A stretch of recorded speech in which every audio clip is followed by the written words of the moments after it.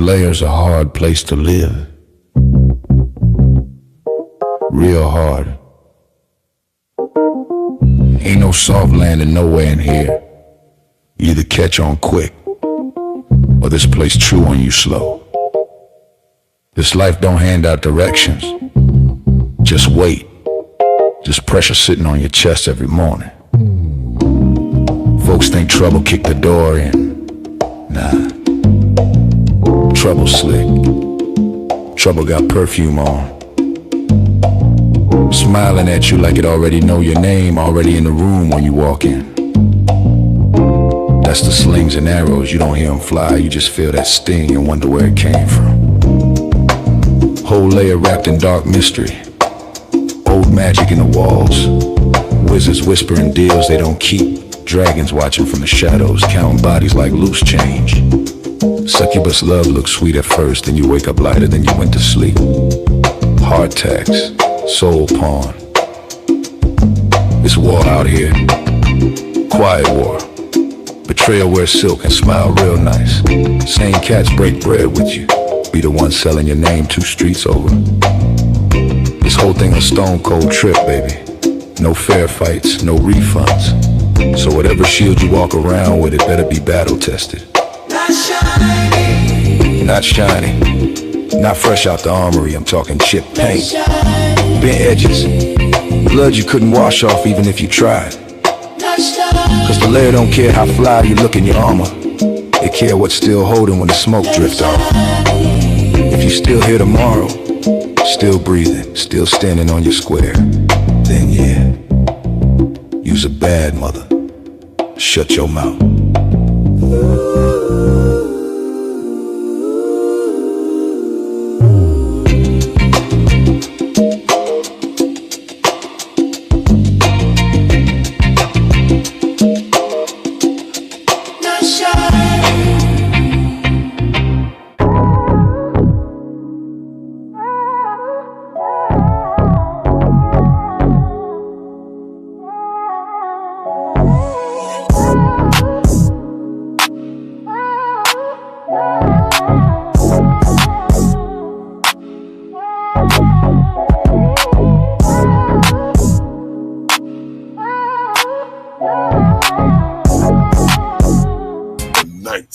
Layer.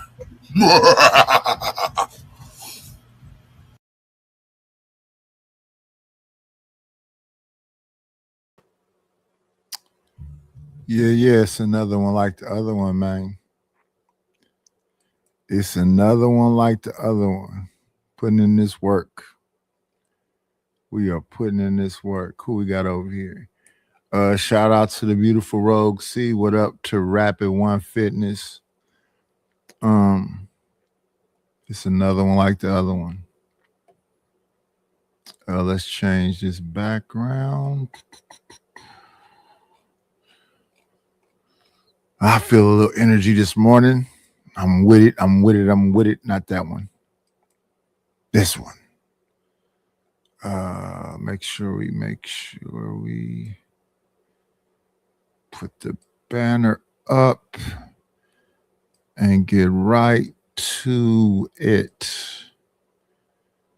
We're going over here to look at fake friends and lawsuits. That's what we're looking at. Let's full screen it up.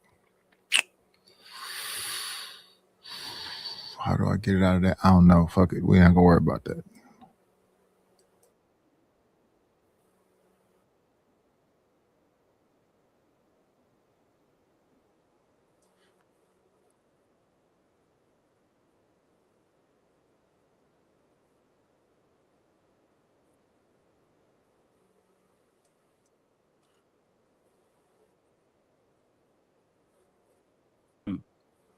Wednesday, Warfare Wednesday, we are going to be here. But before that, we have a show today, Sunday, the Lord's Day. So let me give you and present our lovely guest. We have the lovely Coco in the building. Thank you very much for being here. We have Maya himself. Thank you very much for being here. Thank you. We have somebody that was running away from us, but apparently she's back. Leosha, she's in the building. And she can't even hear us because she's very expressive and she's looking confused. We have Kanisha, she's back. Thank you very much for being here. Yeah, Mr. Jones. We have one and only Jazz Noel in the building. Back in the place to be. The lovely host that today is not hosting, she's in the field. Melanie Legacy, she's in the building. Your volume is low, Leosha, but I'll bring it up. Unmute yourself real quick. Unmute yourself. Yeah, she's. Leosha, say pineapple when I say 5. 1, 2, 3, 4, 5.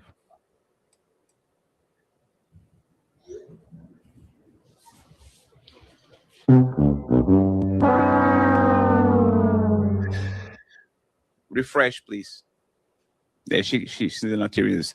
The one and only founding father of the untouchable empire, Mr. Ilkan Ali.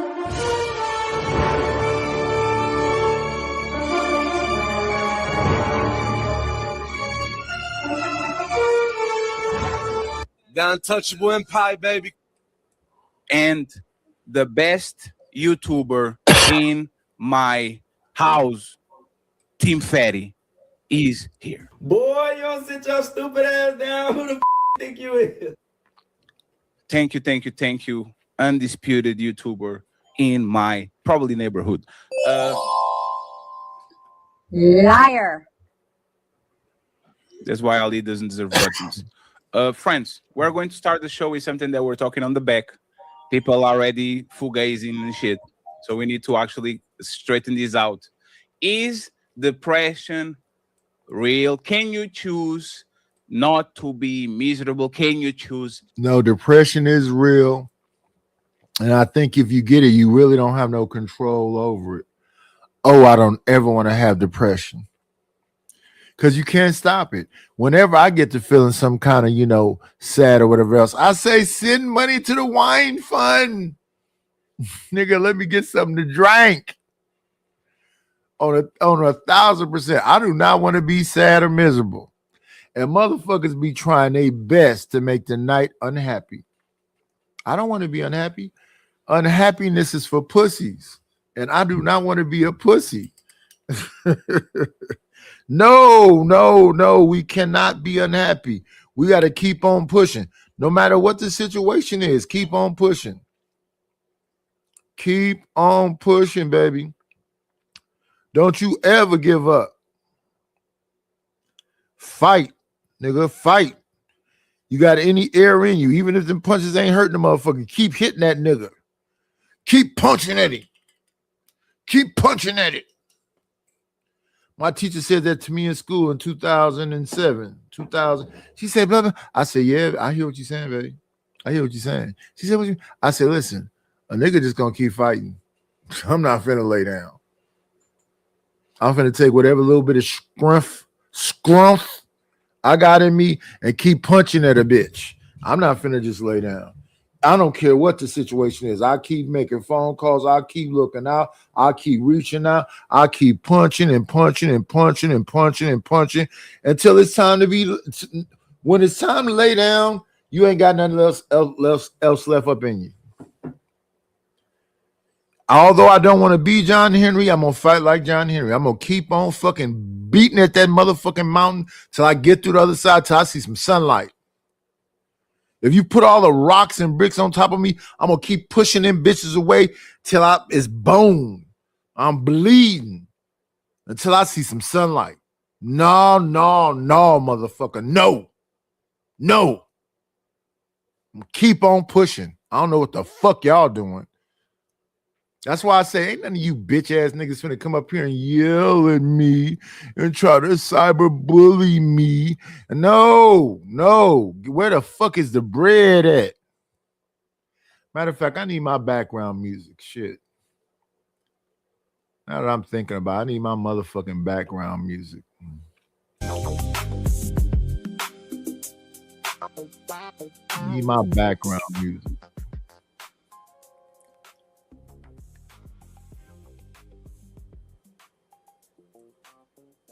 Yeah, I need my background music. God damn it. Celebrate the motherfucking morning with ya. We got to celebrate the morning. We got to celebrate the life. Happiness. Miss Maya, you were in the middle before I interrupted you. So I'm going to give you and Kanisha, because Kanisha hadn't talked, and y'all are going to go from the top. It's time to do. Thank you. Go ahead. It is time. It is time. It is time. Let me say this though. Well, we got 10 people in the building. We got 10 people in the building. We got Dragonfly Jones. We got Lord ADS. We got a brother of a certain age. We got Rogue C. We got Rapid One Fitness. Let me hit y'all with the begging music. The begging music. I need some bread, baby. I'm out of wine. Y'all don't want me to be out of wine. Let's hit you with the. We got to get our shit together. It's about to go down. A nickel bag gets sold in the park. I want in. Tell them to bring me my money. Yeah! If it don't make dollars, it don't make sense. Oh, honey, I got to get my hands on some. And then I'm gonna get that money. I approach him with my I like that. I want to just, I need that. I take your money. Today, Tuesday, right?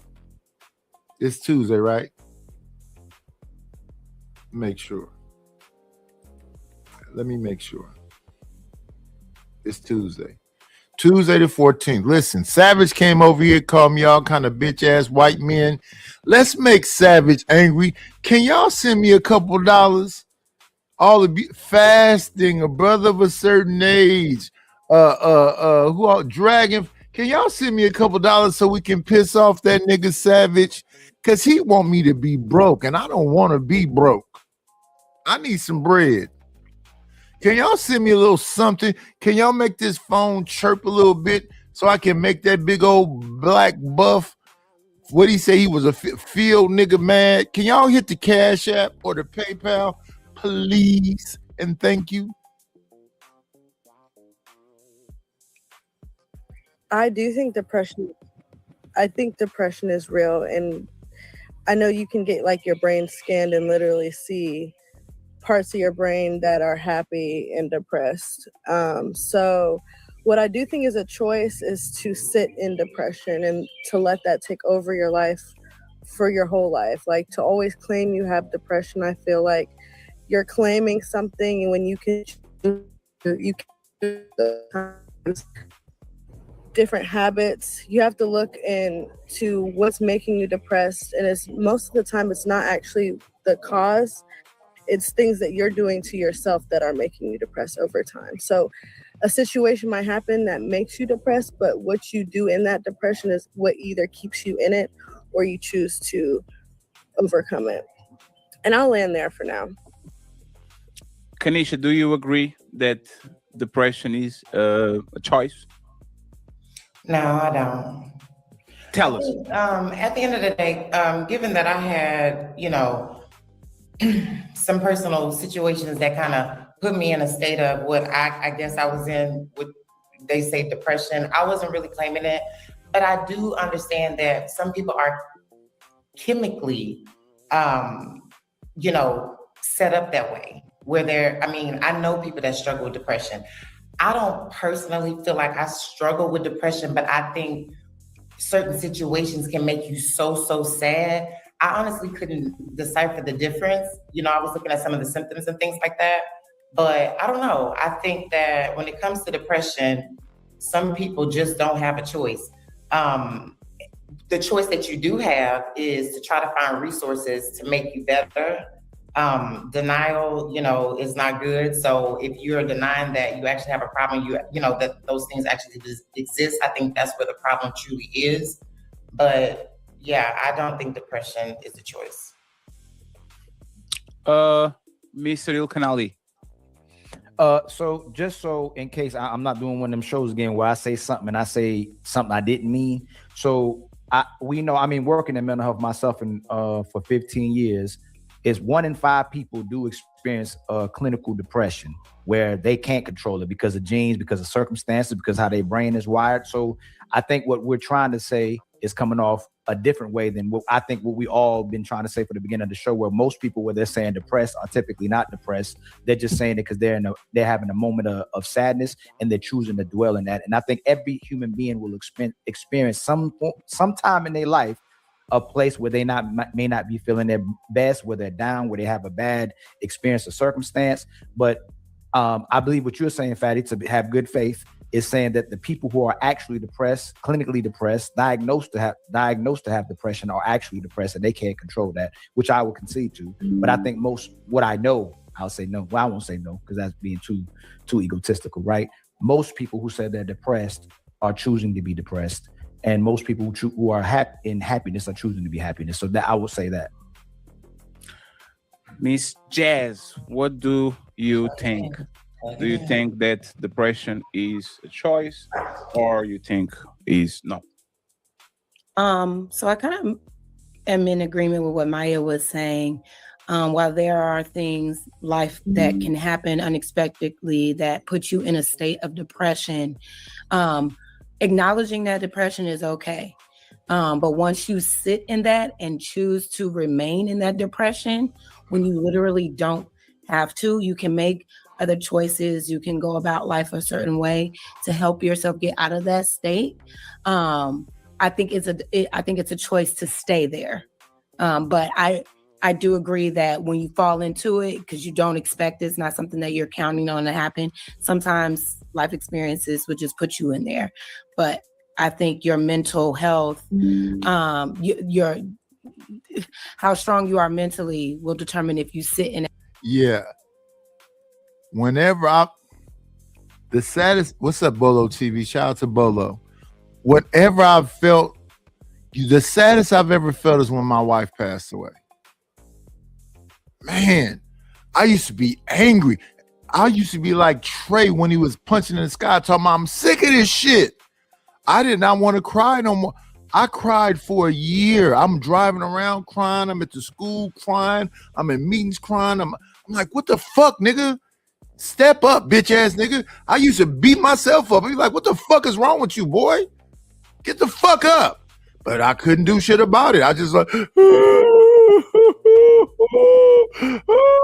I'm like, what the fuck is wrong with me? No, that shit is not controllable. That shit is not controllable. I swear, man, I used to be angry. Nigga, stop crying. You crying publicly. There's nothing you can do about it. Nothing you can do about it, man. I went to the school. My son was acting up, and the teacher said, "You know, your son is just," and she said, and I just, they said, "Are you okay, sir?" I said, "I'm trying my best to be. I'm trying my best to be." Nigga, I was so happy I got over that shit. Man,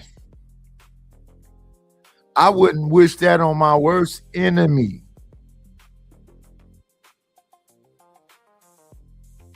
It's crazy to be angry and sad at the same time. I'm angry as fuck and sad at the same time. I'm in a similar situation now, man. I'm in a fucked up situation now. I'm not finna cry about it though. I'd rather punch somebody in their fucking shit than cry about it. But yeah, man, life be lifing.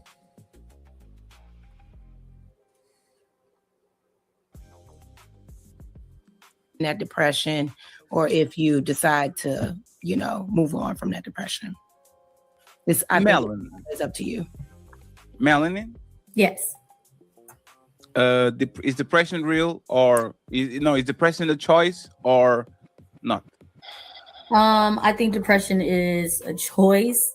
I know I don't know if sadness and depression are falling under the same thing, but I think there's moments where you cannot be at your happiest, but I think sadness is a choice, but depression is not. I don't think you have no control over depression. That shit that was happening to me, I had no control over it. I wouldn't even call, because I wasn't really feeling sad. It just was an uncontrollable thing that was going on. I wasn't sad. I woke up feeling like, oh shit, I'm feeling good, and crying any motherfucking way. That's why I say when I hear about depression seems to be a thing you have no control over. I don't ever want to be depressed. And that's kind of like what I'm saying. When I woke up in the morning, I'm like, nah, nigga, you alive. You should be happy about being alive. You should have joy. It didn't change shit though. A nigga was bawling in tears, feeling it from your stomach, feeling it from your soul. I used to go home after that shit and be like, this is embarrassing. Wasn't shit I could do about it though. And I did my best to stay the fuck away from people because I was at a point where I was ready to hurt somebody. I was ready to hurt somebody. Not hurt myself though. I never felt like deleting myself, but I was angry and sad and ready to hurt something or somebody. I didn't want to hurt my kids. I didn't want to hurt myself, but I was mad as a bitch.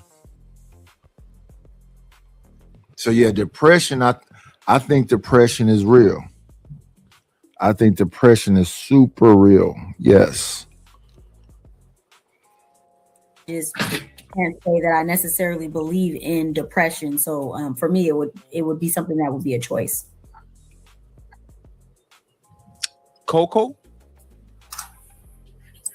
So there is a state of sadness, a period of depression, and then beyond that, there is clinical depression. Now it could be shout out to Robert W.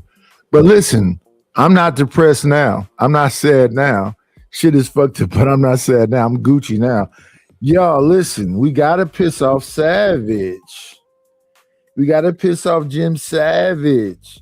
Hit the Cash App. Please, why don't you? I need the money. Let me see. The last Cash App I got was from, let me see 1 second. That was yesterday morning. And that was from, we're not going to dox him. That was from Deucey. Shout out to Deucey. Shout out to Deucey. That was the last Cash App I got was from Deucey. The Cash App before that was from James Kills. James Kills, the Cash App he sent, he be clowning with that Cash App. He always do that. I mean, shout out to him though. Listen, James, the dollar, I still appreciate the $1. I know you always send me that $1. I appreciate it. Thank you for the $1. I'm not gonna disrespect the $1. Kills, stalker. But yes, please support the channel. Please hit my Cash App. I need it. You know, I'm sick of eating top ramen. I'm sick of eating canned tuna. I want some fish. Due to an issue with neurotransmitters, there's not enough chemical messengers going inside for you to feel happy. There's so many different factors when it comes to clinical depression, and a psychiatrist is able to prescribe medication for people who are clinically depressed, and psychologists may be able to do testing for that. Now, when it comes to outside of a clinical or a biological issue where people just lack certain neurotransmitter receptors that make them clinically depressed, a lot of people are in a state of depression sometimes. But with that, you can, if you choose to, seek therapeutic or pharmacological treatments to deal with that. But the issue is, just like with people who are bipolar that are diagnosed with bipolar can choose to be on medication, but a lot of times some of them do not, because they don't want to control the mania, or the medication has side effects. It's not only limited to mental health, it's limited to any kind of medication. You do not know the side effects of it, and you don't know what it's doing to you. If you can, stay away from all medication. Pain pills, what's motherfuckers be taking? Ibuprofens, if you can, stay away from all that shit. Really. They even pumping the meat up with different. Listen, you want to stay away from all of that shit.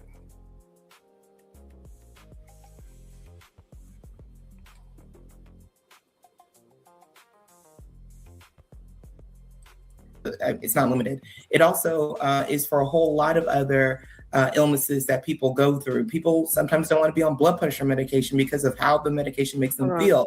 But we have a choice in these decisions. It just determines to the individual, is it worth me putting in the work to deal with this depression or whatever issue it is?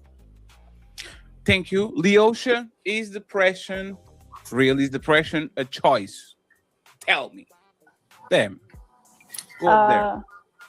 Yes, depression. I feel like depression is a choice because you can choose to be happy or sad. You are literally only in control of yourself. So whatever is going on around you doesn't mean that that's who you are. So you can. Again, I do not think depression is a choice. I do not think you have control over it. If we do have control over it, we would never be sad. We would never be depressed. We would never be anything. We would be nothing but motivated and happy. But it's not a choice. It is not a choice. And people that be in depression, they really be struggling. You can choose to get yourself out of it, or you can choose to stay in it. So I agree with everybody, the folks. I have a video to play for half of the panel and a little bit more than that. Boy, you don't sit your stupid ass down. Who the think you is?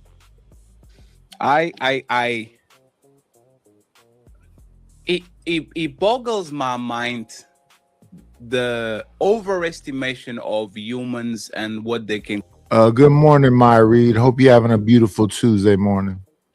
Control in their life. I'm sorry. Y'all team lose and y'all get in a bad mood. You sleep bad, then you get on a terrible state. Your kids are annoying. Your baby daddy cheated on you. Your baby mama took your kids away. Your favorite team lost. Y'all are moody for no reason. Y'all can't control that shit. You can't even control when you are in pain with your period cramps. You always have to lash out on somebody. The fact that y'all think that y'all can control your unconscious brain, right? What your body produces, if you get horny, if you have an adrenaline jump, if somebody confronts you, if you get your blood pressure high and low, y'all can control that shit. You only can control 5 to 10% of your bodily functions. And your feelings is something that you can control. You saying that you can do something about depression and you can walk it off is just like me saying I can twist my ankle so bad and tighten up my shoe and say I will walk it off. Yeah, be a big boy, fatty. Be a man, fatty. You can do it, fatty. Go to work, fatty. I know your daddy died, but it's irrelevant. We know you can chop off my legs and I can go drag myself to the market to sell some potatoes. I understand. But for the most part, if some of y'all got amputated, we lost somebody, we lost our job, we lost our drive, we lost whatever we actually value, you are going to be into a state that you can control. It's uncontrollable. You can control what we can do with those emotions, but you can control the fact that Leosha did something that makes me so angry that I might not be, but I'm boiling, especially women. every time y'all get something on your brain, every time Annabella from accounting is a bitch to y'all, y'all be thinking about that shit for 3 days. Do you act? They making faces, but that's the truth. They making faces, but that's the truth. Well, that was Monday morning. Savage came up here to say, I didn't give a fuck while he was saying it. I went and made a song about it and all of this shit, but I don't give. Listen, I love my brother. I love my brother. But that shit is like, come on, man. I'm an old ass man. I don't give a fuck about nobody, you know, because it sounds. And I just got through saying something about me crying when my wife passed away. But somebody crying about somebody not doing free advertisement, that shit is weird. I mean, I don't even really know what to say about it. It's so weird. So strange. And I really am not emotionally attached to it, but it's just weird. Listen. I had a clip and say, we got to do better. We got to do better, man. We got to do better, man. Is that the best we can do? Cry because a motherfucker don't want it. This is what it's marketing. I said it to him. It's marketing. Are you going to market? Me, it don't have nothing to do with me.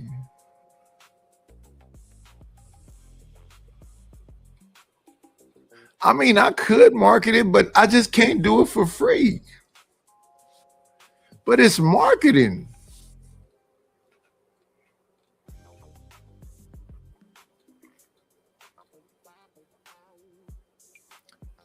You know what? Y'all know what I'm gonna do?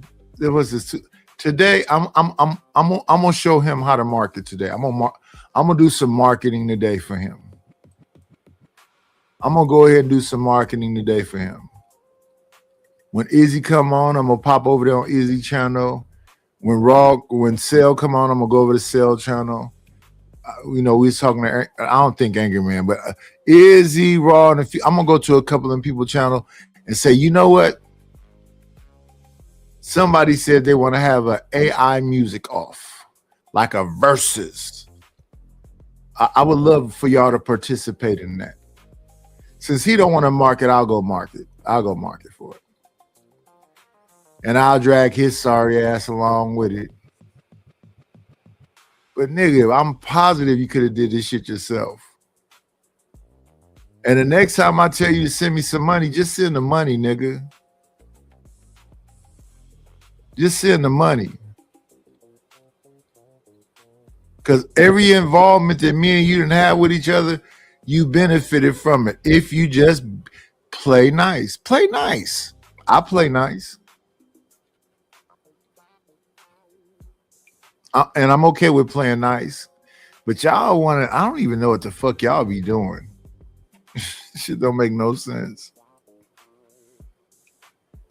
You be literally losing and then complaining. Just accept that you're losing. If I was losing, I would accept it. I would say, damn, I'm gonna get my ass kicked. I would just accept it. But not y'all though. And again, it's weird.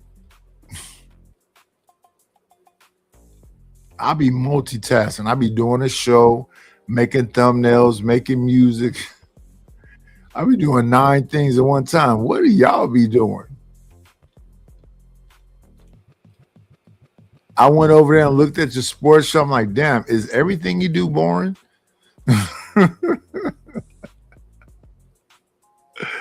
Is everything you do boring? Respectfully.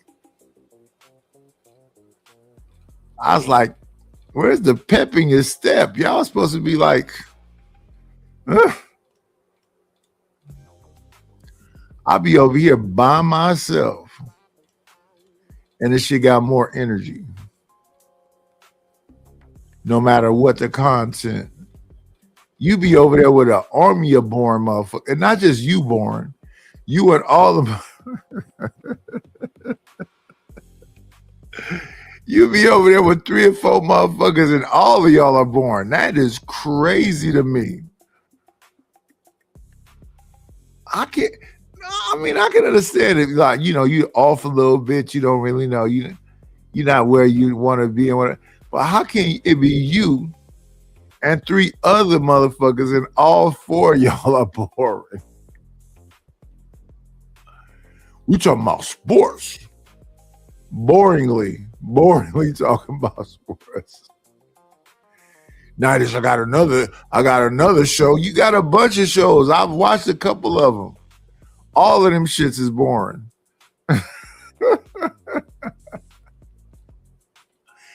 Damn, how does that make you feel? That's the real question. How does that make you feel? That everything you do don't have no fucking soul in it. All of them shits is boring as fuck. And I'm being loving right now. I'm not even trying to talk shit. I'm just saying. All them. Maybe I should show it over here so people can see what I mean by them shits is boring as fuck. Maybe I should grab some of them shows and show them boring motherfuckers over here. Let's get back to Fatty. Point, most of y'all don't, which is the part that I agree. You can control not lashing out on your feelings, but you can control feeling your feelings.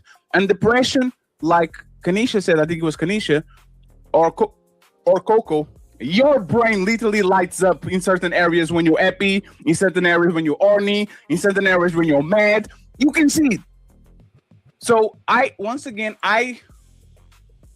think that people that don't understand how feelings work and how they can literally sneak on you and fuck up your whole year because something happened to you so bad that you can't leave it from there. I don't understand how can. Yeah, shout out to Mo Business. You don't have no control over depression, and that's why when people have you ever been depressed? I don't think so. I don't think I ever been depressed. I've been sad. Like I said, back when my wife passed, I've been sad. But even in that situation, you know what? Maybe you could call it depression because I had no control over it. But I will wake up and be like, okay, yeah, I woke up today. God brought me. Let me have another day. 2018. Okay, let's go. And then be crying. And literally be crying like, why the fuck am I crying right now? So maybe that was depression. And if that was depression, I don't ever want to be like that ever again in life.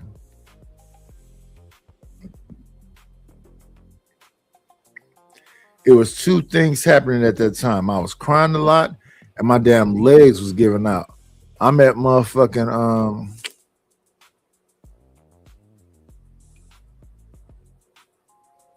what was that? Was that Safeway? I think it was Safeway. I'm walking in the motherfucking stores and my legs just go out. I fall on the motherfucking ground. People, what? Oh, you okay? What happened? I'm like, I do not know. I just try to walk and I just could not walk. Bam, fall on the ground.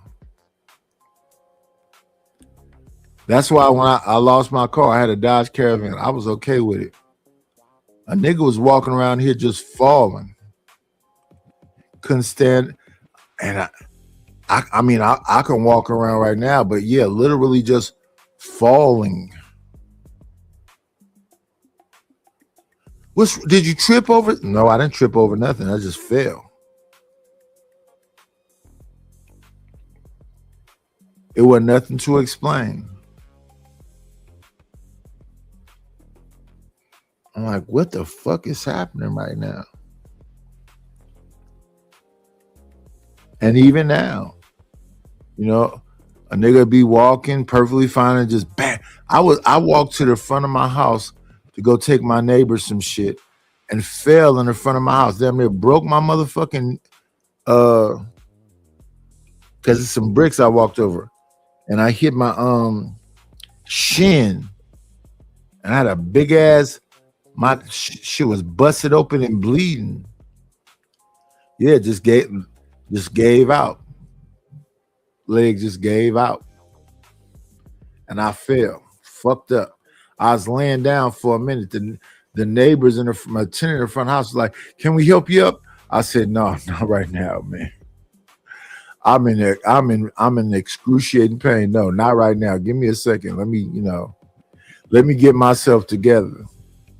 They said, "Can we?" I said, "Can you take that shit right there and take it to the next door neighbor?"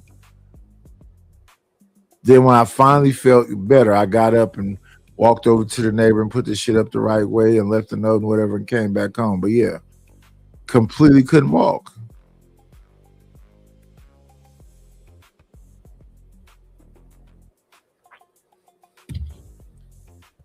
A lot of you people take things for granted. Don't take that shit for granted, man. Don't take it for granted. You go and live a day-to-day basis without understanding that things happen to you that are completely out of your control. And to prove it, I will give you a YouTube channel. With feelings or depression, or are you just tying those things together? I'm just confused. Depression. Some of the stuff you say be right, but some of the stuff. Yeah. Shout out to A-Dub. I see a lot of wrenches in the chat. Can y'all time out SD?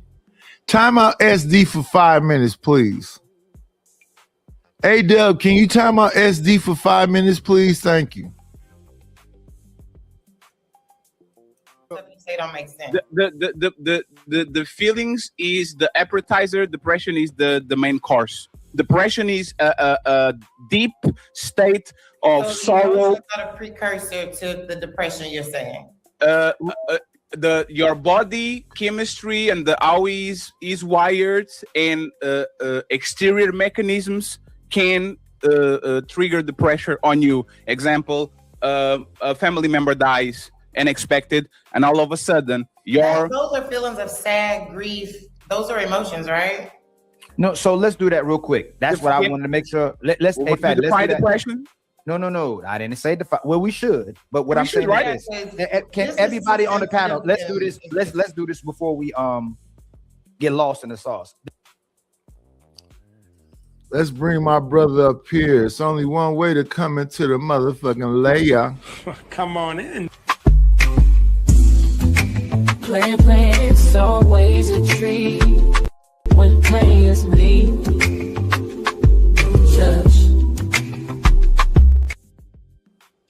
Let me say this to my beautiful brother, Lord ADS.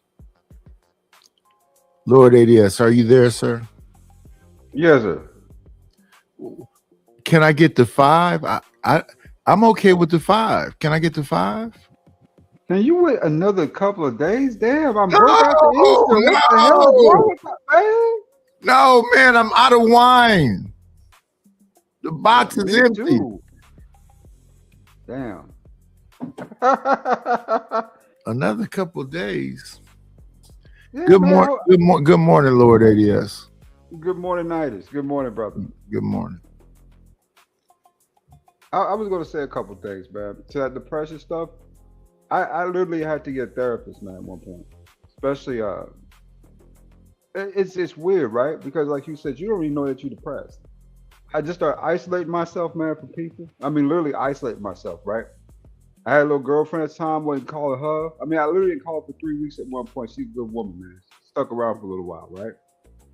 But it's just like I cut the world off, man. Like I just didn't want to be bothered with nobody. I was working from home. I mean, literally during the pandemic. And I just went to this isolation mode where time was just flying by. I didn't even notice. You know what I'm saying? I'm just working, you know what I'm saying? Going to sleep, right? Working, watching TV, going to sleep. And it was a continuous cycle, you know, and I didn't know that my mind had slipped into that point. Until thank God for good people, right? My people start checking in on me more regularly, and they got more concerned about it because it'd been like 3 or 4 months that I didn't even talk to my mom. You know what I'm saying? Like I wasn't talking to nobody. So, you know, they did the little intervention thing, you know what I'm saying, hey, I don't know what's going on over here, but you got to check it. You know, so you need to call somebody up and get some help, right? So I called them up at one of the therapist sessions, whatever it's called. They booked me in for a consult, and that's when I found out. So I was in therapy for about almost another year and some change. I mean, during and after the pandemic, man. It's weird, man. It really is. It's really weird. Yeah. What they call that? An intervention. Yeah. Where a bunch of people get on your ass about something. Yeah. Intervention. What's going on, Shiesty Bomb? Hope you're doing well, Shiesty. Yeah, intervention. And you know where it came from? They got to the root of it. Your situation, I got to the root of it. Yeah, it's I felt a lot of guilt and shame because of like past relationships, things like that, right? That I felt like I was to blame that they had failed. You know what I'm saying? It's like, you know how the man works. The woman works different. The woman gets up, she moves on, right? But for men, we always feel that guilt of shame or failure. You know what I'm saying? Like, hey, this didn't work. It was my fault. This is my fault. This was my fault, right? My marriage didn't work. It was my fault. My fault, right?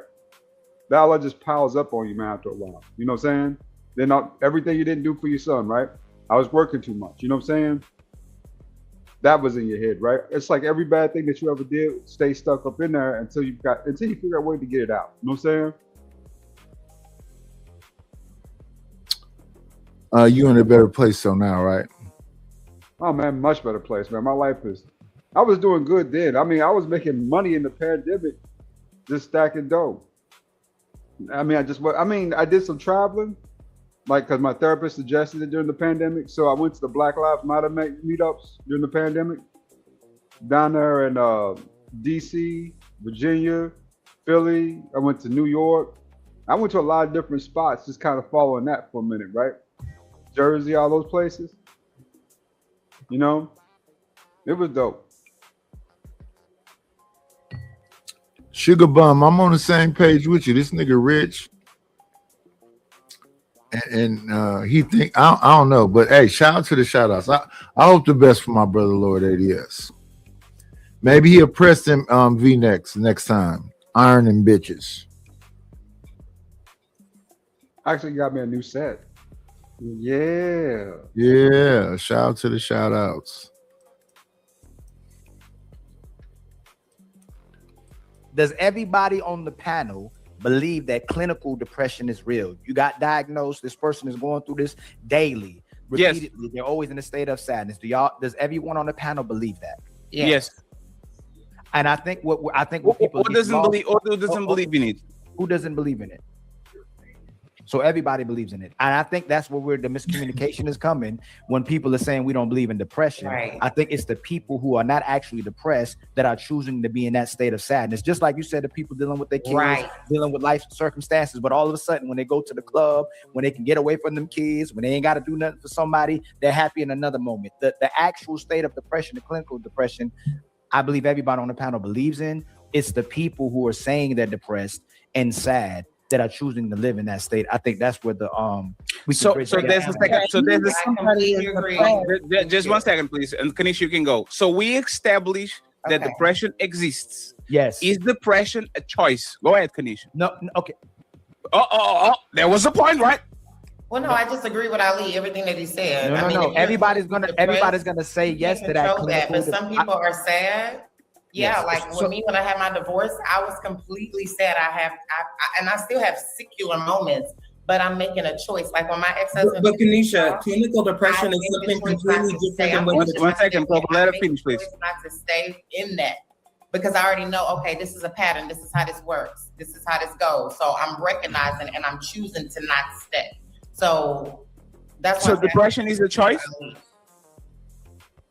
But Ali was speaking to, there's a difference between clinical depression, because that's actually a medical diagnosis due to the chemical messages in your brain being a bit off. So you will stay in a depressed state longer than most people. Right. You are clinically depressed. That is something separate than being depressed, because all of us at certain points can be Also, depressed. those are two different stages of depression. You're saying clinical and depression are two different things. Yeah, well, two different stages. Yes, clinical is an extended period of depression, going through whatever testing or screening to determine that you're clinically depressed.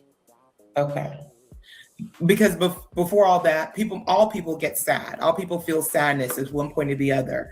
The term and the intensity and the duration determines if sadness will fall into depression, and depression falling into clinical depression. Oh, okay. So Coco, Coco, is depression a choice? Can I say something? You can say something before she goes. How are you doing, Genesis? How are you doing? I love to have you here. Thank you very much. Thank you. So depression is not a choice. So you can choose to not be depressed, and that should still not work. Is that fair? Wait, I got a question. You can choose to. I got you, Kanisha. You can say that again. You can say, I will not be depressed. I'm delivered. I am not depressed. I'm going to get rid of this right now. And those things still stuck on you like a bad cloud above your head. Every time you walk, they go after you. Like it is. Is that a choice to check it out? It's not a choice. You are subject to your bodily functions in your brain and the things that actually come with being a human being. You can be depressed, but there is treatment for depression. You just saying you're not depressed anymore doesn't mean you're no longer depressed. You can be depressed. So it's not a choice. Being depressed is not a choice. That's literally the question. That's what we're talking about right now. Is depression a choice, or is it something that overwhelms you? And I'm saying that depression is something that overwhelms you. Lord ADS, am I understanding you that it overwhelmed you too? You needed some help? I mean, it wasn't to the point where I was crying all the time. I mean, people who knew me, like when I work online and stuff like that, all was perfectly fine, right? Because I never talked about it. Always, it's a persona that you put on for yourself, like a mask, right? But in the back of your head, it's just all these thoughts are going through your head of everything you ever did, right? That was, you know, saying that was wrong, you know? Like the kid I bullied back in the 5th grade, I had thoughts about how I bullied him. Like, damn, I didn't have to push him down them steps, dog. You know what I'm saying? I didn't have to do that shit, man. You know, all that stuff's running through your head. Like I cheated on my wife. That was running through my head like crazy. The ex-girlfriends that kind of, you know what I'm saying, dipped on, you know what I'm saying, kind of mistreated. You know what I'm saying? That was running through my head like crazy, you know, right? Time with my son. Because what I did was I put sports in the place of me because I was working all the time. So I was constantly sitting in the basketball camp, football camp, you know what I'm saying? Whatever camp he wanted to go to. Even if he didn't want to go to camp, his ass was going to camp, right? You know what I'm saying? So it was one of those type of deals where everything that you had ever did that was wrong, it was just up in there and it was stuck. You just couldn't do anything with it. But I didn't know what to do. That was the thing, you know, right? I mean, you can't sleep at night because you have, you know what I'm saying, these thoughts in your head, right? Of, you know what I'm saying, that, damn, man, you know what I'm saying? I messed this up. I messed that up. You know what I'm saying? I could did better there. I could did better here. It was a constant thing for me where I just couldn't shake it. At one point, I got to 272. 272, man. You know what I'm saying? 6 foot, 272. And it was just, my health was bad. I had a girlfriend when my health was bad. That's the wild thing. So I'm running around here sick, got a girl laying in my bed. You know what I'm saying? But she didn't know that I was depressed. You know what I'm saying? She just with me, you know? So it was wild, man. It really was. But I wasn't. Oh, go ahead, Nadish. And that's all I'm saying is that we don't have control over it. No, man. It's just something that you just can't shake. I mean, if I was out and about, like doing stuff, like I said with the BLM, if I was traveling or upstate or doing some other stuff, right, going to beaches or whatever, it'd be gone for at least, you know, saying a couple of hours sometimes, right, a day or two, because I'm out of my environment, right. I'm not seeing the same stuff I normally see. But the minute I get back home, it kick right back up. The second I pull to the driveway, it kick up.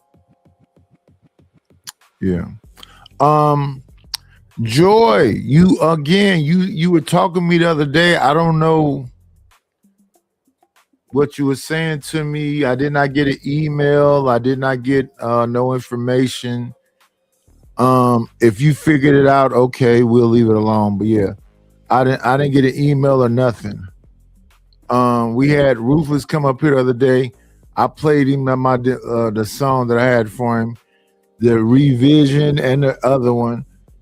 He could. I don't know what's going on. But shout out to y'all. Shout out to everybody. But yeah, depression is a real thing, man. You don't have no control over it. It's just something that can happen in your life, and I hope you never have to experience it. Nice. Is it just me? But 1, 2, and 3 pass for sisters, but they are fine too. All 3 of them pretty. No, you a freaky ass nigga. They okay. They cool. I mean, the one on the right hand side corner, top, right underneath her, and right beside her, all look like sisters to me, man. Look like they could be like, you know what I'm saying, Ken, for real, right? And all 3 of them beautiful women, man. That's crazy. Coco, Nisha, and Loisha, you think them is all fine? All 3 of them fine, man. Like the face, it's the face model, right? That kind of get me. I like that face model, man. I think it's really pretty for some reason. So black women, y'all got a brother that's saying y'all fine. I think y'all cool. Yeah, none of y'all. I don't see nobody on this panel that's my type, but shout out to them. This is a very easy question. Is like, you know what's funny? What, Fatty, is eating Burger King a choice? Is being obese a choice? Absolutely. It's a personal choice. I decide to eat more calories that I put out. So yes, being fat and becoming fat is a choice, right? A state of obesity is a choice. But 1 second. But there's exceptions of people that have thyroid problems and all that can choose. Their body literally says every Twinkie you eat, 90% is going to stay on you, right? So my question is, what is depression a state of mind that you actually can choose not to be in, or is something that is going to happen to you even if you want to shake that shit off? Depression can happen to anyone. We shouldn't be talking about this. Can I just say something? No. As a person wait, correction, nice, correction. Kanisha, why did you say that? And then we have the Genesis. I said we shouldn't be. Not Coco, C.A. Misha. Then you know, girl, and then there was the one underneath C.A. Misha. The 2 underneath her was the ones I was saying was cute. Jazz and Melanin. Yeah, I think it could be them, but it was the 2 underneath C.A. Misha a couple seconds ago, right? When they had they was kind of doing that other thing. 1 second. Those 3 is cute, man. All 3 of them look like sisters, though. Okay.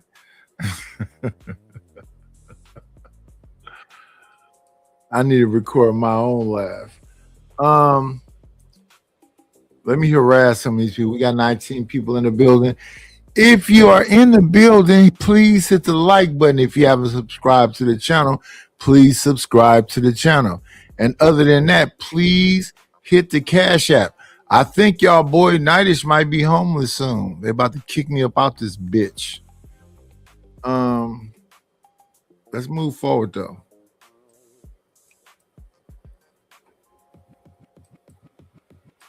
We talking about this. This is just terrible. I mean, we haven't done no research. We don't even barely know the definition. Now I'm just finding out that there's stages. Now, my question was for Coco when it related to the stages. Like, if you are sad, then you go into depression, or some people just automatically jumping into the medical depression or the clinical depression. Like, I was just curious about the flow of it, because if you start with sadness, there may be a choice there that could prevent the depression. So that's why I was just curious with Coco. Yeah. When it comes to people and the onset of these things, like what stage do you have a choice in being in? Thank you. That's a great question. So I'm not a clinician. I want to put that out first. I don't want to health coach, and I assume. I'm sorry. Well, I am a health coach, but I'm not a licensed certified license. Yeah, I'm not a licensed social worker. I'm not a professional counselor. But what I will say is that I had deep sadness for something that happened in my life, and then I sought a professional, and then I was diagnosed to be depressed. Now, that was only temporary. I didn't stay in that depression, but because of the life events that happened to me, and because I was in a depressive state for an extended period of time, then I was depressed. And now again, clinical depression, all of these are medical terms and all of these have definition, is if that you are in a depressive mood for a sustained period of time, and they could do additional testing to determine if there's a chemical or hormonal or something imbalance. According to my clinician friends, because I used to work with, those type of professionals. That is something different. So I understand what Fatty's trying to say, but again, there has to be, sometimes there is an event that causes a depressive moment, a divorce, a loss of a child, a traumatic life experience that will move someone to be depressed. That doesn't go against what Fatty's saying. It's just that when we get into these clinical terms, we have to be careful about what we're saying. Right. Anyone can experience depression. Anyone. Most people have experienced depression and not realize it. It's just they weren't diagnosed when that happened. And then either they're still in that state of depression, they don't have the tools to deal with it, and they're just going through life. And some people are just, when it comes to depression, more people have experienced than not. And just don't know it. Yeah, there's just so many undertones that, it's just so much. I think this platform. Go ahead, Jens. Because like I got diagnosed with depression. I didn't even realize I was depressed. I got diagnosed with postpartum depression and major depression. I didn't know I was depressed. And then they took me to the doctor, and then they gave me some pills, some Celexa, and I was like, oh crap.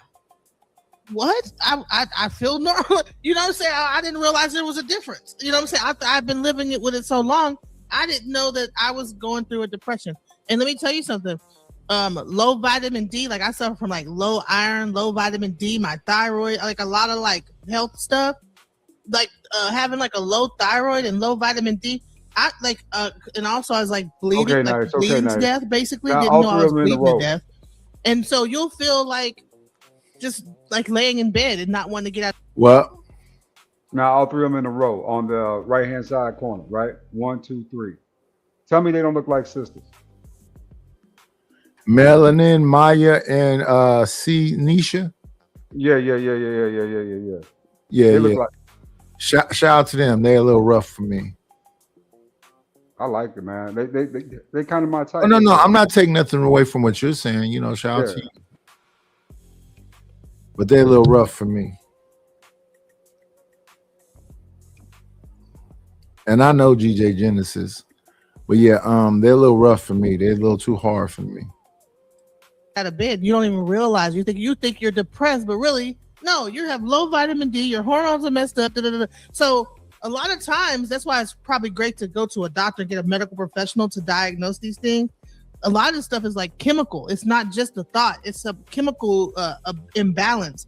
So it's not something like a person could choose, because half the time when you have these issues, you don't even realize it until someone pulls the blinds in your house and you realize. And even though I like DJ Genesis, she crazy as fuck. I mean, crazy as bad shit. It's crazy as shit. Yeah. You've been sleeping in your room in the dark for days. So I think this is a very important conversation that people don't have together collectively. And why I think it's important, because we have to gauge, is it my responsibility to deal with what I'm feeling and my impact on you, or is it all of our responsibility to control what happens and how it impacts each other and what we're supposed to do when it happens? Because I do believe like parts of the initial response to it, or your initial emotion, you can't control, but how you react to what you do and what you do to others is your control. So I think it's important to have the conversation, because what people are doing ultimately a lot of times is justifying what they do to other people, and not just to themselves, but to other people. So I think it's a very important conversation to have, because do you control it or don't you control it? Is the initial part warranted to the fact that maybe you can't control how your brain responds to that initial experience or encounter or an initial emotion, but you control what you do after that, So because a lot of people will say hurt people hurt each other. right? But then there's other sayings, it's your responsibility on earth and how you're treating other people. Muhammad Ali, like your rent on earth is how you treat other people and how you serve other people as well too. So whose responsibility is it? And is it a choice ultimately? And what part of it is it a choice? What part of it isn't a choice? Well, when it comes to depression, do you realize a person that going through postpartum depression have killed their own children? So it's a thing where if you're not realizing that you're mentally going through something, and you might even think it's because a lot of especially when you get into severe depression, right? You'll think that things are happening that are not even happening. Your take on the world is completely changed from what's actually happening in real life. So you get into arguments, and you don't even realize why you're being like, you might be snapping on people and don't even realize that you're out of line. So and Ali, before you go, Ali, Kanisha, I actually think there's very important to have this conversation, even if we are not doctors or well informed, because of the 500 people watching this, I guarantee you that 100% probably are on that state. When Ali spoke, you're right. You know, to me, we do need to have this conversation. I just think sometimes people just are so opinionated and they slang their opinion. And it just comes off so nasty, and you got to be careful in arenas like this when you're talking about mental health. So that's where my stance was. But after Genesis Coco came up, like that was well spoken. People are really suffering. There's underlying issues. There's childhood trauma. There's so many elements that shape our mindset, and we just have to give each other grace and stop pointing the finger and saying, "Oh, you got a choice and you this." Yes, you need to be really giving people more grace. But Kanisha, I just wanted to make sure, because, for example, a lot of people think that we are here 100% for entertainment reasons. But the conversation that we have here a lot of times make people think about their personal life, make them be curious to go on Google or to ask to somebody, hey, they were saying this and this and this. I feel this way. Can I get a lot of times this is the jailbreaker for them to open the door and to go search around if there's actually something wrong with them. So pardon us. Let me just say, pardon us if, for the people watching, forgive us if we're wrong. A lot of times, somebody needs to actually open the door for y'all to search around. So if you're feeling some type of way, if you don't know if you're depressed, if you're going through something bad, don't take it as clinical advice, but make sure that you are at least curious to see what is going on with you, so you actually can go get out of the state that you are, if it's possible. Let's get Coco, and then vitamin D, ladies. I want to mention Coco real quick, and then Ali and Genesis, because they had something to say. Go ahead. I want to mention really, really quick. So if you have an employer, you have an employee assistance program. Most people underutilize it, where you can get free counseling sessions. So, and that is per topic. So if you're depressed, or if you have family issues, if you have relationship issues, there are so many different types of EAP, and you get, depending on your employer, 4 to 8 sessions per issue. So I know, Patty said, this is an important conversation to have, but if you do feel like you're going through something and you need to talk to a licensed professional, you do have EAP, please use it, because most employees do not know about it, or it's underutilized. So please contact your employer, ask them if they have an employee assistance program. It's not only mental health counseling that's available, there's other things available under that program as well, but please check it out. Uninterrupted, please, Genesis and Ali. What you guys had to actually add to the conversation? And friends, by the way, like the video, friends. That's crazy. That's 400 something people. Everybody should have 200 likes. Come on, man. Because this is why so I don't like where Kanisha was saying, let's be careful. Can we move away the 1 out of 5, the 1 out of 5 people who are clinically have clinical depression? Like, these are the people I don't want to talk about, right? We don't want to talk. You don't want to talk about the diagnosed. I want to talk about something else, though. I want to talk about the other things that can come off and make you because here's the thing. You have the clinical depression, but there's also low vitamins, lack of vitamins, like she said, vitamin D, that'll affect your moods and make you have mood swings. Thyroid, people need to check these things. And let me tell you something, women on their cycle, if you are having a heavy cycle, you need to check your blood, how much that you're not losing tons of blood. Like me, I didn't realize I was bleeding. I had to have a blood transfusion. And this is how serious it could get. You think that you're just having heavy cycle. This might be something that you think that you're used to, but you might have something. And then this whole thing affects like your mood. It affects all these things affect your mood that we have in our the women have in their bodies. So we need to definitely keep track of our medical health, the reproductive, because all that stuff affects our mood, our hormones, and this, that, the other. Perimenopause, all these different things that kick in, and having kids and all this stuff. There's a lot of stuff that women, things that women go through mentally, body wise, that can cause like these types of ups and downs and zigzags. You see what I mean? What happens with these conversations when we start talking about mental health and depression? We're gonna start talking about one gender. The other gender. I thought it was ladies first. I was wondering why we went there. Let me finish.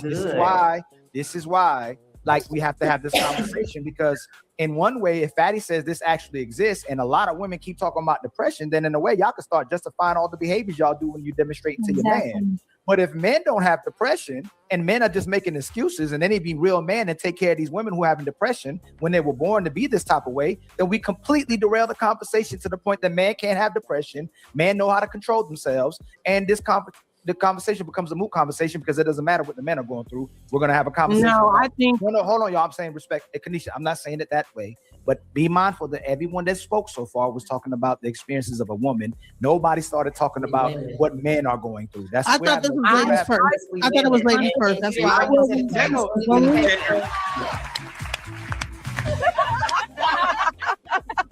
Wait a second. Isn't this ladies first? When we were discussing it, I never thought we were only talking about women. I was literally thinking we were talking about depression in general, because depression is not gender specific.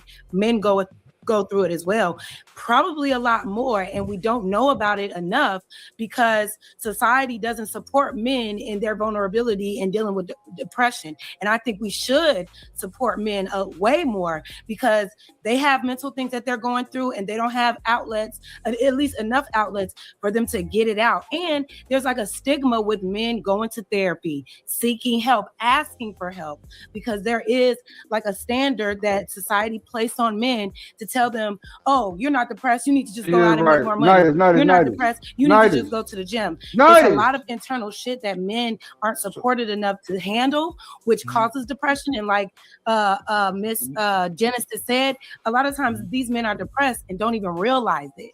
And it's coming out. Most women don't care. Most women just care. And vitamin D is in men and women, by the way. Vitamin D is Jazz just doubled down on it. And Jazz, you did it. So even if you didn't do what I said you didn't do, Jazz, you just did another form of it by saying society doesn't care about men when in reality it's women. If a man goes somewhere to a clinic, maybe the doctor will care, maybe the psychiatrist will care, maybe the psychologist will care, maybe his therapist will care. If he goes to his woman, she'll end up being the victim to his problems and what he's feeling typically, Jack. Okay, so hold on, y'all talk. Most women don't care. I'm a man up here talking that said I was been in mental health for 15 years, and the automatic reaction always like it's already frowned upon. Are you listening to what I'm even saying right now?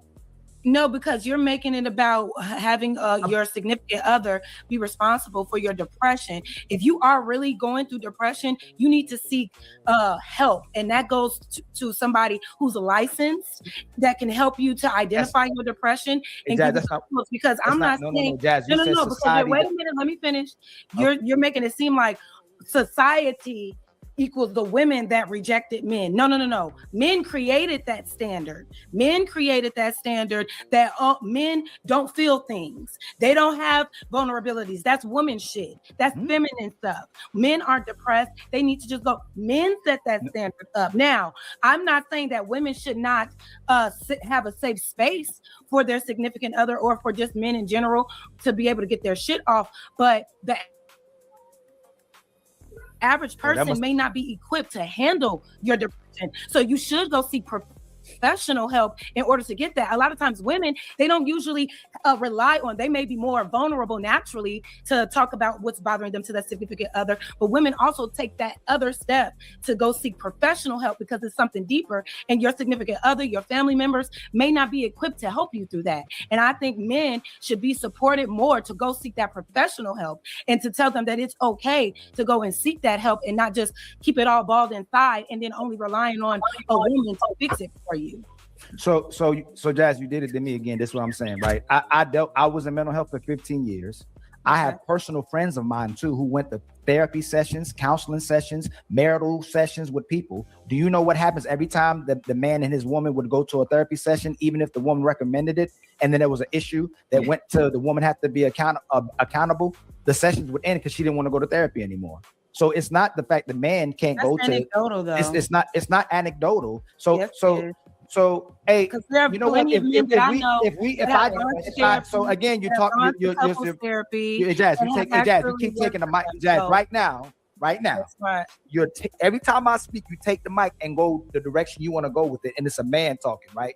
Like I'm telling you what other men are experiencing. You're human. From my own experience, you were in mental health for 15 years. No, it's fine. Let him finish. Let him finish, please. Let him finish. Go ahead.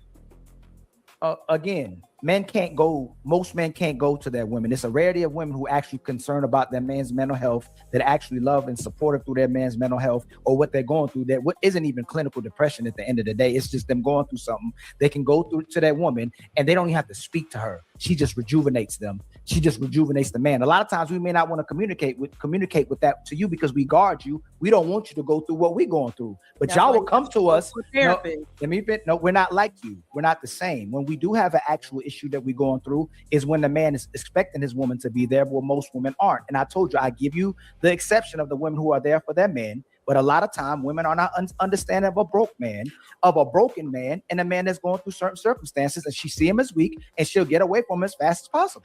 Yeah. But the thing, I have to side with Jez on this one, because just because Janice is explaining the woman's point of view because she went through it doesn't mean that makes her against men.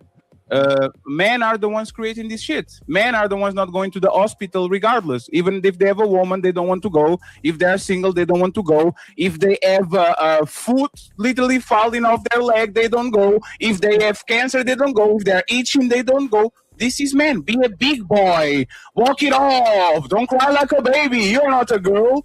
This is things that we men created. And you know for a fact, every time a woman feels something, she already called in, oh, I think I have this, please let me. And men don't do it regardless. So you are responsible for your mental health and you are responsible for the things that happen to you. Just like I can stop a woman from having postpartum depression, you being depressed a lot of times has nothing to do with a woman. This is not a gender thing or a gender war thing, or if I win, you lose. We definitely care way more about what women go through than what men go through, but this is a man's thing because every environment that is overly masculine, men literally push other men to do shit that is terrible for their body, terrible for their brain, terrible for their livelihood, terrible for their mental health, even though there's no woman involved. Like we see this with military, we see this with bouncers, we see this, oh, you sick? Come to work anyway. No, stay at home. You're going to get everybody sick, right? But once again, even though Ali is right on the empathy level that we have regardless to each other mental health, I believe that men are actually the ones that determine that if you are a man, be a big boy, pull yourself by the bootstraps, you will go take care of your mental health. Most men are not telling men to actually take care of each other. I would say that your mama and your woman probably telling you to check on yourself more than men usually do to themselves. Is that unfair, Ali? No, I disagree with that. So I would agree.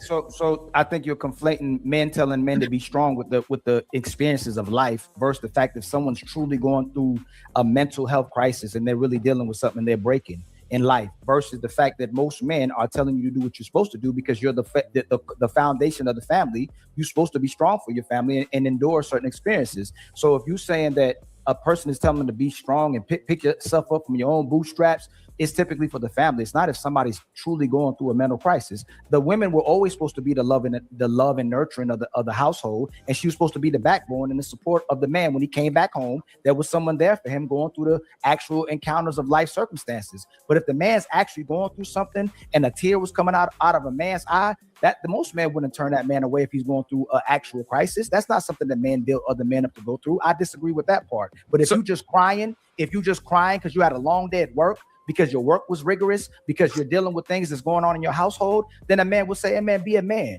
But if you're going through some real stuff, no, most of today's society, a brother is there for a man. Your uncle is there. No, Your they're not. grandfather's there. No, they're not. Yes, they are. No. I disagree. Ali, if that was the case, the self-deletion rate of men wouldn't be 5 times higher or 4 times higher than women. Men are men are choosing to delete themselves because they'd rather be on the afterlife than be on the shitty world. Respectfully, let me just say this, Kanisha. And these. He's absolutely right. You know how hard it was for me to go in the chat and talk to that therapist and confess that I was wrong about what the things I had done. I've been hiding that all that time, right, from myself. Saying these people did this, these people did that, they deserved it. You know what I'm saying? She was dumb anyway. You know, just anything I could say, right? To deny that it was me. You know what I'm saying? To take accountability for what I had done. And, you know, even though deep down in my conscience, I knew what I had done was wrong, it was just hard to come out and say those things, right? You know what I'm saying? To say that I had did this, I had done that. You know what I'm saying? It was hard to admit that you know what I'm saying, I was at fault, man. You know, I was really good at lying to myself about, you know what I'm saying, the things that, you know, I think it more was a way to rationalize it, right? You know what I'm saying? Whatever I did, they deserved it. You know what I'm saying? She's dumb anyway. She wasn't that good of a woman. She wasn't decent. You ain't like her like that. It wasn't that serious, right? You know what I'm saying? All that stuff in your head, right? Or even the lie, I was married young, so what do you expect? You know what I'm saying? Just all that stuff in my head, right? And to have to admit that, man, was like cleansing my soul, man. It really was. Getting that stuff out. It was hard though, man, to get. And the therapist I had, man, she's a pretty little thing, man. She's fine as hell. You know what I'm saying? She's gay though, but she was fine as hell. And she stuck with it. She stuck with it, bro. She got my ass, and I mean, she would like poke and pry about things, you know what I'm saying, I didn't want to talk about. And it was just like, when I left there, I felt clean, you know, right? After every session, I felt a little better about myself. So I got to the point where I felt good about myself again, you know, but it took a while to get there, man. I mean, literally having some sessions, I would just sit there, man, and say nothing. And she wouldn't say nothing, she would just keep writing, you know what I'm saying? And then when the session time was up, she'd be like, oh, you know what I'm saying, time is up, come back next Wednesday. That would be some of the sessions because I just didn't want to talk about anything, right? It was really dope, man. It really was. At the end of the day, at first, I didn't even like her ass like that because she was asking all these prodding ass questions, like, you know what I'm saying? So where was this at? What did you do? You know, she even had me like, you remember what you had on? What clothes you were wearing when you was out that night? She was really good. She was great, man. But, you know what I'm saying? I'll put it this way. I'm glad I did it because right now I might not be here. Because, you know, those thoughts start circling through your head, you know, saying that, you know, you don't want to do this no more, right? You don't want to deal with this no more. But, man, I suggest that to any man out there. You know, if you really want to purge your soul of the sins that you committed, go to a therapist. Talk to her. You know what I'm saying? It'll be the confidant of her office. Nobody else will know. But man, you feel so much better after you know what I'm saying, after you talked about these things, right? And sometimes she even gave me a little clout. Sometimes she said you did a great job in that circumstance, right? She said you didn't do the worst thing. So you just did a thing. You know, stuff like that, right? But yeah, man, if you're a dude out there going through it, get you a therapist, man. Sit down, talk to her, see where that goes. And enough people to be able to tell you, know, you'll be all right. You don't have to stay in that place. Believe it or not, most of my sessions wasn't you're gonna be all right. Most of my that's not what the therapist do. The therapist is there to try to get you to understand what the situation is. I'm talking about a friend group outside of the family, outside of that. To this day, Nadish, I haven't told a lot of people. I'm really good about keeping my secrets safe, right? I don't like to, you know, saying, I'll put it this way. You know, I will hide something and I can hide it well. I'm good at hiding stuff. I learned that a long time ago. Even as a kid, I was good at being sneaky. So, you know, for me to talk about with folks outside, they're saying that, especially family members and friends, stuff like that, the stuff I done, man, they wouldn't see me saying. They just wouldn't. Let me see. Here we go.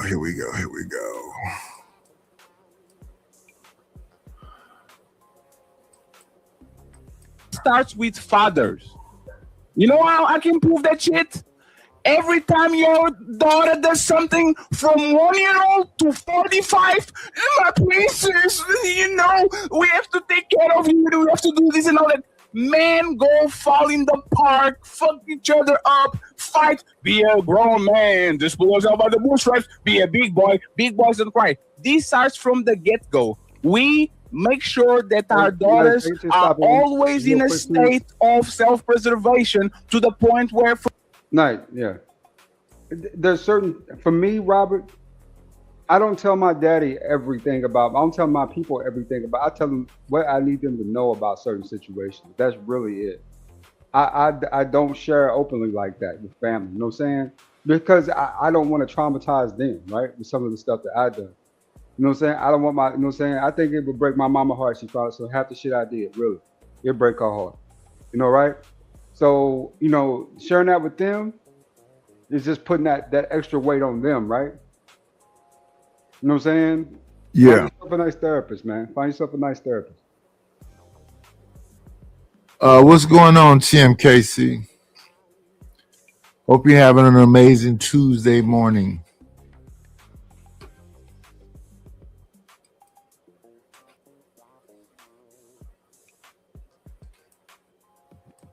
From the moment they are born until the day they grow up, they're always self-conscious about how they move, how they behave, their mood, how their body works, and all that shit. And we tell boys since day one, hey man, just walk it off. Hey man, you'll be okay. Hey man, just power through. Hey man, you got it. Hey man, those 16-hour shifts is fine because you're taking care of yourself. You are killing yourself. So I don't think that our women are dictating these things.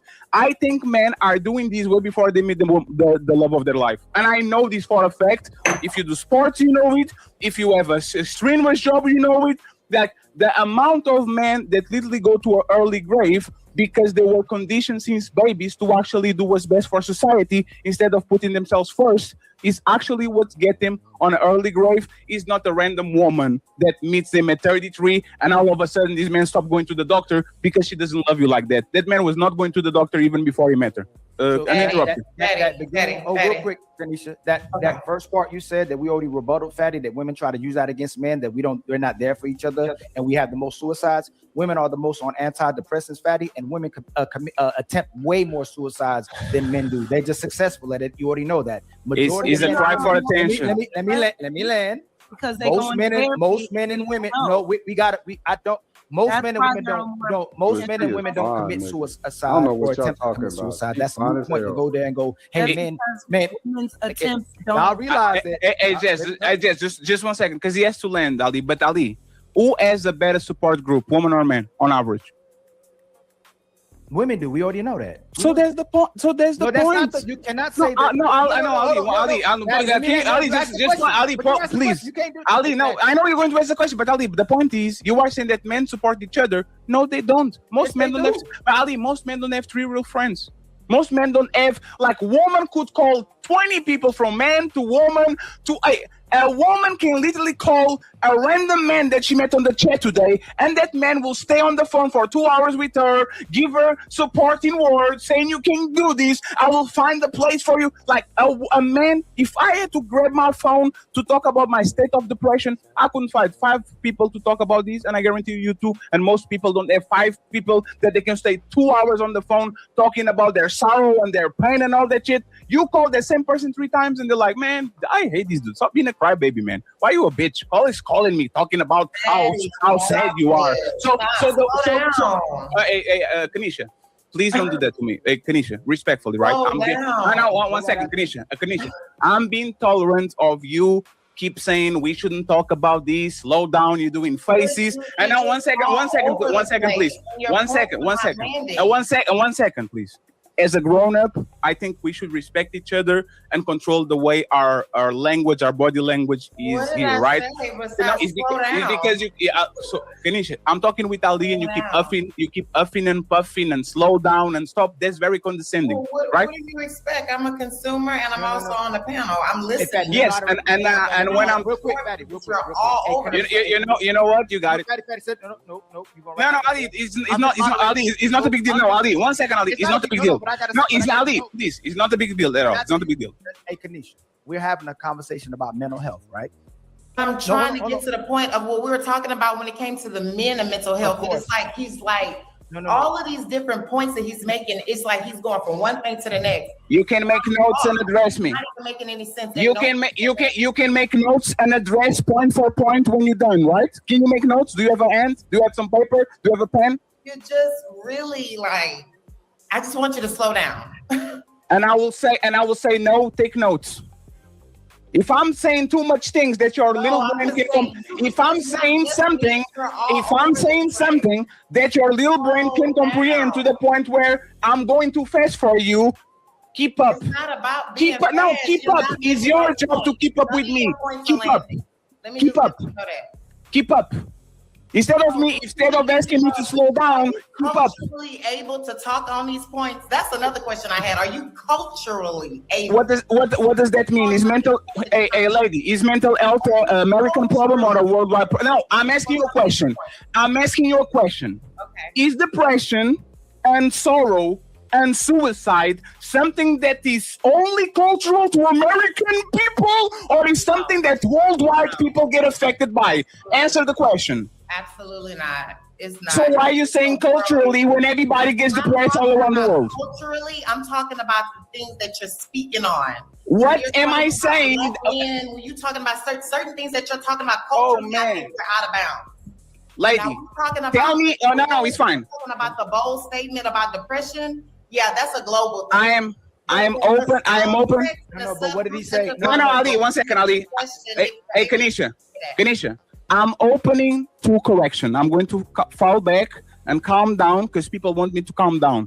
Correct me. What did I say that showed that I am culturally disconnected? You have a chance to prove it, and I'll be quiet for 2 minutes so you can get your point. I don't need to prove anything to you, Fatty. I think the panel could agree. You're all over the place. The stuff that you're saying. Give me an example. 1 minute you make a point, and then it begets to something else. Give me an example. It's not even connecting. Give me an example. If Jazz was wrong, I would say, Jazz, you talk a lot. I believe that this is what you said is wrong. Please, Kanisha, you have the chance now to correct me. Where was I wrong? Correct me, please. And you're all over the place. That is what I have to say. Where was I wrong? I have to say about your commentating is that you're all over the place. Where was I wrong? Loud and you're obnoxious. Yeah, all of that. Now. Where was I wrong? Now what? No, I'm asking you. Teach me, enlighten me. Where was I wrong? You're speaking to things. You're speaking to things. You're going from one point to the next. The whole point we're trying to talk about is men and mental health and how women can support them. But you go too far too fast. Hey, Kanisha. Like, can you read this? Make a point, the next minute you don't got a point. Can you read this? Please. Can you read the super chat, please? I choose not to. Okay. So remember when Ali was talking about the lack of empathy that women have towards men when it comes to what they go through? Me and Ali, two men, were having a conversation about men lacking support because women have a bunch of people around that they can actually call and do what they need to do, and men don't. They don't even have 3 people on the phone. Men are pushing other men to power through, to walk it off, to be a big boy and all that. And you are rolling your eyes. Your body language is disgusting. No, I didn't stop talking. I didn't stop talking. I didn't stop talking. I didn't stop talking. You're not gonna get nowhere. Me and you not gonna get nowhere. So, but the thing is, if why is your body language disgusting towards what I'm saying? What did I say that was wrong? I think maybe it's your delivery. Maybe it's so I didn't say nothing wrong. It's better that I'm a man, right? I'm vocal and I'm expressive. I can do that. In general, maybe it's just you. I'm not sure. So I can be a man and be vocal and expressive and firm with my words. I can do that. Yes. Totally fine. Hey. Go back to a subject. We can focus on that. And we yes. Hey, friends. I would love to touch on that because when it relates to mental health.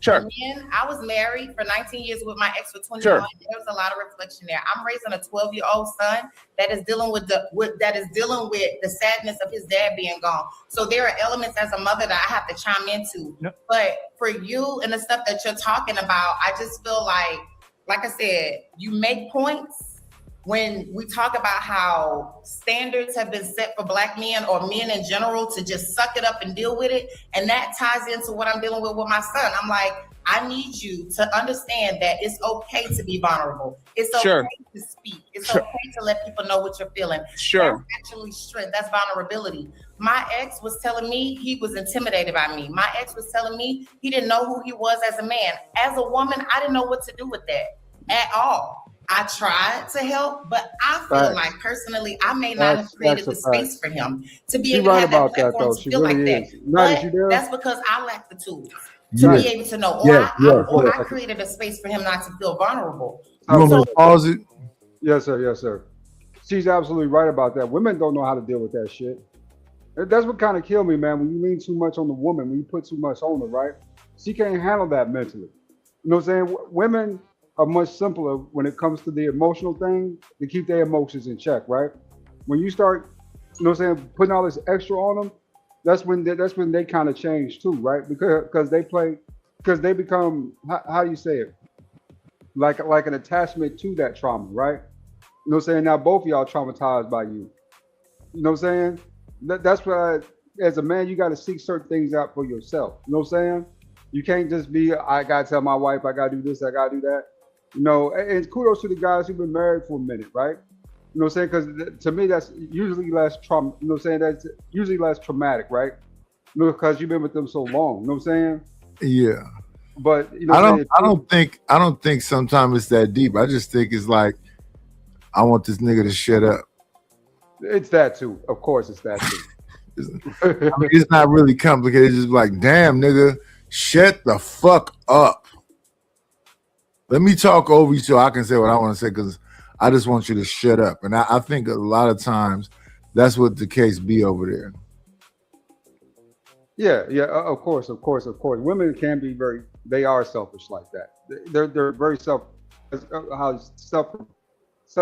I can't pronounce the word, but you know what I'm talking about. They are really self-centered when it comes to, you know what I'm saying, when it comes to those type of matters, right? They just want you to be quiet. And, you know, that they want the life, you know what I'm saying, that you publicize to them initially. They want that life to continue, right? So you know what I'm saying, you lean on them that hard, to me, you know what I'm saying, puts them in a bad mental state too, right? You know what I'm saying? So, you know, I know a lot of guys tell their wives everything. And then kudos to those guys who got wives who were willing to listen to that stuff, right? Go through that with them. But as what I've learned as a single dude, is just it'll traumatize that woman. You know what I'm saying? That's too much for her to carry. Too much, you know what I'm saying? Too much for her to hold. So I don't know why brothers fight so hard against just going to go find a therapist, man. I mean, I don't know why they fight like this, right? It's just like they want to do everything but that.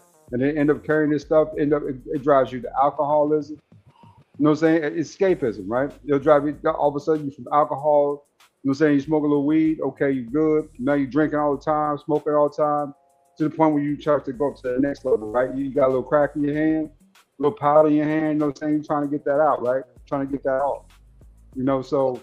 A little crack or a little powder. Yeah. That stuff can drive you to the brink of insanity, man. If you keep, you know what I'm saying? That's what happens to a lot of brothers. I figured that out years ago when I was in the military. A lot of brothers drink because of the burden they carry, right, in their mind, of the things that, you know what I'm saying, that they done. So they try to drink it off, they try to smoke it off, you know, right, just to get back to a good, healthy mental state, right, where they can function. And then, you know, from there, the drinking don't work as well no more. You know what I'm saying? The smoking ain't as good. They go to that next level. You know what I'm saying? Start popping pills. You know what I'm saying? For, you know, you got a little powder in your hand, for, you know, you got a rock.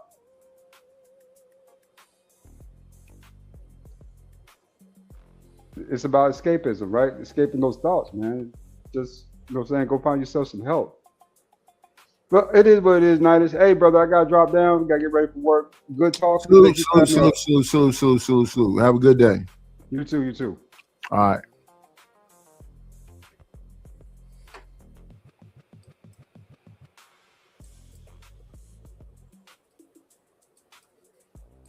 So it's like when it comes to relationships, we both have responsibilities self-wise, but we also have responsibilities to be there for our spouses and to make them have a safe place or create a safe place for them, especially men, to feel vulnerable, because they don't statistically, or the stigmas have been set up for them not to, or the patterns or the traditions have been set up for them not to.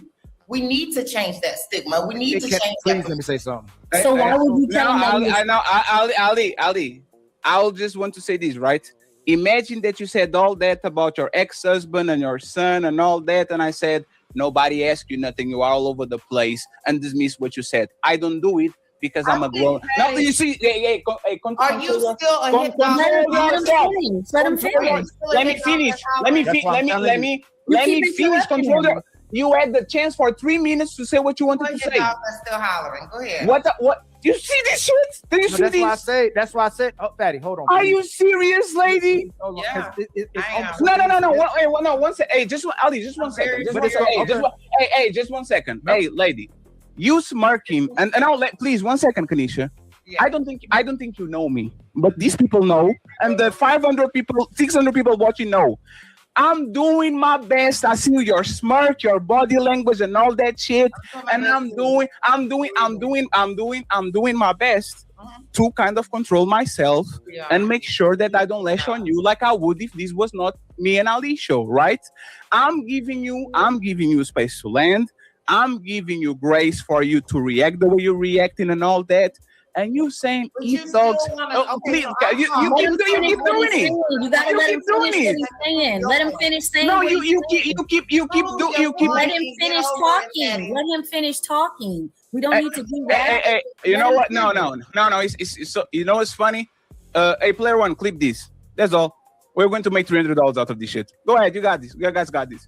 Go ahead. So the thing is this is what I meant about mental health again. You just said you like all the tools to help your man, and you demonstrated the same thing you probably would have did with him if he got to a certain things, because man's delivery is completely different than women, but women want men to talk like women. So if you truly want to know what he was talking about or what we were talking about, what happened to a Fatty? I couldn't hear you. Like, to me, I think you were speaking a little too fast. I couldn't hear the points you made. Can you tell me the exact point you were trying to make so I can address it? Instead, hey man, slow down. Bro, you rolling your eyes. You being dismissive of what he's saying. You say hit dogs holler, but we care about mental health. That's called gaslighting in terms of mental health. Well, at the end of the day, everybody's going to get to a point of defense.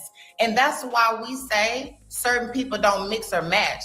Everybody brings different things out of people. Clearly, me and Fatty is not. No. You missed my point. No, you missed my. Hold on. Hey, Kanisha. You didn't even listen. You said there's no reason. If we're having a conversation, there shouldn't be something that he has to be defensive about. If we're trying to hear each other out, there's no reason for you to get defensive. He's been defensive from jump. All of his points are defensive. No. But so if we care about mental health, if someone's being defensive, we're supposed to be understanding. Do we escalate it and gaslight the person, or do we try to de-escalate it? If you feel like if I felt Maya was getting defensive, right? Hold on. You were getting defensive. Hold on real quick, y'all. Hold on, please. You were the first person that got defensive. You said we shouldn't talk about this. And then we changed, we took the tone down a little bit and said, hey man, this is an important conversation to have. And we understand why you may feel like that. But a lot of people mistreat each other because of the things they're going through and not knowing how to handle it. You were the first person that got defensive, and we took the tone down a little bit and became more understanding. And Ali, no, it's just to the point. No, 1 second. It's not just that. Somebody gave their opinion. She was okay. I gave my opinion. She said we shouldn't talk about this. And then Coco and Genesis talked, and she said, you know what? I'm happy we're talking about this. So she clearly didn't like what I said. It was just me, right? She went from let's not talk about it to let's talk about it to let's not talk about it. It's just that. When I told you, hold on. There's a video I saw when we talked about the roles of men and women, right, Maya? That is your role of being the de-escalators, the nurturers, the lovers. We're supposed to come for you with the grace. If Kanisha talk like this is real, let's talk real life, right? Right. Charleston White, I saw a video before I came up here. He was talking about men don't talk, right? And men don't argue with women. They're not supposed to, right? Because in real life, when a man and man argue, we're supposed to fight.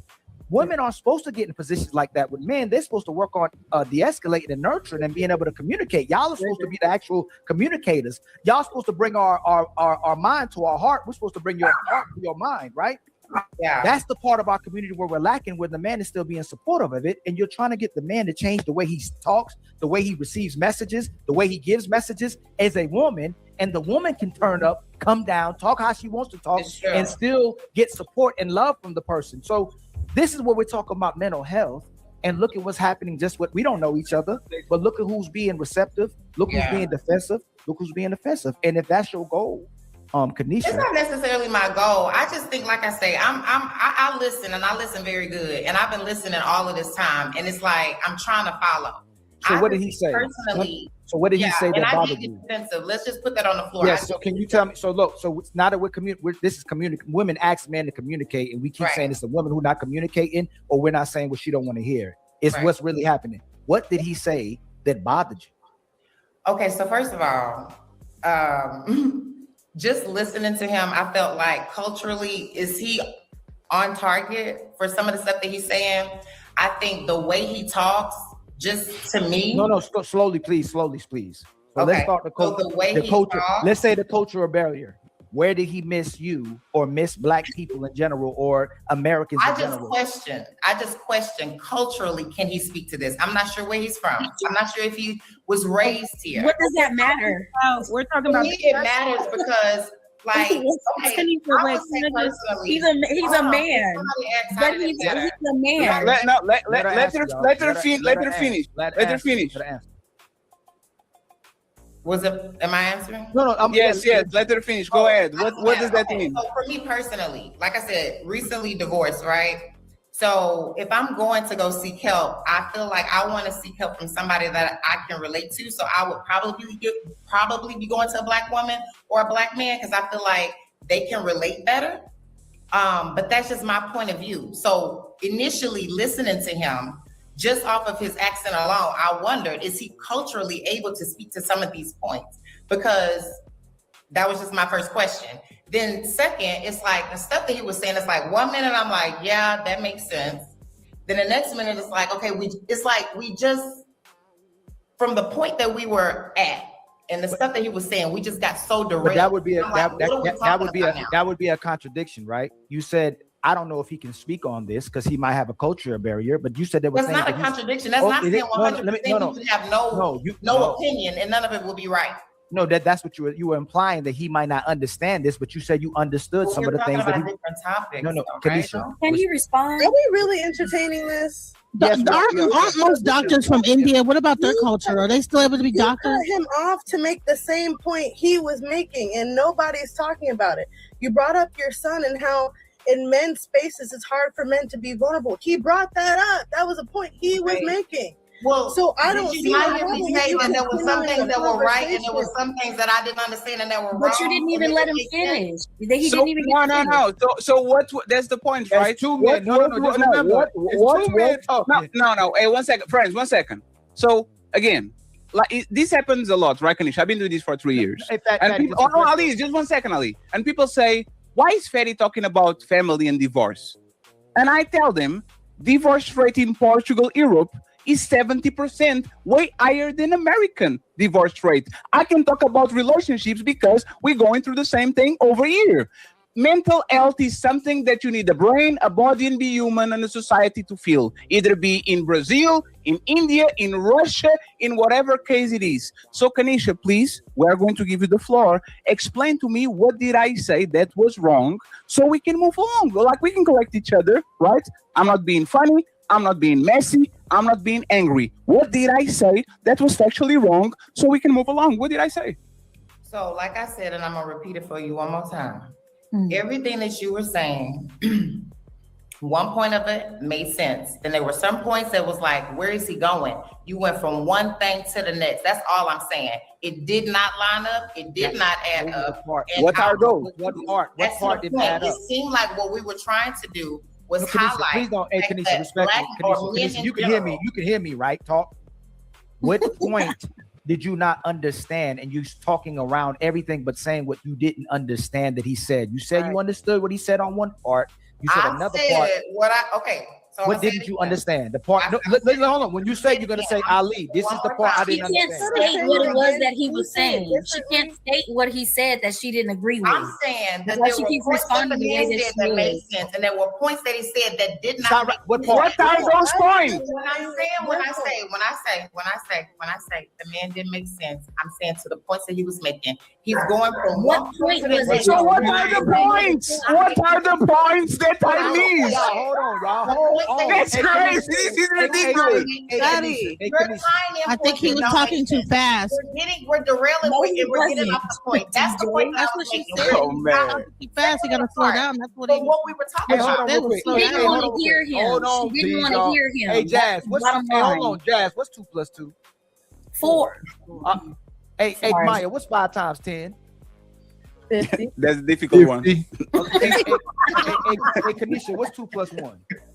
Now, what I'm not gonna have you do is try to Kanisha, I'm not trying to. Because I said that this man wasn't making any sense. What? So what was I saying? That's hard. I think he was saying it was being too fast, making stuff too fast. Hey, and by the way, hey,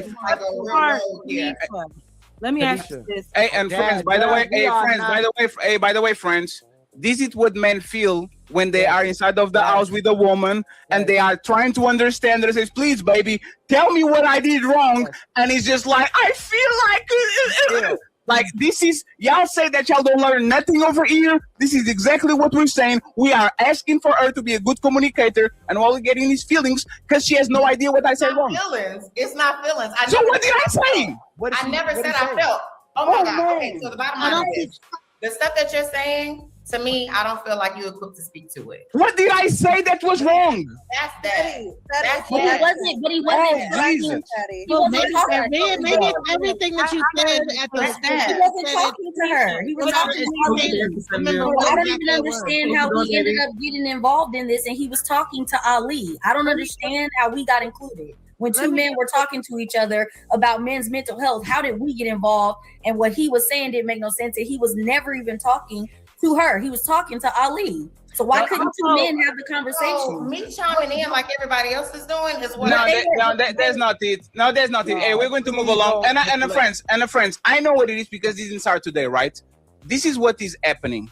Kanisha has a little bit of respect for Ali. She has no respect for me. This happened before. It's like I see the room mode and then I start talking and people start to become dismissive or they kind of like, you see, like it's just about a level of respect. If Ali said the same thing I said, she would be like, you know what? I can relate to that because this is happening to my ex-husband and to my kid and all that. Because Fatty said it, and I'm have a funny accent, the New York accent, of course, a Brooklyn accent. All of a sudden, she's very confused when she could clearly make notes and tell me, Fatty, this is why I don't think you are a good doctor because you are telling me to treat a cough with baby oil. Now I understand what I said wrong. I said use baby oil to cure a cough. You can tell me what did I say that was wrong because all of that is your feelings, has nothing to do with what I said. Let's move along. You're right. It does all boil down to my feelings. Like I said, when it relates to like relationships, you know, some people can either friendships, you can be dealing with the wrong people and it can create and bring out the wrong things. You made a great point.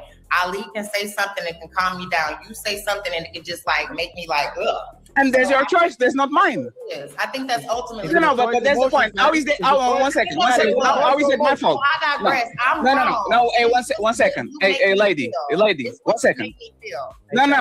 That's fair. But that's Kanisha. Look at this, right? Look at this. You said your husband was a kind, like your husband couldn't get you. Your husband of 19 years couldn't get you. He was afraid of you. He was insecure. No. You said that he was intimidated. If your husband of 19 years can get through you, why should a fat fuck from Portugal can get away? Well, why should I do it when your husband couldn't? I don't know how fat fuck would. But that's the point. I'm talking like you, and this is me talking with you. No. Yes, this is me talking with you. I'm talking with the wall. That makes more sense. Yes. And you know why the wall is better than you? Because the wall doesn't talk back. I digress. Yes. I digress. Hold on, y'all. You got it. Hey, Fatty. Is that ultimately, is that a choice or is that an emotion reacting to something that's ingrained in the subconscious? What do you believe it is? Is that a choice? I think he's a mixture of both. Her feelings then make her have some conscious choice about if she's going to hear me or not, just like everybody else. If you have some level of respect or you look up to somebody, you sit your ass down and listen. And if you don't, you're going to get through an ear and go into the other. It happens a lot with mamas and daddies. Mama says one thing and you don't listen, and then mama says wait until daddy gets home, and all of a sudden the kid knows exactly what to do when it's literally the same thing. This is Kanisha. She doesn't want to hear, and it's totally fine. I'm not her man. I don't have to deal with it. Kanisha, final thoughts on this conversation, so we can go to the super chats and to the icebreaker. I thought that was icebreaker. This wasn't the icebreaker? Oh, Lord. That was the icebreaker. The icebreaker. Oh God. And Ali, please read the super chats. I'm not going to be. Of course. Hey, Fatty. Hey, depression's a choice, man.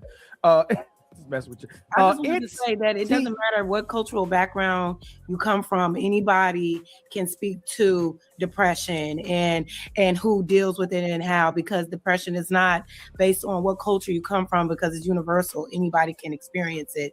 So I think what was throwing it off, we were literally talking about depression, and then you made it personal and said, well, where are you from? Like, culturally, can you even speak to this?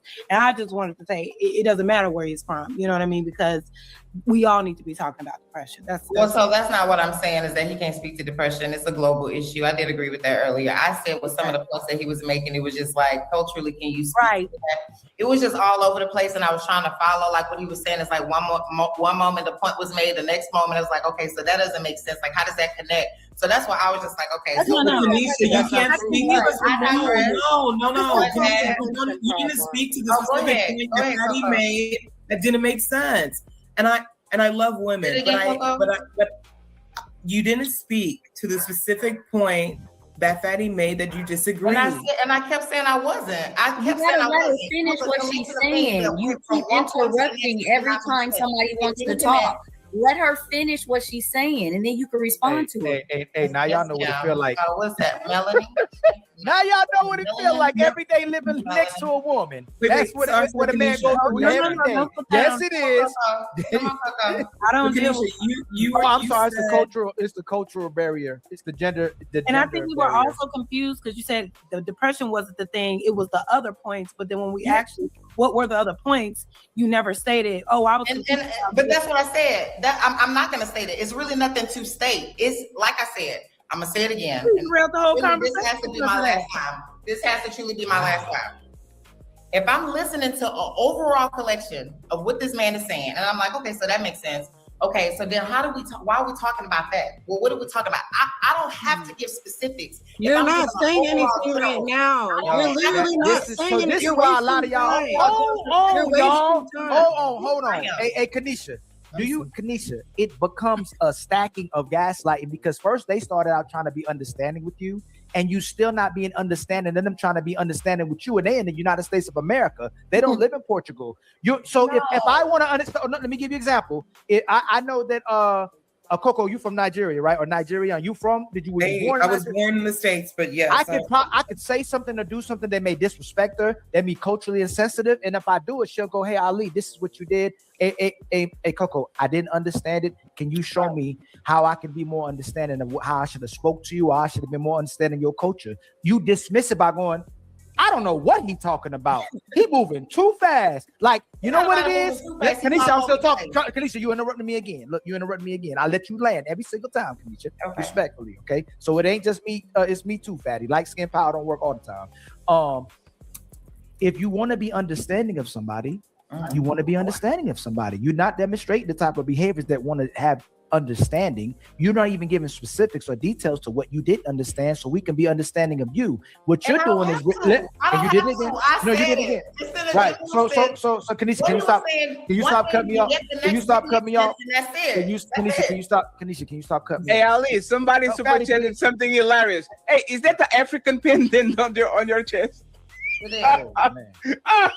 Are you on Ghana or Angola or something like that? Why you have it? So let me demonstrate one thing too. Hold on, we about to. Why you have it? We're gonna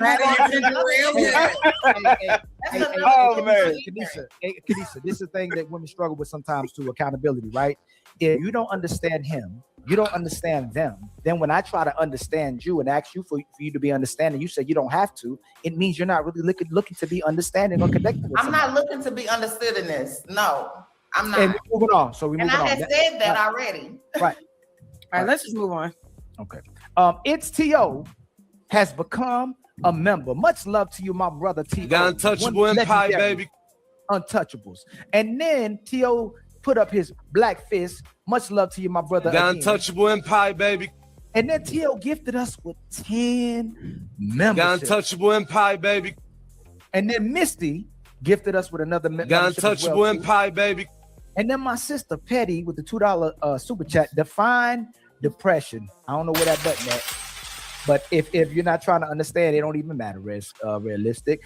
Red Lipstick Vibes with the $2 super chat. There are 8 types of depression. I thought it was 12, just like sexual orientations and gender. Like the videos, friend. The likes are for free, friends. Like the video, please.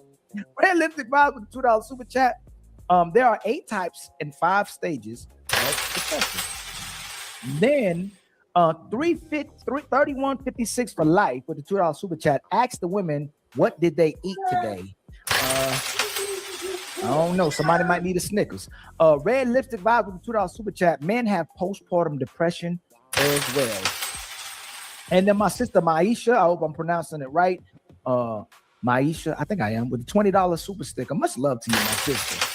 And then Maisha again with the $70. Not everyone realized that they are depressed. I didn't realize I had PTSD until some of my battle buddies, army friends, pointed out how my behavior had changed after coming back from Iraq the second time. Much love to you, my sister, with the $70, and hopefully you're getting through that as well too. And there's people around you who are understanding and trying to understand. Cha-ching! My brother Dark Lake with the $10 super chat. Fatty, wasn't your point made in real time? You were trying to explain the issue to Ali about the lack of support men have from men, but it was from women, Dark Lake. And you were told by Kanisha to slow down, negating the issues you brought up. And that's my point. Most brothers ain't gonna tell somebody to slow down. He get knocked outside his head. Most sisters may tell you to slow down though, because they don't fear repercussions from their actions and what they say to brothers, which is crazy in today's day and time. Marvel J Bishop with the $10 super chat. Kanisha is the perfect and prime example as to why men do not open up in front of women. Lord have mercy. Ali voice. Cha-ching. And then my brother Anton with the $20 super chat. I'm going through something now and nearly lost my life. I am blissful. Fatty does speak some facts about men. I just am fortunate to have a few strong men in support of women in my life. Women can get support from most. Absolutely, my brother. And then tells you with the $2 super chat, Coco, what you benching? 250? I saw them shoulders, girl. I put the girl in there, put some emphasis on that. My brother Ken Panic with the $10. She's on Angela Bassett. My brother Ken Panics with the $10 super chat. Kanisha is a hyena. Everything her husband divorced her for, all feelings that why she can say one thing, but how she felt about his voice, even the vibes. Mr. Walker with the been a member for 2 months. Salute to you, my brother. TM Panics with 5 more gifted. Got Untouchable Empire, baby. And then our sister Smell the Roses with the $20 super chat. Great show, guys. Much love to my sister. Got Untouchable Empire, baby.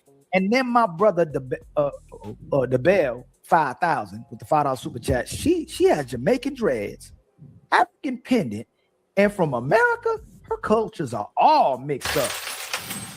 That's black for you, baby. That's all I'm fatty. Friends, please like the show. I need 4 likes. I think Ali needs way more than that. Please like the video. That will be nice. It's fine. It's for free. There's almost 700 people watching. I want y'all to support everybody on the panel, including Kanisha. The links are going to be on the description. Okay, is for y'all to go ahead and support them where they're at, and please help us get the goals. We still have a lot of show to go. Okay. Other than that, no hard feelings, Kanisha. I'm working on my yin and yang. Ali is helping me with that, and I'm trying to be better. And actually, because my life has been awesome on the last couple of months, I am delivered. But Fight Club Fatty Fight Club Fatty would do other things. Yeah, he just needs one more year and he'll be there.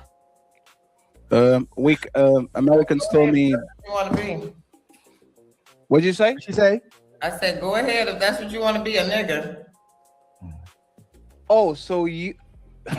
So I tried to de-escalate thing. Oh man, I didn't even click that button. Oh my God! Hey, Lord Jesus, I'm going to get something to drink. Ali, the topics are on the notes. Okay, I'll be right back. Okay. Maisha, thank you very much for the 10 memberships. I can't believe I'm doing this shit. Hey, hold on. Okay, so the friendship expiration date. What is so we'll start with, hold on real quick. Let me take this off the screen, man. I'm tripping myself, y'all. Okay. We're gonna bring Maya up here for what, Jazz. I don't think I heard Jazz talk too much today. Jazz, we're gonna start with you, okay? What is the one specific thing a friend of 10 years could do that would make you delete their number and block them instantly? No conversation, no closure, just total digital ghosting. It would have to be some high level form of betrayal.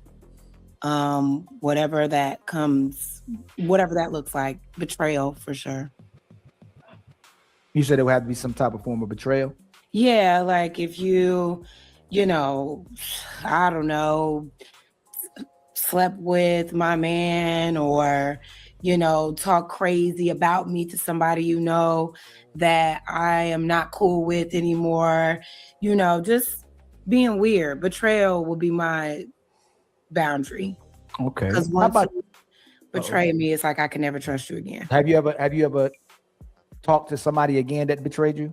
Like made peace with them? I've made peace. We can be cordial because that's more so a me thing. Because I want to let it go. I want to get it off. But after that, it's just like, okay, I know where you are. It'll never be the same. How about you, DJ Genesis? I'm gonna say lying and stealing. Yeah. Lying and stealing. So if somebody lied, steal from you, it's over. You broken every relationship up with somebody, like friend, male or female, that lied to you. Pretty much, yeah. Yeah. I don't have too many people around me at this moment because when people start get the lying and backbiting and talking, lying on me, lying about this, lying about that, I get away with it. Bye. Okay. How about you, Maya? Okay, so first would be messing with my man.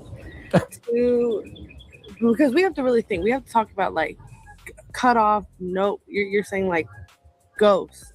If you steal from me, I'm gonna need my stuff back. So there's gonna have to be a conversation before the cutoff. But yeah, you mess with my family, it's over with. So don't mess with my man. That one. Okay. My sister Melanin Legacy. What would you cut off a friend of 10 years? What could they do to you that would make you instantly delete their number and block them instantly? No conversations, no closure, just ghost. You'd have to put my life in danger. Okay. That's it? Yeah. Okay. How about you, my sister Kanisha? I would say betrayal for sure would be it. But what type of betrayal? Like how can somebody, what's a specific thing someone can do to betray you? I'm big on integrity, so if it's just like, just the way you moving, I'll be specific. Betrayal, yeah. Sleeping with my husband, sleeping with my ex, doing something to my children. Yeah, just big shit. Okay. Coco, you there? Fatty, y'all living? What would I do? I'm here. I'll go next. I'll go after you. I guess when y'all say betrayal, specific betrayals, things that happened to me before where I'll tell y'all some specifics. I ain't gonna say no names. One thing I can go back to sue for, especially that it became kind of very successful, and I may go back and do that. Somebody took my name off of a business and plagiarized my name and put their name as if I got out of the business. That's one thing. Obviously, having any connection with my lady, saying something crazy, flirting, whatever, anything come to that, you got to get up out of here. Stealing from me, doing something. You know what, y'all may not believe me, but if I have a friend and he has a good individuals in his life and he does them grimy or dirty, even a woman, if he's doing a woman grimy that's respectful and good to him, I'll cut them out of my life as well too. A 10-year relationship, it don't matter. It's all permanently. Trying to think, what else would I delete somebody permanently out of my life for? That's the only ones I can think of. But right, if I see him disrespect their mother and father, like directly right in front of me, I think that'd be some kind of position where I respect my elders a lot. So if I see them disrespect their elders, that's something I could cut you out of my life permanently from as well too. I'm one of the rare people, I guess, that still has respect for my elders. How about you, Coco? What would Fatty, you was gonna go after me, right? She can go. It's fine. What is the one specific thing that a friend of 10 years could do to you that would make you delete their number and block them instantly and ghost them? Disrespect my husband or children. That's the number one thing. Ooh, that's good. That's it? Yeah, I'm pretty forgiving, but yeah, my husband or children. You talking about automatic? Yes, like whoop. Yeah, that's it. Okay. How about you, Fatty? Nothing that you can do. I learn to purge people from my life every 3 or 4 years. Like being my friend. Being my friend is a privilege. Is not is not a right. And I had a bunch of people that when I kind of notice what we talk about is always their problems, is always something that they did has nothing to do with me. My life is very peaceful. I don't want no problems. If every time we are with each other is all about you and I'm your firefighter, I am on a phase of my life where if you're going to make my life more difficult than it is and it's not justifiable, you're gone. We can do business, we can go play basketball. I'm not going to answer your call at 2 a.m. in the morning because you just want to talk about your problems. If it's something that is real, serious, we can do it. I'm not going to be your emotional tampon just because you want to discharge whatever the fuck you have on your brain on me. We're not going to do that. What if they're depressed, Fatty? If they're depressed, there's actually something. And this is some of my friends being depressed, especially like during the pandemic and all that, when things kind of, and I was the one that pushes, hey, let's go for a walk. Let's go to the movies. Let's go eat out. Let's just try to show a level of empathy to help them get out. But if you are a recluse, right? If you're somebody that actually takes pleasure of being the victim, that's not my job to actually try to save you. As soon as I bring you out of the building, you go right back running inside and the building is burning. Not my job. I'm the one to get hurt, just like everybody else. And if you like to hurt yourself and you pleasure yourself in hurting yourself so you can be the victim, I will try to rescue once, I will tell you twice, and when you show that you love that warmth that burning building gives you, I will clap from outside. Then when you call me, I'm going to ask you who this. It's not my responsibility. And a lot of relationships are like this. I don't like emotional parasites. I don't like emotional vampires. I was literally for 30 years of my life, I would give my neck and says, you got it, because I have a lot of blood. You can get a little bit. I'm not doing this shit anymore. Respectfully. Either you fix it, or there's something so bad that I have to sit with you and kind of baby you to recovery. But if your mama didn't die, if you're not going through a divorce, if your kids are not MIA, if there's not something very specific, don't come in crying because the Lakers lost and LeBron James put you on the bad mood. I don't give a fuck about that shit. But isn't that the fine line to what that's the thing, like, y'all, I don't got time for it no more. Like what Fatty talking about, if somebody's coming with me with all their burdens, they're always down, they're always going through something bad. When I feel like it's my responsibility through what I'm going through to be light to you, to be positive to you, to be there for you. If someone's coming to my life like that now, man, y'all, I've helped so many people in my life that they never gave back or reciprocated. Y'all seen things on these panels and these spaces. Ali lying. Ali lying. Ali will say, Fatty, I think we should. Fatty, let me help him. Fatty, I say, Ali, no. You help Ali. Hey, Ali is. I served my time. I've done my time.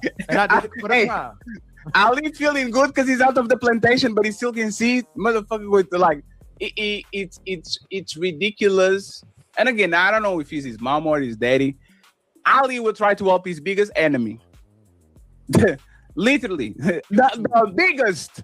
Oh, the biggest. Oh, you putting dirt on my name? Let me take $10,000 to help you with your business.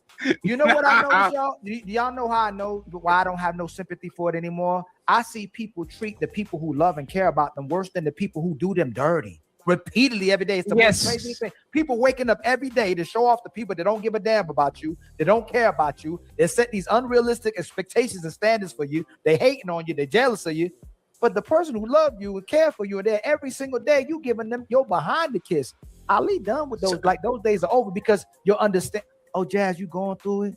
Oh, Melanie, you going through it? All right, man, I understand. That's why you did what you just did to me. Oh, Coco, that's why you did what you just did to me. But the people who can give a damn about people, they showing them their best behavior. They're on their best behavior, kissing their behinds, loving them, supporting them, being on their buying them computers. Yeah, man, it's crazy. Like buying them computers just for them to come on the internet and say Ali is a bitch. From the computer that Ali bought you. This is what I'm talking about. Hey, Melanie and Jazz, I have a question, right? So we were talking before on the back, right? And I said this is the way I actually avoid pain. I just don't get emotionally attached to you. That's all. My expectations are low, so when you say you'll do something that is going to hurt me, that shit doesn't work because I didn't create no expectations towards you, right? And I read a lot of Machiavellian stuff. I like a lot of things that might sound egregious when it comes to morals, but actually work, so I can at least think about it. I might not do it, but I think about it. What makes people show more love to people that show them nothing, to people that actually with them all the time and trying to push them and all that? You probably, both of y'all are going through this. You have this person that you keep putting some help them and trying to push them, and they literally don't do nothing for y'all. And then there's this stranger that doesn't do nothing for them, and they want their validation and they want to do shit for them and all that. Like, what makes people do that? Like, do y'all have any idea? I don't know for sure, but I would have to say that you respect one and you don't respect the other one, or you're trying to earn the respect of one while not caring about the respect of the other one. No, Yeah. but why? I don't know. But why? It's kind of like that thing where it's like your parents, right? Yes. Your parents, right? Where these are the people that's telling you the right thing, but you don't want to listen. But as soon as somebody else says the exact same thing, all of a sudden you listen in and now you want to follow that direction. Sometimes it's the messenger. When somebody that knows you for real and can really tell you about yourself, sometimes when you're not ready to face that, you don't want to hear it from that person. You need to see that. It's like a weird validation thing when a stranger can say it. Then it's like, okay, I feel like maybe they'll listen more to the stranger because they feel like the stranger isn't being biased the way that a loved one or somebody they know could assess them. They may feel personally attacked, whereas if it's somebody else, it's like, well, they don't know me, so maybe it is like that, even though they both are saying the same thing. But can you turn it around? Why does the guy that says I love you, good morning, gets a worse treatment than the guy that ignores you, calls you ugly? Like, I'm sorry, ladies. Like, I learned that less is more with y'all. You know what I'm saying? Like, for the most part, he's never somebody on the panel. I know y'all going to say, me? I love people that are lovely to me and bring me roses. I don't like right? that. But the grand rising queen, guys, and y'all probably have a bunch of them on your DMs. Every time you post a story, they react to everything. Oh, beautiful, great. I love the shoes. I love how you cook. I love how you this. Like, I know that those guys, for the most part, will never get the treatment of the guy that is semi-available. The guy that is nice, nasty to y'all. The guy that kind of, see what I'm saying? Like, how does that happen? Like, how, and respectfully, I go through that shit too sometimes, especially with women, because I like to chase. If a woman is hyper available, sometimes I'm like, damn, God damn, you have nothing to cook. Just leave me alone for like 3 days. It's fine. Right? So I get that feeling. Like, how do we get to that? How do we get to repulse people that are extra kind and extra nice to me for whatever reason? Like, how do we get to their state? I think there's a certain level of manipulation with those type of guys. Like, there's like a feedback loop going on where they're probably love bombing in 1 minute, and you end up being addictive to that fleeting emotion, and then it gets taken away, and you're chasing it just like a drug. It's like gambling, you know. You won that one time, and you're trying to win, but you just losing the whole time. You know what I'm saying? But you won that one time, so you're just trying to win again, So it just, I think men that are like that kind of, or women that are like that, anybody that's like that, it's usually a manipulation. They know that they're doing it on purpose. Jim, you calling me the person that is all in at them, or the person that is receiving the person that is the woman, the person that's, or the man that's like chasing after the person that's being elusive or kind of like being like, or dissing them or whatever. At one point, they probably at one point paid attention in a certain way and did it to a certain degree that set up an addiction in that person to chase after the feeling. But then they just withdraw that feeling, and then that person is chasing after them. That makes sense. It's like you break the person and then you build them up, and they thank you because you build them up. But you are kind of the person that kind of broke them. Kind of, like drugs. Like you might take what they say on crack. Like they hit the crack and then they have a crash. So they got to keep hitting the crack just to get the crash, the high again. That's what's happening in that moment. What about you, Kanisha? Why do you think that happens? You muted. What was the question again? I wasn't paying attention. I was talking too fast. It's fine. Yeah. Damn. Why do people give better, or they give themselves and are more available and they are nicer to people that usually are not as available, that might be busy, that don't give them nothing in return, than the people that are with them every day, trying to push them, like them, support them, and all that? Like, why do you think that happens? I think it's to the point that, like what Jazz says, sometimes we can just be, so used to a presence or a person where we really can't see, we really can't hear what they're saying, but a stranger can say the very same thing. It happens all the time, especially in relationships. They can say it and it's like, oh my God. So I think we just turn sometimes a deaf ear. Sometimes we don't want to like take certain information from a person. And that's what that is. Is it ever happened to y'all that there was a person that was very kind to y'all and y'all took it for granted instead of actually promote them, make them feel bad? That ever happened to y'all? They're like, damn, I shouldn't have treated a person like that. I wouldn't say that I treated the person like that, but I think that I was so busy chasing after that avoidant person that I was ignoring the people that were actually like probably a little nicer, and I probably would have did a better job with them. But that one person, because like I said, it's like you're trying to prove yourself to, like, I don't know. So It's a weird thing. I definitely not intentionally, but just like the person that, like you said, the person that's always there and available should be the person you should be, being reciprocating that energy to. But there's somebody that's avoidant, that's a little more mysterious. You want to try to maybe, conquer that. You want to be the one he changes for. Mm-hmm. Definitely have done it now. As you mature and you grow and you evolve, you don't play those kind of games. But I think we've done that, as we have been going through our journey of maturity. Like we've all done some stupid shit like that before. Hey Maya, have you ever lost a great friend because they did something to you or you did something to them? Have I lost a great friend? Yes, because of something that they decided to do or you did to them. No, because if they're really a great friend, I would probably find a way to make the relationship work. So I've never really lost a great friend, because if I lost them, they probably weren't great. I was just about to say, if I lost you, you weren't a great friend. No. Sometimes he's been great. Sometimes nobody on the panel, y'all never did something to somebody that was a form of betrayal. Mm-hmm. And then y'all never talked to a friend, man, or a dude that she used to talk to, and you shouldn't have done that, and you like, oh dang, and might not hold yourself accountable or hold yourself accountable. Y'all ain't never did that. I have, yeah. Jack. And that's okay. What's up, Kimmy East? What's up, Alpha Omega? I definitely have done some shit I ain't supposed to. Like, man, it was worth it. I wasn't supposed to. I wouldn't say that. No, I wouldn't say that. I be snapping on people, but they know I'm crazy, so they eventually forgive me anyway and be like, "I know you crazy."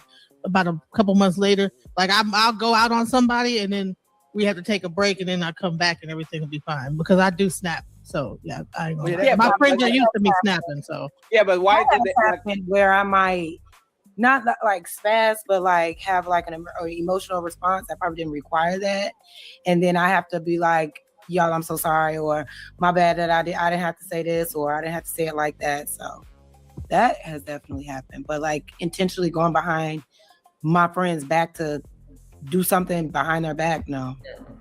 Would y'all leave your friends for doing something deceitful to somebody else? Yeah. But for instance, and I know y'all about to cap, have y'all ever left a friend for cheating? For them cheating on their person? Your friend cheated on their person. Have y'all ever left a friend for cheating on their person? No. No. I done snitched. But also, I don't hang around women who be cheating on their significant others like that, because that's a form of respect. If you around me and you in a relationship and you doing crazy stuff behind that person's back and I'm involved, I don't want to hang out with you. That's weird. Now I feel like I'm betraying too. Now when I go around your man, I gotta act all weird. We gotta keep up with lies and stuff. Like, no, I ain't never. That's the case. It's not gonna be around. In my whole life, I ain't never seen a woman stop dealing with her friend because she cheated on her man. She actually maybe you don't be around enough women with it. So y'all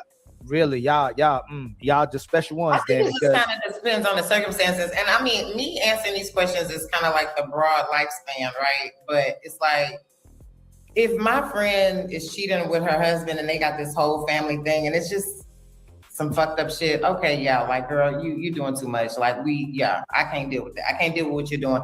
But I guess if I have friends that, are single and they just living their life and yeah, they've been in this 3-year relationship, and I'm just throwing 3 years out there and they cheated on their man, I don't know that I'm just like, I don't know. It just would be circumstantial. No.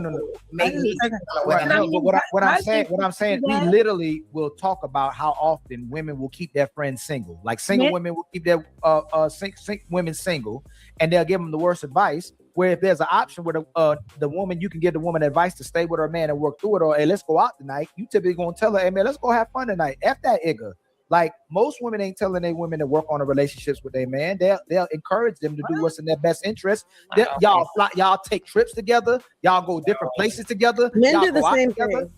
No, they don't. Yes, y'all do. Yes, they do. Now, men. So first, Jazz said nah. Then Maya said they do the same thing. Hold on, Ali, because men don't ever just stop being their homeboys' friends when they know their homeboy is cheating. Y'all will help the men cheat. Let me just say, Ali, I got you. Hey, personally, you are right because men don't cheat according to Melanin. Go ahead, Ali. And by the way, not if she's a good woman. If my boy is cheating on his woman and she ain't the woman we talk about on these panels, absolutely, I'm not gonna lose that friend. But if she's a loyal woman, she hold that man down, and she's a good woman, that friendship can end. Let's not talk about bachelor shit. I didn't let Maya. I'd be like, yo, what the hell you doing? Like, that's a good woman. Like, we ain't even gotta talk no more. That's how you gonna do her. But most of y'all ain't holding nobody down but yourselves and Amazon Prime. And Amazon. So y'all don't go to the champagne room at the strip club. No. 1 second. No, I know. Ali's telling you to right. Ali will don't want to smell doo-doo. So Ali will be the voice of reason. But this is the Ali. But do you end the relationship because that man cheated? Even like, let's imagine, Ali, that I get a good woman tomorrow, right? We're good friends, we're good business partners. And then I was like, hey, Ali, I saw something on the G, man. Hey, it is what it is. Come back, keep doing my job and all that thing. Is our relationship or friendship over? If she was a good woman, definitely. Is over? Yeah. I will always push you. Ali, I will always push you to do the right thing, but respectfully, I don't give a fuck. If you and Fatty, there's none of my business. I don't care. If you and Fatty went to a trip to Brazil, like the Passport Brothers. Fatty capping, hold on. Fatty capping. Listen, y'all. Hold on, listen. Oh, I'm capping? Damn. You know how you capping? Maya, defend me. Hey, even Fatty would tell you, if I didn't do right by my women and my children, Fatty would not be friends with me. He wouldn't. No. 1 second, Ali. There's levels, right? if you were a deadbeat dad, like that actually shows that you are a motherfucking loser, right? Like I wouldn't associate myself with you. If you were cheating on your woman and she's doing what she needs to do and all that shit, I'll definitely pull you, do the, you better go back, right? You better do what's right.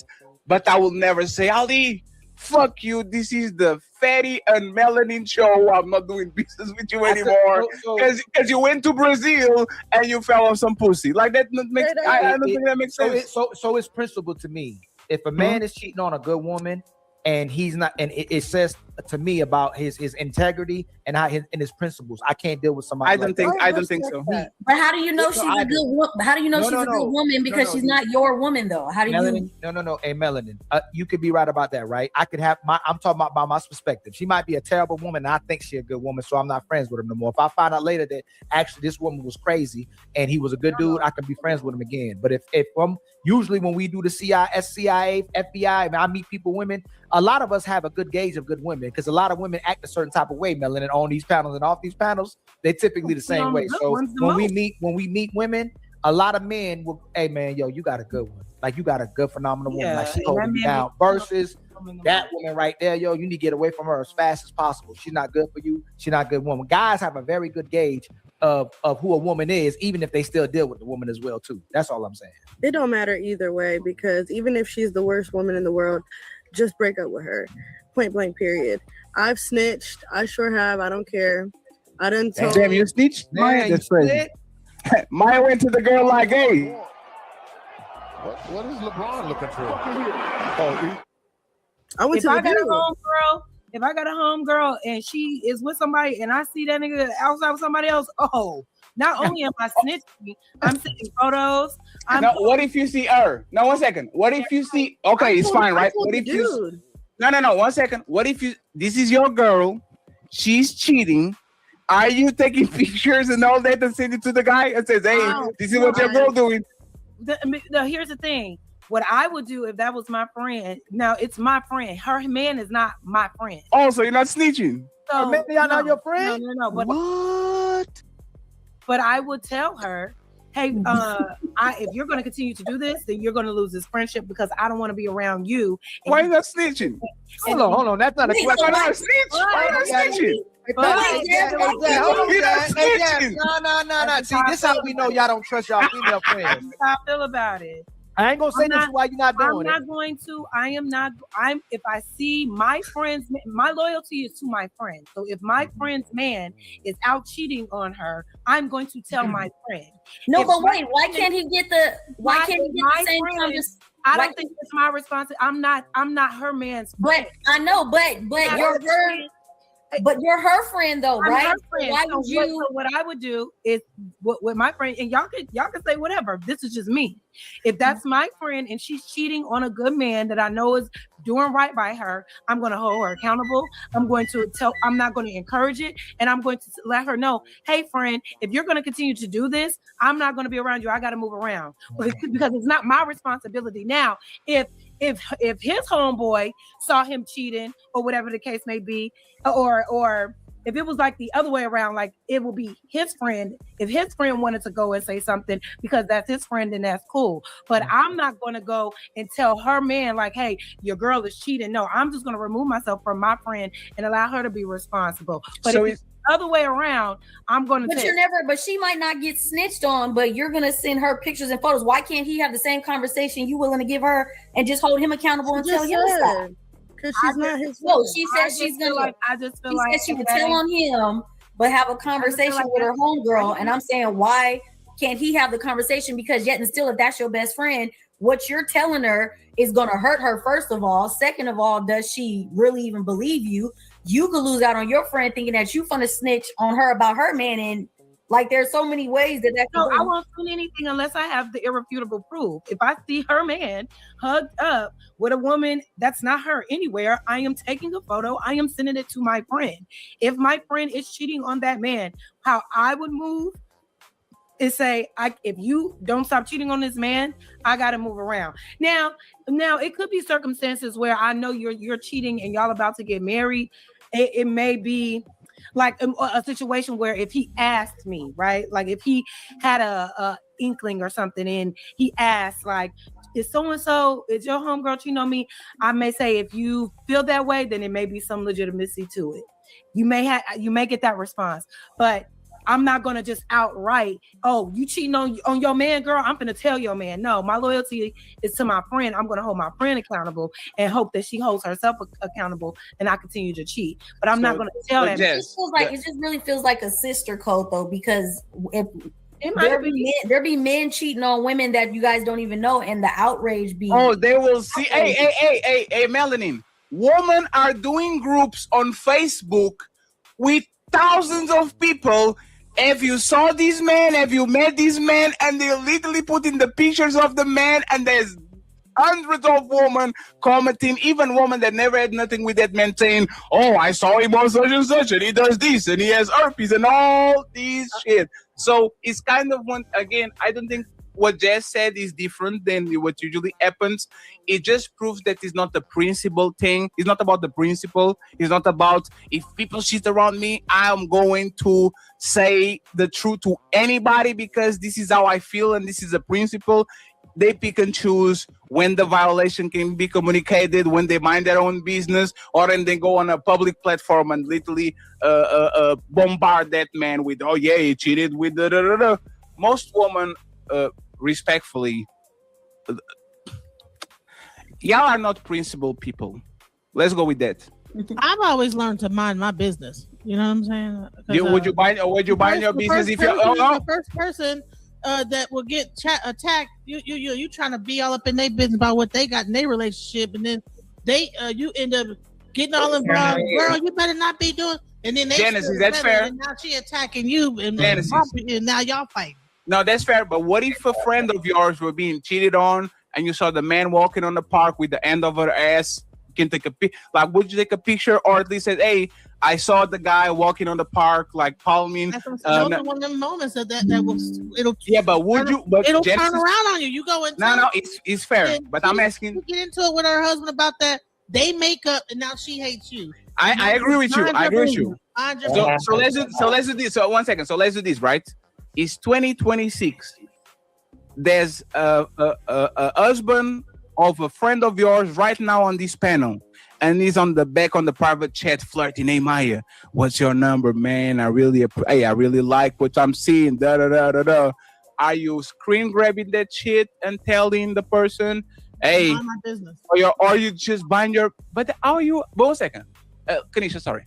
How are you those people friends then? Let me tell you something. I mind my business because no, but like how are you their friend? It'll turn around on you. I swear to God, it never fails. No, you Genesis. Gonna tell her she get into it. And, but then he smooth over. Oh, baby, whatever. Who agrees with her? Now she hates you after that. No. We never fails. Hey, Genesis. Thank you for the like. I agree, right? But let me ask you this: who would have one of their friends? This is friends, not a person that you know. A friend. Their husband is cheating on them.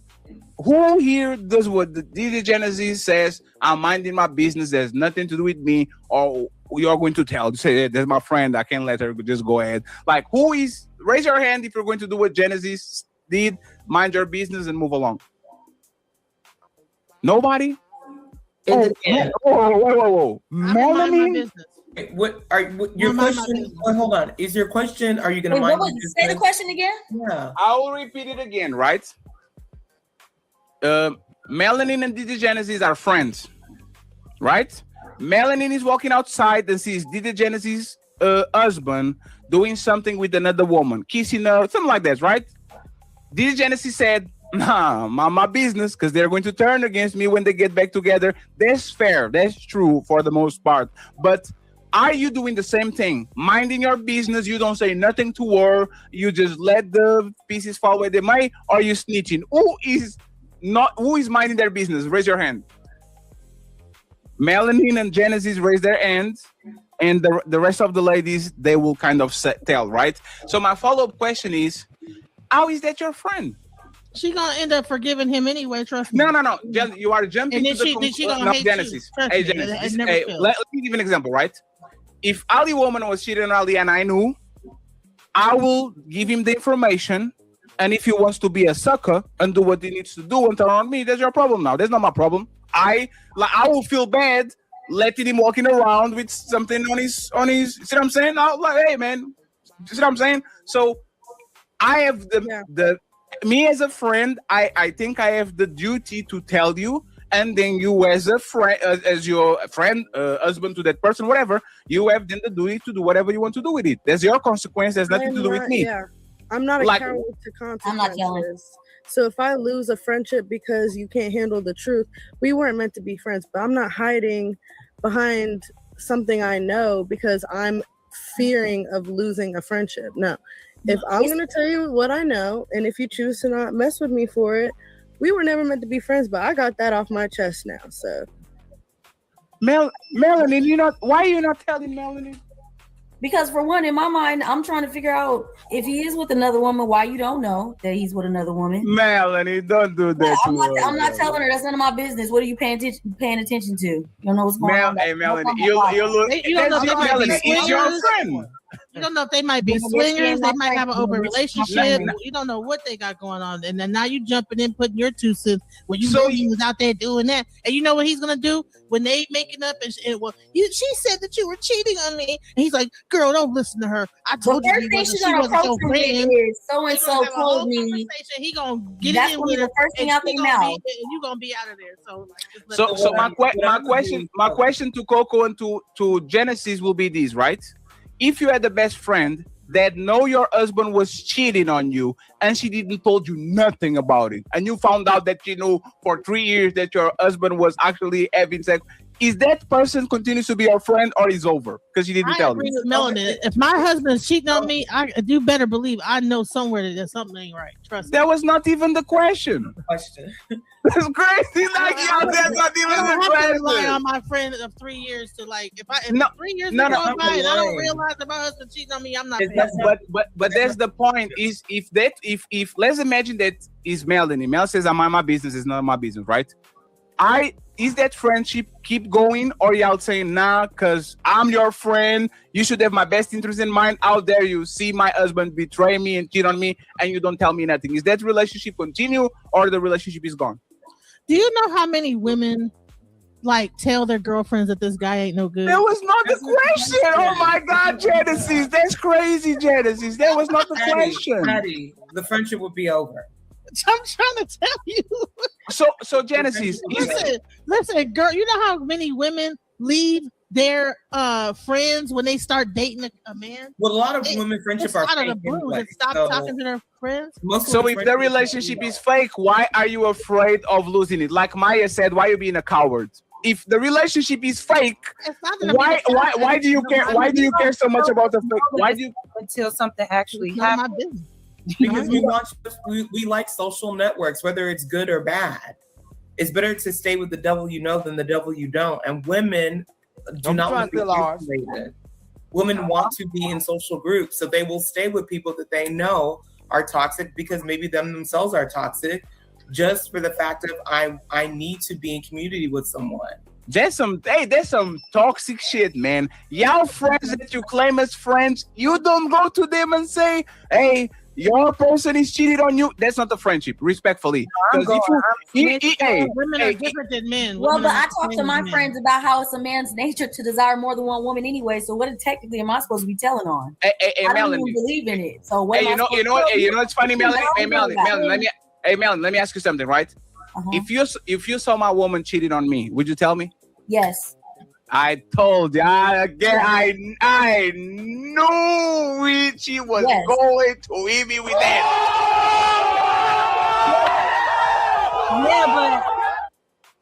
I will give 1 second. That's what I said. I will give 1 second, please. So her loyalty is to you. So if she sees you getting cheated on, she's going to tell you immediately. Okay. So let's do this, right? She said she will not tell her friend. Jazz. It was not the other person. Her and Genesis. But how you take it is different than how a woman would take it.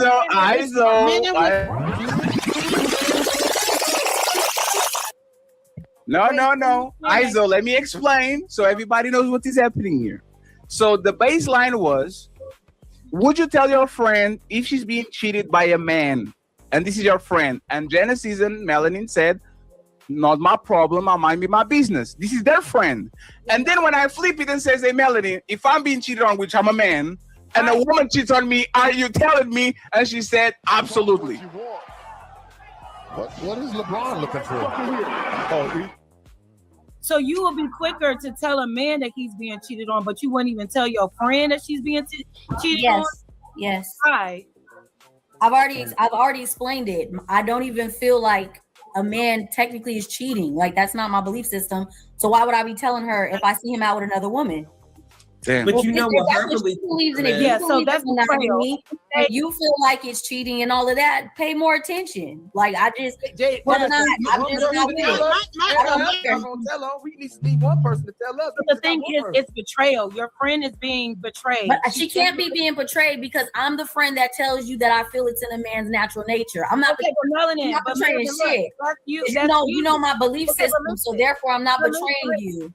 Listen, but that's you though. She's in a monogamous relationship. me. So don't expect me to tell you I saw him with another woman. You're not that kind of friend. It's not about that type of friend. That's not my belief system. So why would you expect for me to tell you something like that? I don't think you should be holding him, but I don't think you should be holding him to a monogamy standpoint anyway. So why would I tell you if I saw him with another woman? The thing is, they are though. They went into a relationship, both agreeing to be in a monogamous. That's not something I feel you should make a man agree to. Something like that. You don't make a man agree to it. He agrees to it on his own merit. Okay, we're not going to do round two of our debate. I don't want to do round two of our debate.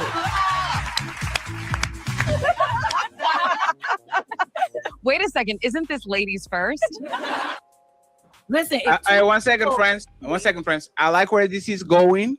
There's 700 people watching. Ladies, one mic at a time. Go ahead, Jazz. When she's done, Melanin, and we go from there. Ladies on the bottom, if you want to intervene, go ahead and do it. Go ahead, Jazz. And interrupt. So my point is this. I understand Melanin's mindset about relationships and about men, but not everybody in relationships has that same standard. So if you know your friend prioritizes and values monogamous relationship, and she's in a relationship with a man that has agreed to be in a monogamous relationship, and you see that man going outside of that agreement and betraying your friend, I just feel, as my friend, if I see my friend being betrayed like that, I'm going to tell my friend. But I don't understand the logic of, well, I'm not going to tell my homegirl, but I'm gonna tell the man because the man is he's naturally supposed to cheat anyway. I just think it boils down to like integrity, and you cannot project your beliefs on everybody else and say, well, you deserve to get cheated on because you should. But you're projecting your beliefs. You're telling me to tell her something I don't even believe is happening. You're saying I'm a bad friend because I vocalize that I don't believe that this is men cheating, and you're saying that I'm supposed to tell her anyway when she's very aware that I don't believe in this. So why are you expecting me to come tell you that I saw him doing something and I don't even feel like this is a standard you should be holding him to? This is a conversation I'm having with you as you being my friend, and we can agree to disagree, but you understand what I believe in. So if I see him, what was I supposed to tell you? I've already been talking to you that you shouldn't even be holding him to the standard. So Melon, does your friends know that if their men do step outside, that yes. Here's the question. I don't believe it. One thing is that what relationship? Okay, what if I can almost guarantee you that the moment that you drop the dime on this guy or this whatever, that this friend of yours is not gonna be great at the end. They're not gonna be great. Thank you. You're gonna get blamed anyway. The first thing it's gonna go back on you, and you're gonna like that. Melanin said I saw you with another woman. That's gonna be the first thing out of her mouth. Is Melanin said I saw you with another woman. So it's not even gonna be the point. It's gonna be why is your friend in my business? Oh, do your friend want to? It's no. I'm not do your friend want to ask me? Yes, I'm willing to take that risk. You need to stop hanging out with her. I'm willing to take that risk. But you're gonna be the blame of it. No. Let me just say this. I'm willing to take that risk If my friend is being betrayed and I see it and I have proof, I'm going to tell her. If my friend then chooses to not talk to me anymore and to not deal with me, then fine, fuck it. At least you know. At least I made you aware, and then sooner or later you'll start to believe it too. But I'm willing to take the risk just because of my loyalty. That's your choice, though. But I'm not being unloyal. I'm not trying to. You're right. I'm just saying I'm not being unloyal. There are different type of friends. You're just not the friend that will tell your homegirl. You'll tell the man before you'll tell the homegirl. But this is something that's established. This is established, though. You know what I believe in, so therefore you can't tell me I'm being a bad friend. Rely on you if she's being betrayed. I got it. Let me see. Who is this down here? Sticky. Who is that? I don't know who that is. Oh, okay. I see who it is. Let me see, y'all. Give me one section. Come on in. It's always a treat when players meet.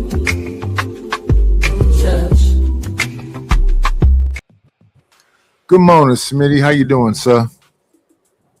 I ain't gonna lie. I was in the back. I said, let me see how long this nap lasts before he notice I'm here.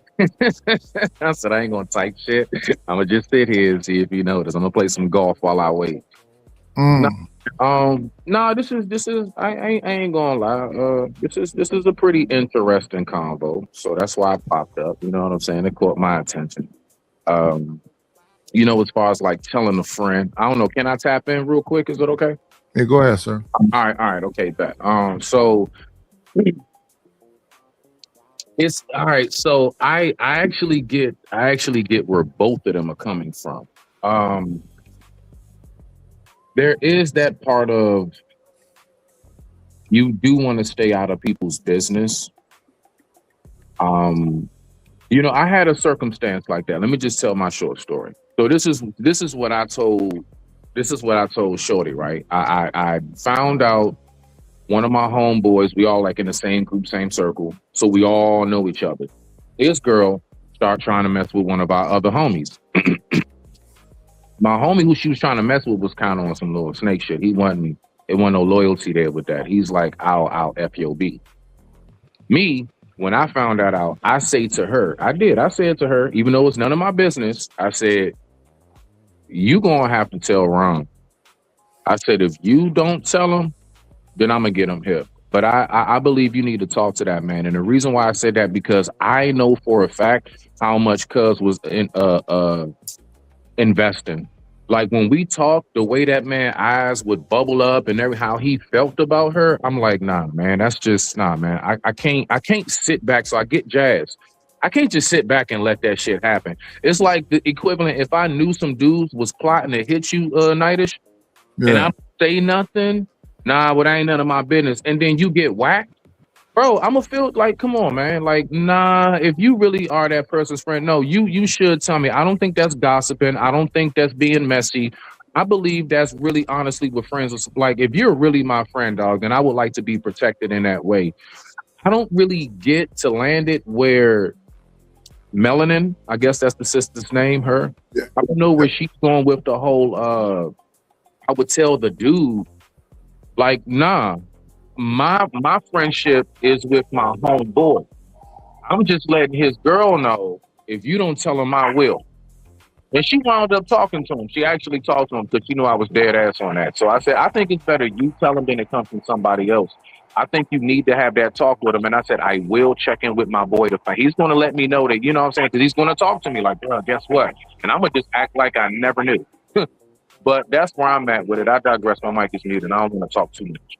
Yeah. A lot of time people allow things to go on, they ignore stuff, and they should feel some kind of way, but I don't know. I think we should speak up more. We should be more involved instead of just letting everything just go by.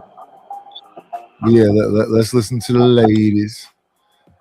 Let's to the ladies. Let's see.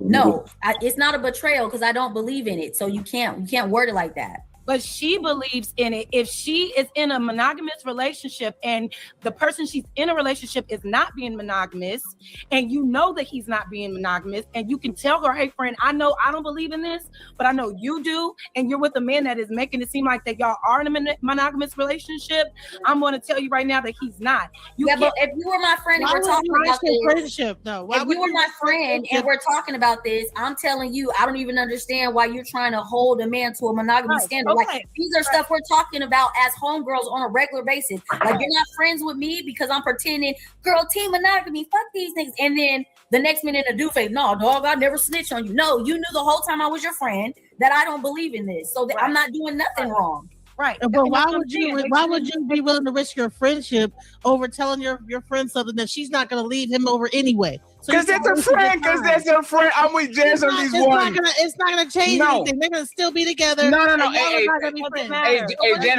Genesis. Genesis. Think about it, Genesis. If me and you are on a diet and we being trained by Coco, right? Okay. And we go to the gym every day and we put our effort on and all that shit and we're eating well and losing weight. And I see you on the Burger King line when I know you told you I'm snitching on you. I'm calling you. Hey, no.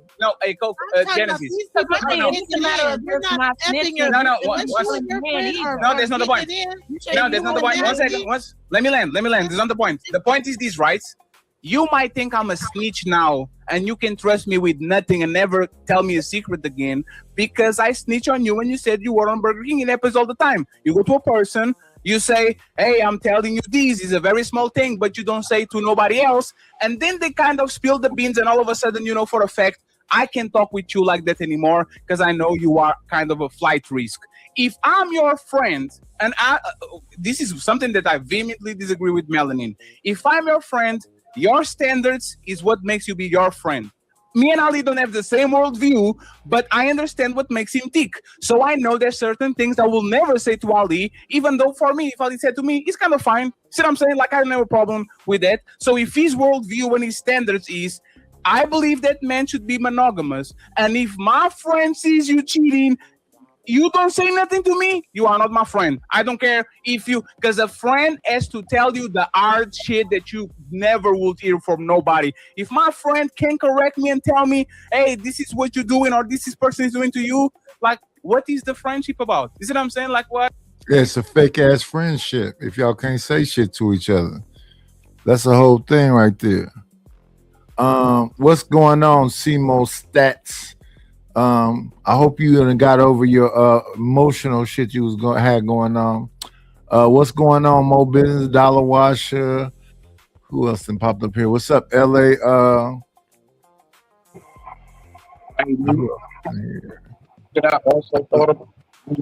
Yeah, go ahead. What's up, Gemini? Kimmy East. SD is always confused. Yeah, what's going on, everybody? TMKC. What'd she say? 181, all good. We all have to. Yeah. Thank you, my love bug. What was in here? Bridget M, hello. Yeah. Rapid One, what's going on? Alpha Omega. All the usual suspects. What's happening with y'all? What's going on? Good morning. Rogue C, because she had to make it about her. Y'all. That's what they typically do. We got to get our shit together. It's about to go down. A nickel bag gets sold in the park. I want in. Tell them to bring me my money. If it don't make dollars, it don't make sense. Oh, honey, I got to get my hands on some. And then I'm gonna get that money I approach him with my. I like that. I want to just, I need that. I take your money. That's right. Support the situation. $ KNIGHTISH1 or paypal.me/IDLNO. Support the situation. Am I clear? What? Am I clear? I was making sure you got all your little announcements out. Yeah, you're loud and clear. We're hearing everything that's going on in your life. All right, so I think that was wild night. I don't know where they do that at. How you gonna tell everybody good morning and turn right around in the same breath and be like, "Oh, y'all, that's cool." That's wild. But nah, I was gonna say to the topic, huh? You said what? Easily. Sounds like you getting ready to go down for the council. Let me get this out. No, I'm not going nowhere. Oh, you good? Okay, all right. I don't know. You sounded drowsy for a second. All right. Nah, I was gonna say it's kind of wild. Like, think about it. Say you that best friend, right? If you don't say anything, and then it does wound up happening, who you think they're gonna be calling, boo-hooing, and needing a shoulder to lean on for at least the next month, bare minimum? You. So it's like, I don't know. It's like, do you really not want to say anything? Because all you're going to do is turn around and be the very person that they call about this shit 24/7. Yeah, and I seen him with his new girl, and I bop and everything else. You know what I'm saying, girl? I'm thinking about going over there, and so it's like, I mean, I don't know. It's like either way, if you're really the friend, you're going to be involved, because once shit hits the fan, they're going to want somebody to talk to. It happens every time without fail. I digress. My mic is moving. Yeah. Let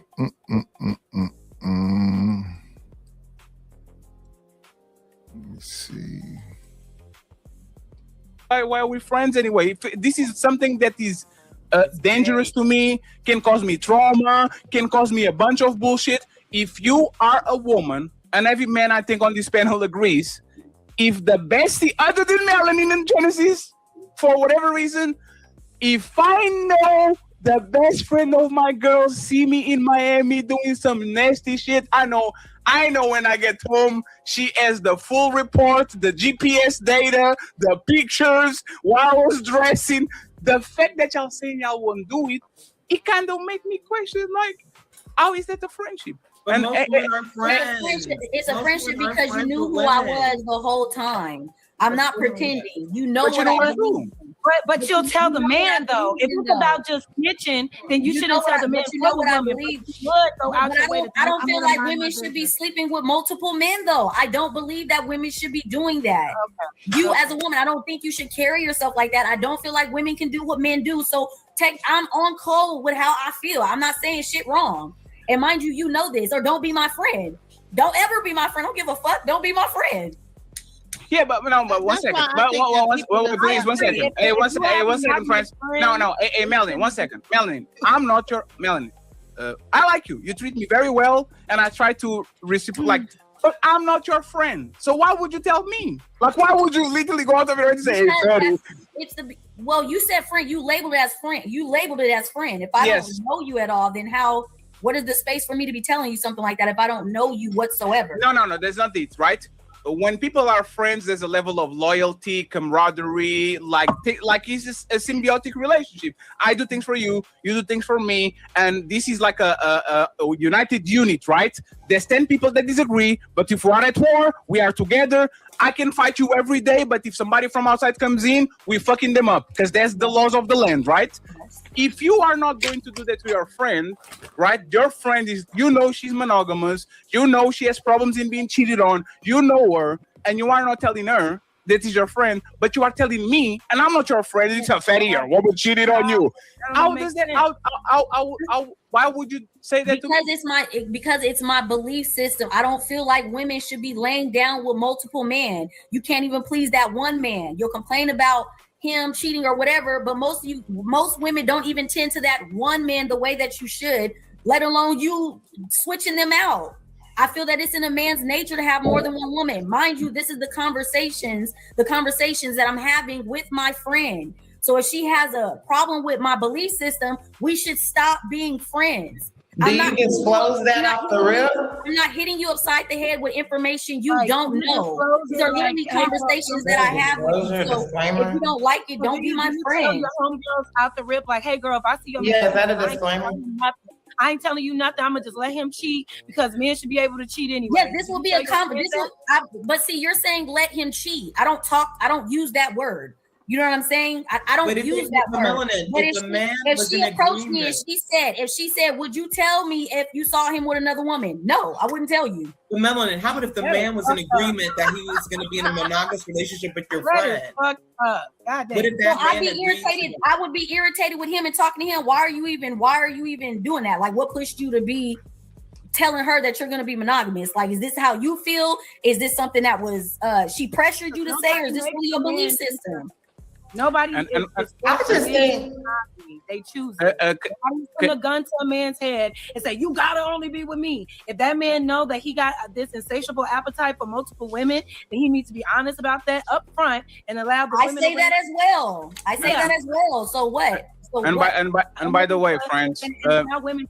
But if he does not, and he enters a relationship under the premise of being monogamous, and he steps outside of that, he should be fucking exposed. And if your homegirl is being betrayed by somebody who promised monogamy, and you know he's betraying her, I just think, I hear what you're saying, Mel. I just think if that's my friend, I'm going to tell her, and I'm willing to risk the little moment of time where she may not believe me, or she may not think I'm telling her, or whatever the case. I'm still gonna tell her.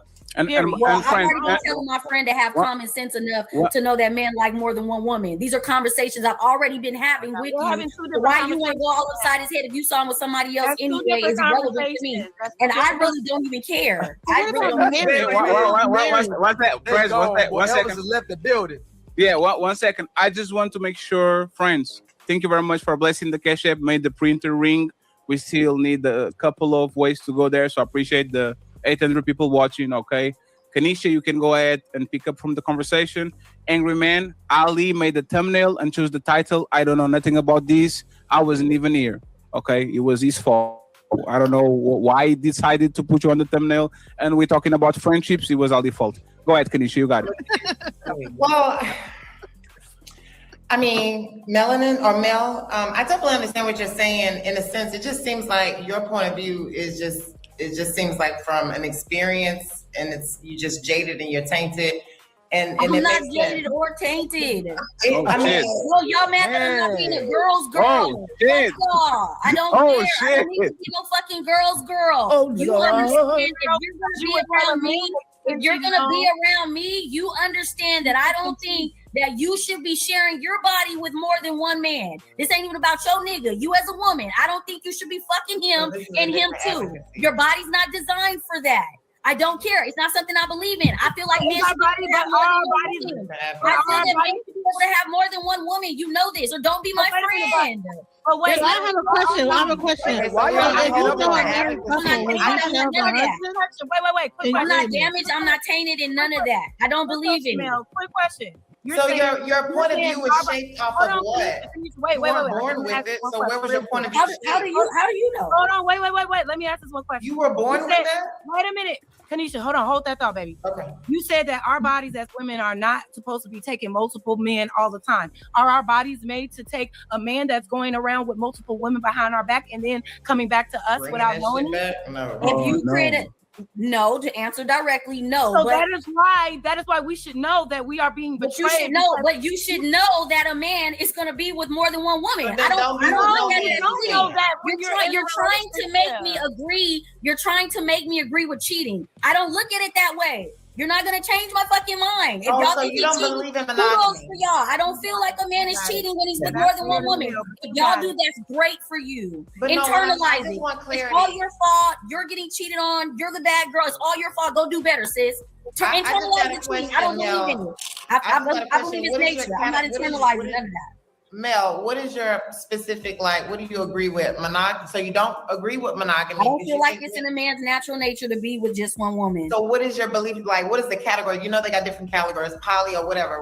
What do you believe in? Well, I guess I would believe in poly, but I don't like when we go personal because we're having a conversation and this is my response to it. You guys feel like it would be cheating. That's great for you. That's great for you. You know, I'm not asking you guys, have you been cheated on before? How many niggas didn't cheat on you for you constantly keep saying every man is cheating? I'm not asking y'all none of that because I don't care.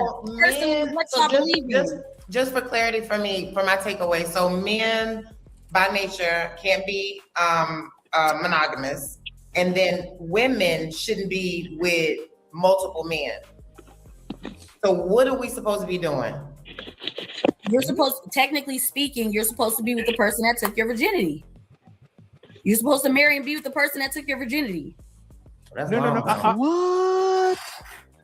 Angry Man, I'm gonna let Angry Man go first. But what I want to say is it's very hilarious to me. As much as y'all say y'all know men and women's nature, that throughout history the woman gave the man fidelity. Like you knew that he could deal with as much as women he wanted to, and he would deal with as much as women he wanted to. And we actually treated it the way we would. And y'all had to earn her love. We be dealing with as much as women as possible. This system is for y'all, and you still can't honor monogamy. So it's one thing that you can't honor polygamy, but you can't even honor monogamy. So shouldn't a man deal with multiple women because one can't still make y'all happy? Where Angry Man had 5, I had 5, Fatty had 5, Pastor Wayne had 5, we'd be happy with it. It'd be crazy. No, hold on. They already do that. They already do that. What do you mean? Hold on. For y'all go speaking for men. Jazz, no matter if you make a man mad or happy, he still want to smash you at the end of the night. When y'all get mad, hold on. When y'all get angry in your feelings, the relationship is almost about to end. We still want to have sex with y'all when we mad at y'all. Y'all ready to leave a relationship and give up on your man. We are different. We don't just let me land again. If y'all are so hypergamous, supposedly too, where y'all always looking for the better deal, again, you can't keep one guy. It would make sense for men to deal with multiple women because most of y'all leave. So women make us happy, and y'all not happy regardless if you have a man or not. Go ahead. But women don't make y'all happy. No, it's Angry Man. I say Angry Man right after me. Oh, my bad. Sorry. Yes, this is mental health clinic where we supposed to show that y'all care about mental health too. Y'all didn't hear the man talk, but it's ladies first. Oh shit! Y'all been ladies first the whole show, Jazz. Wait a second, isn't this ladies first? Or is it? Hey, Jazz, that was a good comeback. That was a good comeback. But my point is, every time we say something, y'all try to make it what y'all believe. That's not true. That's not true. Lady first, aren't you?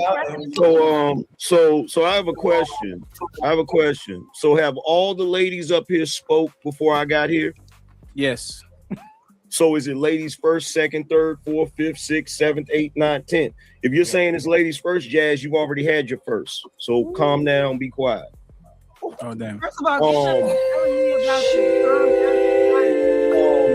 Melanie, check this out. Check this out, Melanie. Yes. Check this out. The reason why they're upset with you, is because in this day and age, women believe they own men. So you being a man owner by their estimation, if you see another woman's property stepping off the plantation, you're obligated to tell it. That's why they're frustrated with you right now, because they believe they own men. They believe as much as they talk about, I'm pretty sure. Hey, one second. No, I'll make 1 second. 1 second, please. Jazz, I'll make sure you can reply uninterrupted. We made clocks for y'all, so let him finish and then you got it. To talk to me, go fast. So I'm pretty sure it's my turn. So as much as they talk about bodily autonomy, my body, my choice, they believe they own a man. The moment that a woman gives a man some sex, they believe they own that man, right? And it's never been like that in the history of the world, right? But the funny thing is how they're acting like they don't understand what a double standard is.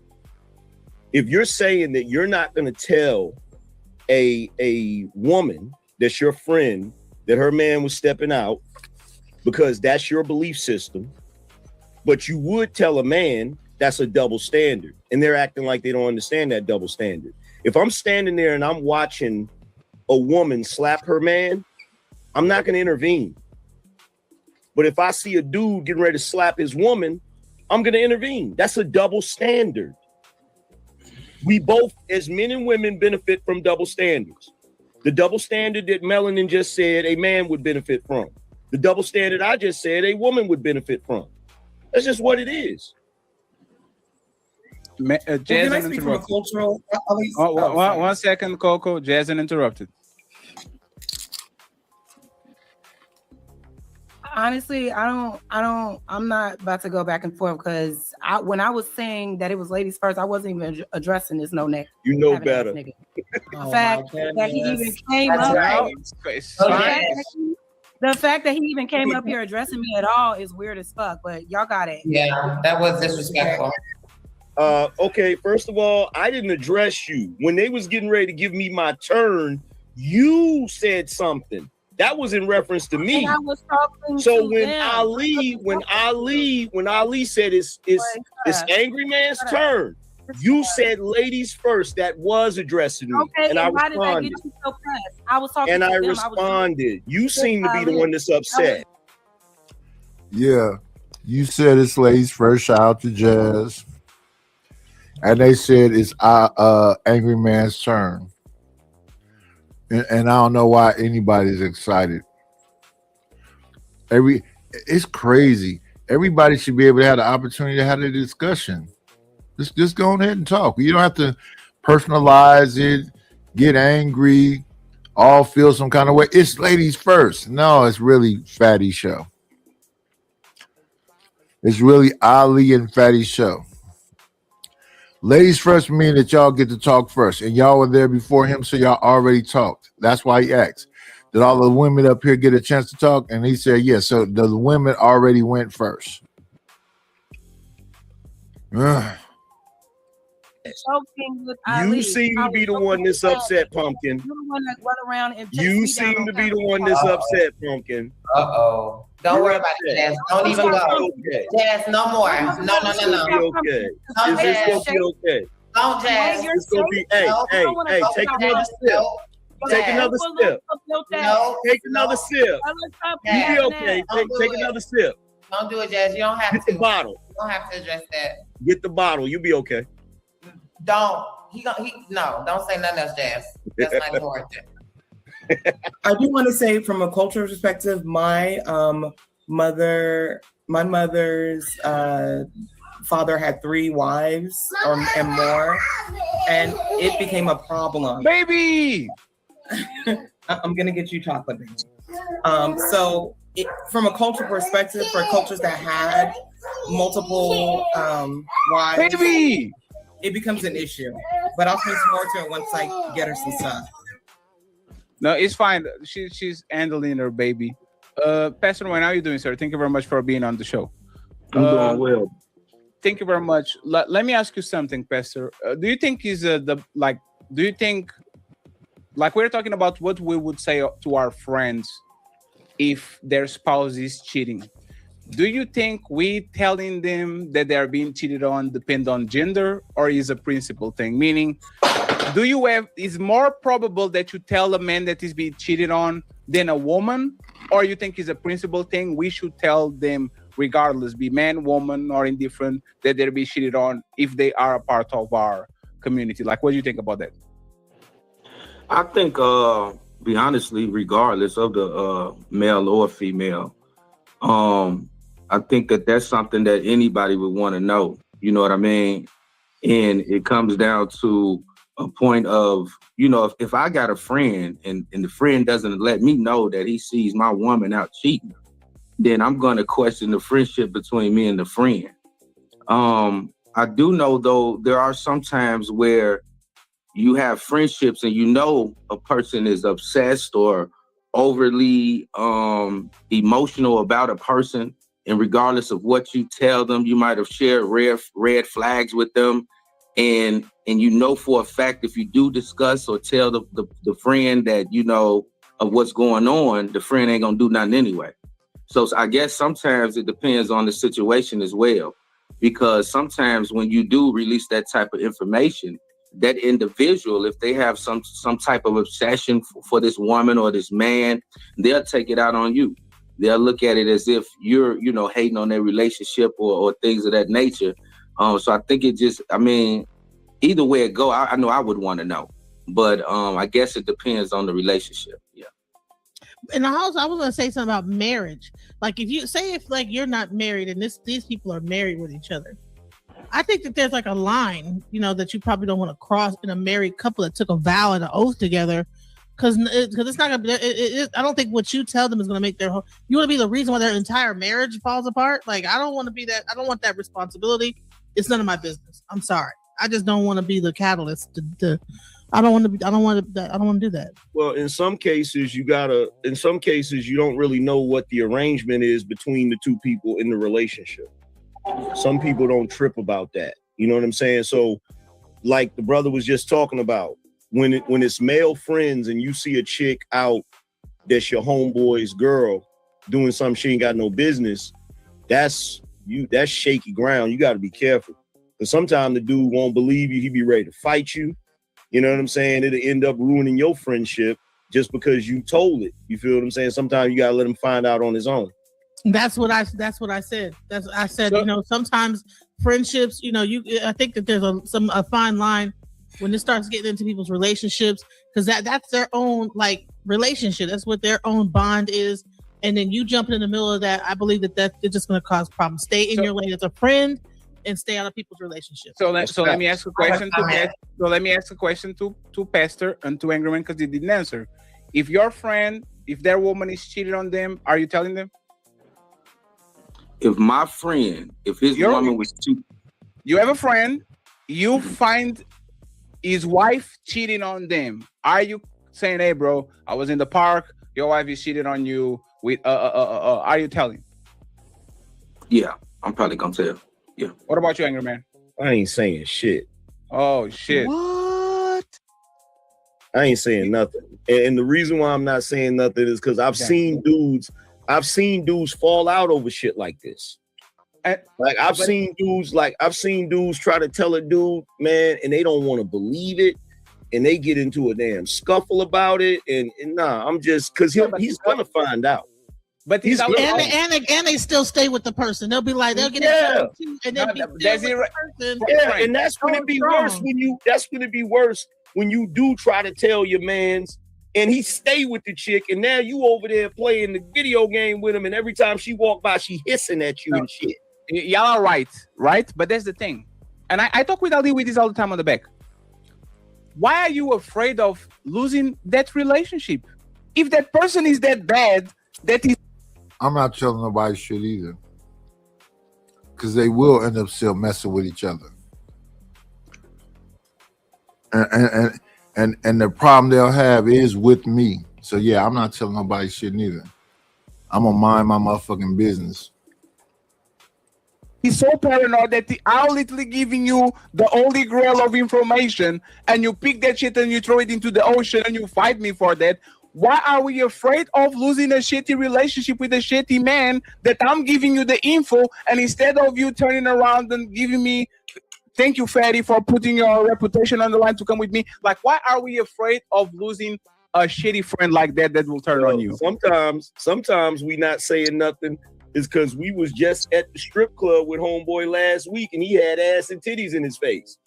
Sure, so we see the chick and we're like, sure, but so you believe in you believe in divine retribution? Like you believe, like if a man is doing dirt? I believe in staying out of people's relationships. That's what I believe. That's crazy. That's what I believe. Hold on. How uncomfortable is that you done told? All right, so now, all right, you friends with them and they're a couple. You done snitched on him cheating or whatever. And now y'all going to go out and have dinner together. And he that's life. Hey, that's life. Hey, Genesis.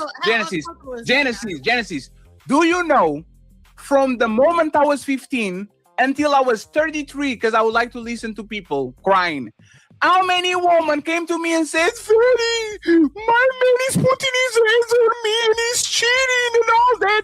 And we would have a conversation. And then 2 weeks later, they will be with each other. And I'm looking at her, you motherfucking dumb bitch.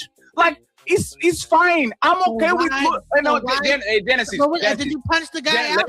Genesis, let me land the parachute. Genesis, She showed me who she is. She's a dumb bitch. I don't want to be around dumb bitches. You are dumb. You are a person that is not worthy of my time because I spent 3 hours of my day with you crying on the phone just for you to get back to the man that is abusing you. So now is a choice. My conscience is clear. My conscience is clear. If one day we're talking about this and it's weird, it's going to be weird for you. It's not going to be weird for me because I did what I needed to do. It's about But you. the difference is that it's principle. if you tell someone selfish shit. that this guy cheated on his girlfriend, Huh? and you try, you can't be in the midst of them at any point because he knows that you were the friend that ratted him out, and now that's uncomfortable. Okay. Mind your business. Mind your goddamn business. Hey, 1 second. Maybe Kanisha was right about cultural differences, right?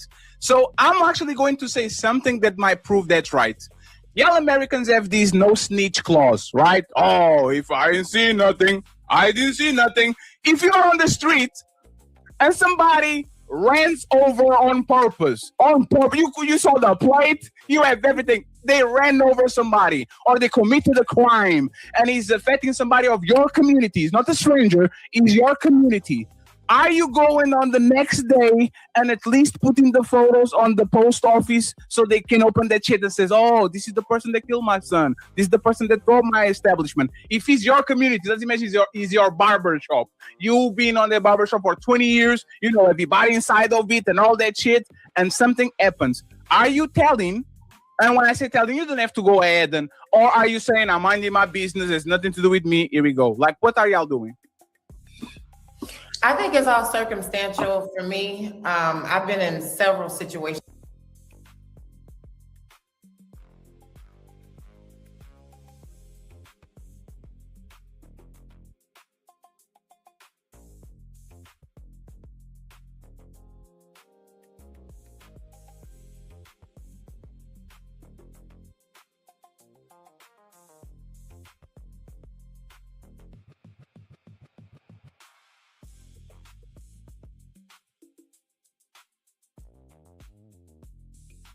Like this one where a man tried to come on to me and I had to tell a girlfriend, or I had to debate on whether or not I should say something.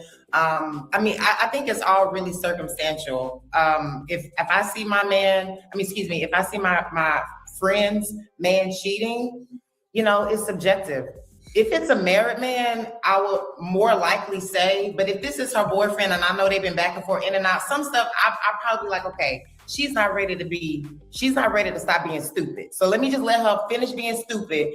And once she done, she done. Because it does happen like that. With women, sometimes they just not ready to see the truth. And if you interceding on some of that, trying to be her friend, she would and can turn on you. Because this happened to me multiple times. That's why I'm really indifferent.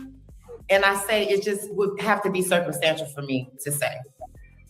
But I will say love makes you do stuff. I'm definitely speaking from experience. Trust me. Love make. That's why when Fatty says she being stupid, you can't necessarily say that because love make people blind. They make them not certain. Make them drunk. Absolutely, that's fair. Well, that's right. Dick blind. But that's the thing. Love makes you drunk, but I don't let the drunk driver drive the car. You go on the back. You can put you on the back. It's my job to tell you. Love eggplant too. Is my job to tell you. Is my job to tell you. Is my job to tell you you are drunk. Don't go ahead and get the keys. You know what to be. You know what to be responsible, in my opinion. Oh, Kanisha drunk and she's driving. None of my business. None of my business. Yes, it is. I literally see her stumbling and shit. At least I'm going to say, hey, miss, hey, don't do that, miss. Can I call somebody to come pick you up? Like, is there somebody that can Uber? I'll even pay for it. It like literally happened where there was a person that was stumbling off drunk. I said, give me the phone. Let me call them. I will Uber that person over here so he can drive the car home and you can have the car on your driveway. But you letting somebody, especially from your community, do things that you know are going to either damage somebody's reputation or going to fuck them up, and you say, none of my business. This is why the black community. No, I don't talk about the black community.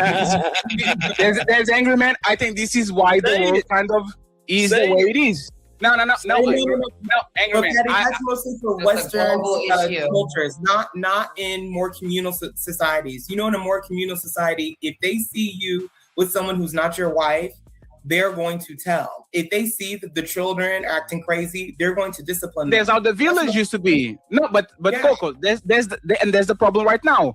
When I was kids 30 years ago, my dad and my mom didn't have to do nothing. If I was misbehaving, my teacher, my uncles, my neighbors, auntie, grandma, cousins, friends, I will be fucked. Because I know as soon as I get home, my neighbor told her, Fatty was doing da-da-da-da-da. Right now. And it was like that in the black community too at one point.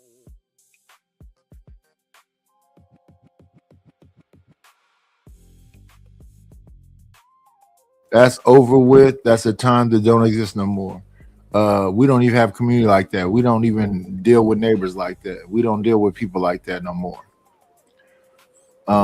Bet nobody not touch nobody kids in 2026.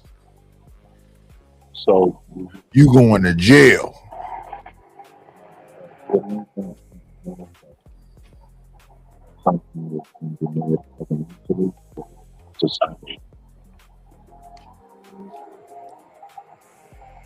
We don't know what's happening with Smitty. He got a bunch of different odd sounds coming out of his speaker. He is not clear. All right, hold on, Reddish. Let me just drop and pick right back up.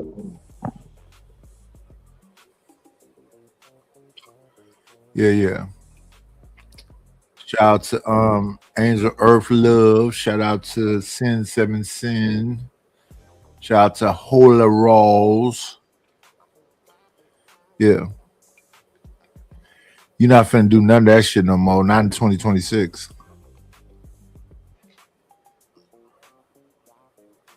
Can you hear me clear? Yes, sir. No, I was just saying, what do you think engineered that? Because I'm gonna be real with you. I think that's something that's been induced on the people from that little fake flu shit they had going on and everything else. Like people don't talk like that. People don't communicate like that. Food systems aren't the same. You got parents that don't show up for teacher meeting conferences.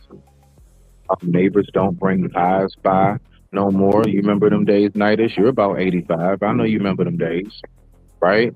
I'm nowhere near 80, but that would be I'm just messing with you, Brad. It's sarcasm. It's in the S section of Webster. Nah, just saying. I mean, I know you're 60, but I mean, see, there we go. Just throw them back. I ain't mad at you. Just throw them back. But no, I'm just saying, like, you know what I mean? Like people used to actually, I remember my parents doing that, actually giving neighbors like a cake during the holidays, or like, don't nobody do nothing like that no more.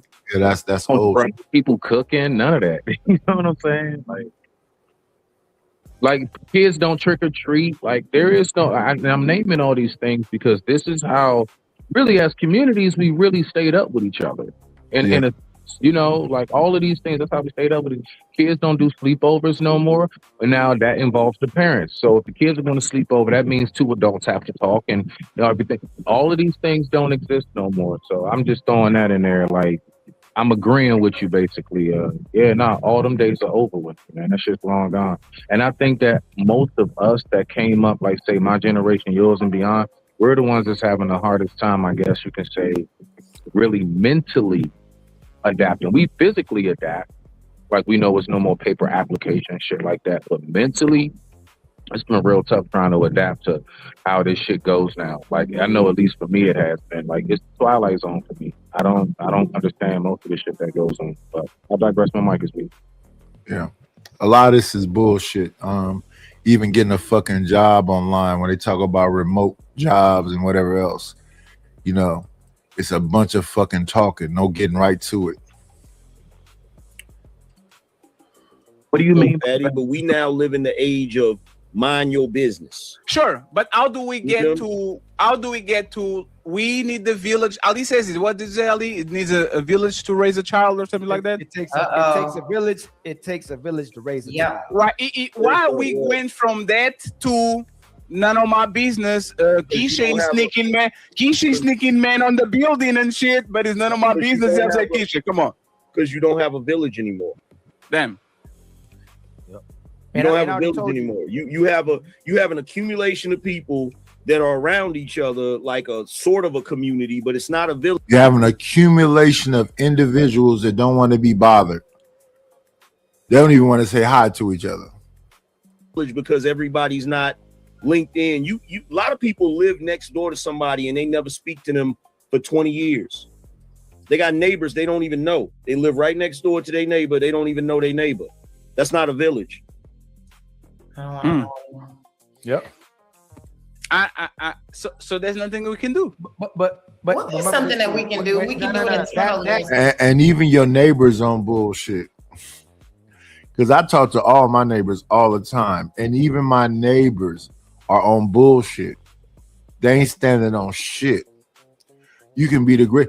A neighbor had kicked the ball in my yard, and then I was outside putting a damn a door on the front. It was like, my son kicked the ball over, and I said, you can come over whenever.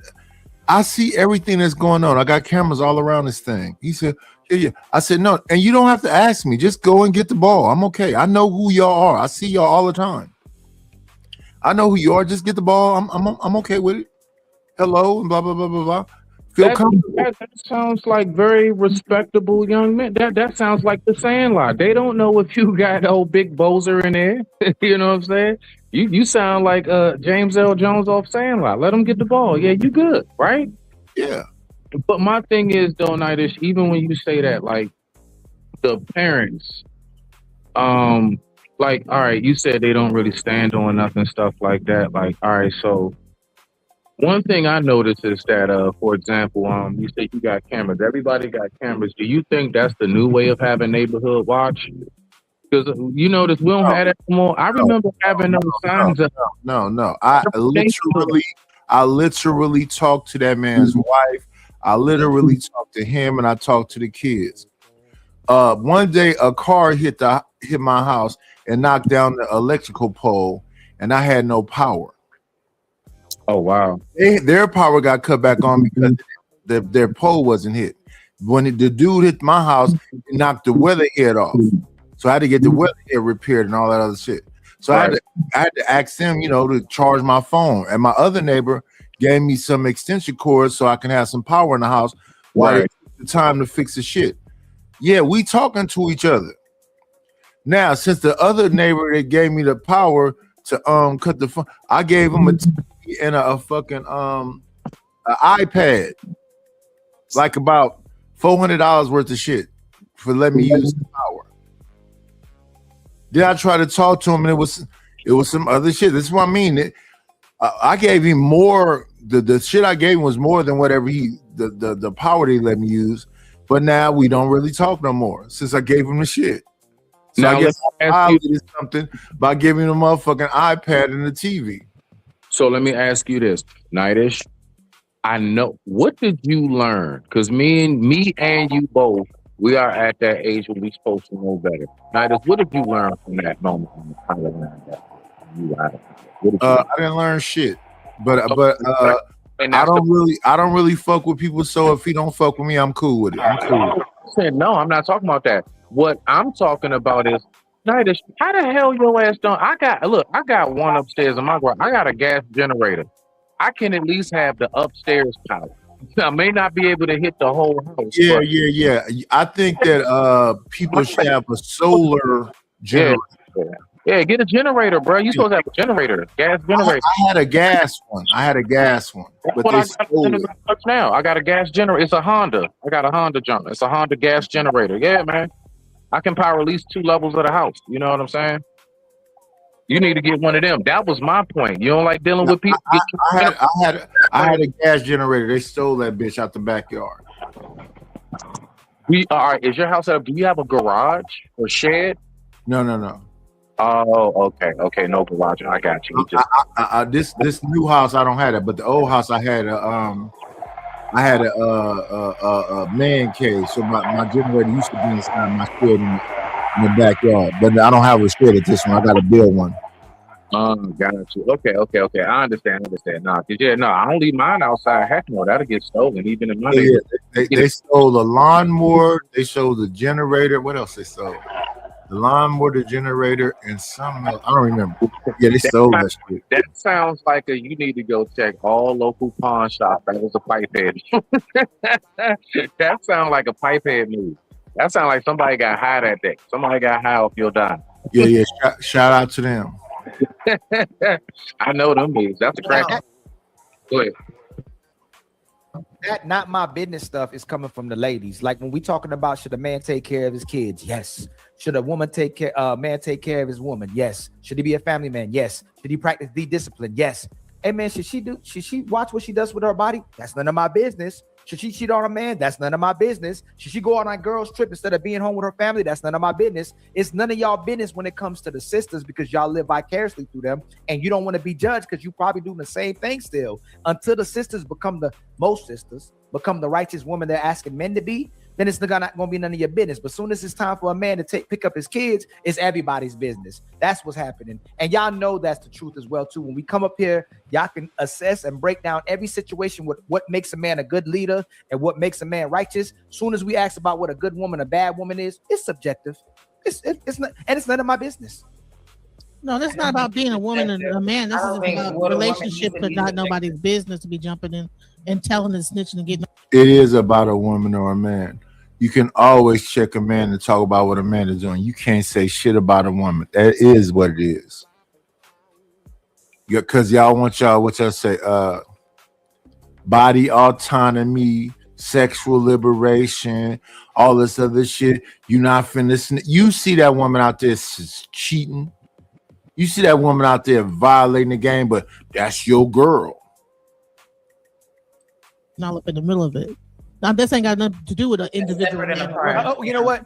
Hey, should a woman be loyal to her man? Yes. Should women have children?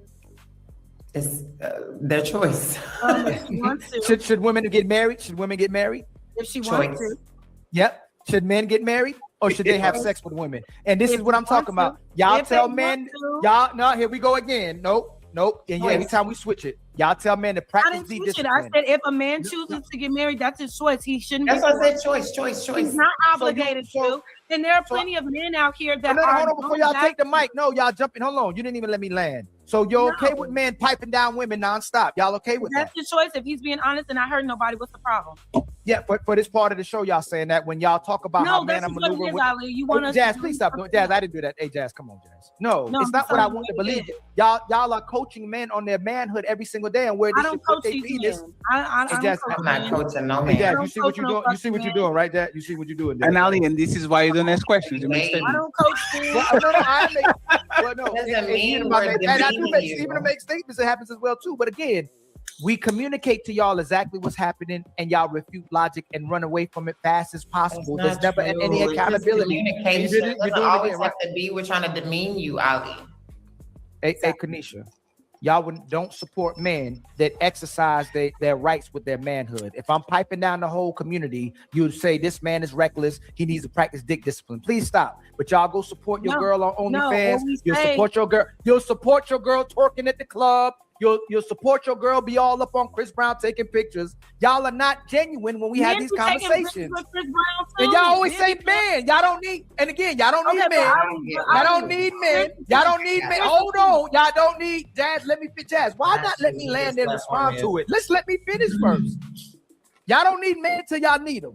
Y'all can have sex with whoever y'all want till you're 29. Then you want somebody to marry y'all. Y'all can have PTSD, gotta heal, be all these righteous women, but you don't want to deal with a broken man or a man who ain't got no money. Y'all lie consistently about these conversations that we have. The man has to come to you complete, but he can take you at half the finish line. Y'all want a full man, but you want a man to support you no matter what you're going through. Just keep it real.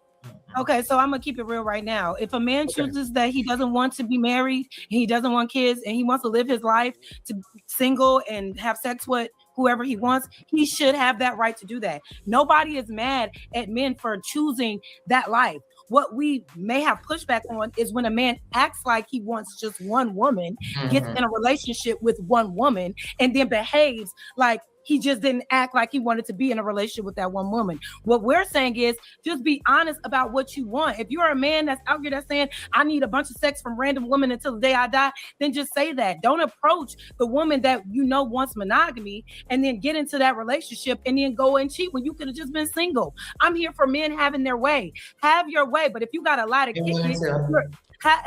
if you got a lot to kick it, then you're a coward, because nobody is forcing a man to do anything. Nobody is forcing y'all to be in marriages. There are plenty of men out here that say, I don't want kids and I don't want marriage, and nobody ever has pushback for them. But as soon as a woman Nick says, Cannon, I don't want kids. You guys have an issue with Nick Cannon. You guys have a problem with Cam Newton. Angry Man, I got you. Don't forget what you want to say, Angry Man. I got you. Let me land. Calm down. Thank you. So what I'm saying is, have your way. Just be honest. Nobody is mad at y'all. Like if a man wants to just fuck everything for the rest of his life, do that. But if you gotta lie and cheat and creep around, then you're not moving with integrity. You're not even being honest with yourself. Have your way, but just be honest about it. Don't go into situations with a woman that you know values monogamy and you don't. That's selfish and that's dangerous to both of y'all, because now you live in a double life when you could literally just be honest about it. And when you're honest, there are a lot of women out here that will appreciate that and be like, you know what, fuck it, I'm with it. I'll be one in your rotation. Woo. Now maybe the woman that you actually want, because usually the guy that be out here slinging all that dick around like a nice little wholesome woman at home base that he could just rely on when he done throwing that dick around in the street. So he not willing to be upfront and honest with that woman. So he has to lie. And that is the issue that I take in. It's not about you having your way. It's about how you're doing it. Let's get Angry Man and then Melanie interrupted. Okay, so that is, let me preface this because she's gonna think I'm attacking her. That's your opinion, Chaz. The truth of the matter is men have gotten attacked for not doing the typical thing that they're expected to do, which is to get married and have and get married and have the 2.5 children and the white picket fence. You literally had a few years ago a movement called MGTOW. Those dudes were shamed relentlessly. They had news articles, they did freaking news clips about it, all types of shit. They said that if men don't do what they're supposed to do, they acted like the whole society was going to collapse. You even see that with the passport bros. They're getting shamed constantly for what they do. And just like they said a second ago about Cam Newton and Nick Cannon, they get shamed relentlessly. Every time their name comes up, they talk about how irresponsible they are and how they creating broken homes and all that type of shit. You can rebuttal and then Melanie. All I'm saying is I don't know why it's so hard to understand. I don't know why it's hard either. If you are a grown-ass man, you are in control of everything. You are the leader, right? No woman should be able to conform you or contort you to live the life that you want. If you are a man out here that want to have a bunch of kids out of wedlock and you want to do all of the things, if you're not harming anybody and being upfront and honest about your lifestyle, I have no problem with it. The only issue is when you lie to get to where you are, when you betraying people to get to where you are, because there's no reason to do that when you could just be honest. My whole preface is just be honest, and I don't know how anybody can have pushback on that. Go ahead, Mel, and then Ali. So I agree with what the Angry Man said. I would just like to pinpoint that if he's not being monogamous, everything that she's choosing to describe the non-monogamous man is negative talking points. You know, he's sleeping with anybody, he got kids everywhere, and things of that nature. So that's all I would like to say. But Angry Man, I agree with Angry Man. With the thing with all the kids thing, we may have the way Cam, like for instance, Cam Newton, right? The fact that he has said things like, oh, women are devalued every time they have baby, but have a slew of baby mamas, contributing to that problem, right? When you say certain things, but that's you just getting offended. It's a fact that your desire level is no longer the same. Well, when as a man, why are you devaluing all these? You're listening with ears to get offended, right? No, Melanin, that's not even the point I'm making, girl. Nobody's the point. But that is the point. Your value is not the same if you have your value with a woman with no children. That's not what I'm saying. A woman with children, the value is not the same. So his talking point is not to offend you. It's just a fact. Okay. But he has multiple baby mamas, though. Okay, thank you. So he is contributing to the pool of baby mamas. How is he contributing when they willfully open their legs? Yes. Now that's So the if, point. so if he doesn't, how is he contributing when they keep laying on their back? That's the real point. How is this a man's fault? How is this Cam Newton's fault? Hey, one second. Yeah, one second. I was on y'all side and y'all literally make Mel points. As soon as we started about Cam Newton, we're talking on a negative way when this motherfucker is the most honest man. Saying, like, think about it, right? I was on Jaz's side. One second, please, Jazz. No, one second, Jazz. I was on your side. This is about the lie, right? The liar is the one that should be punished because the motherfucker lying. But Cam Newton is actually telling the truth because he has multiple baby mamas and everybody knows what type of time it is.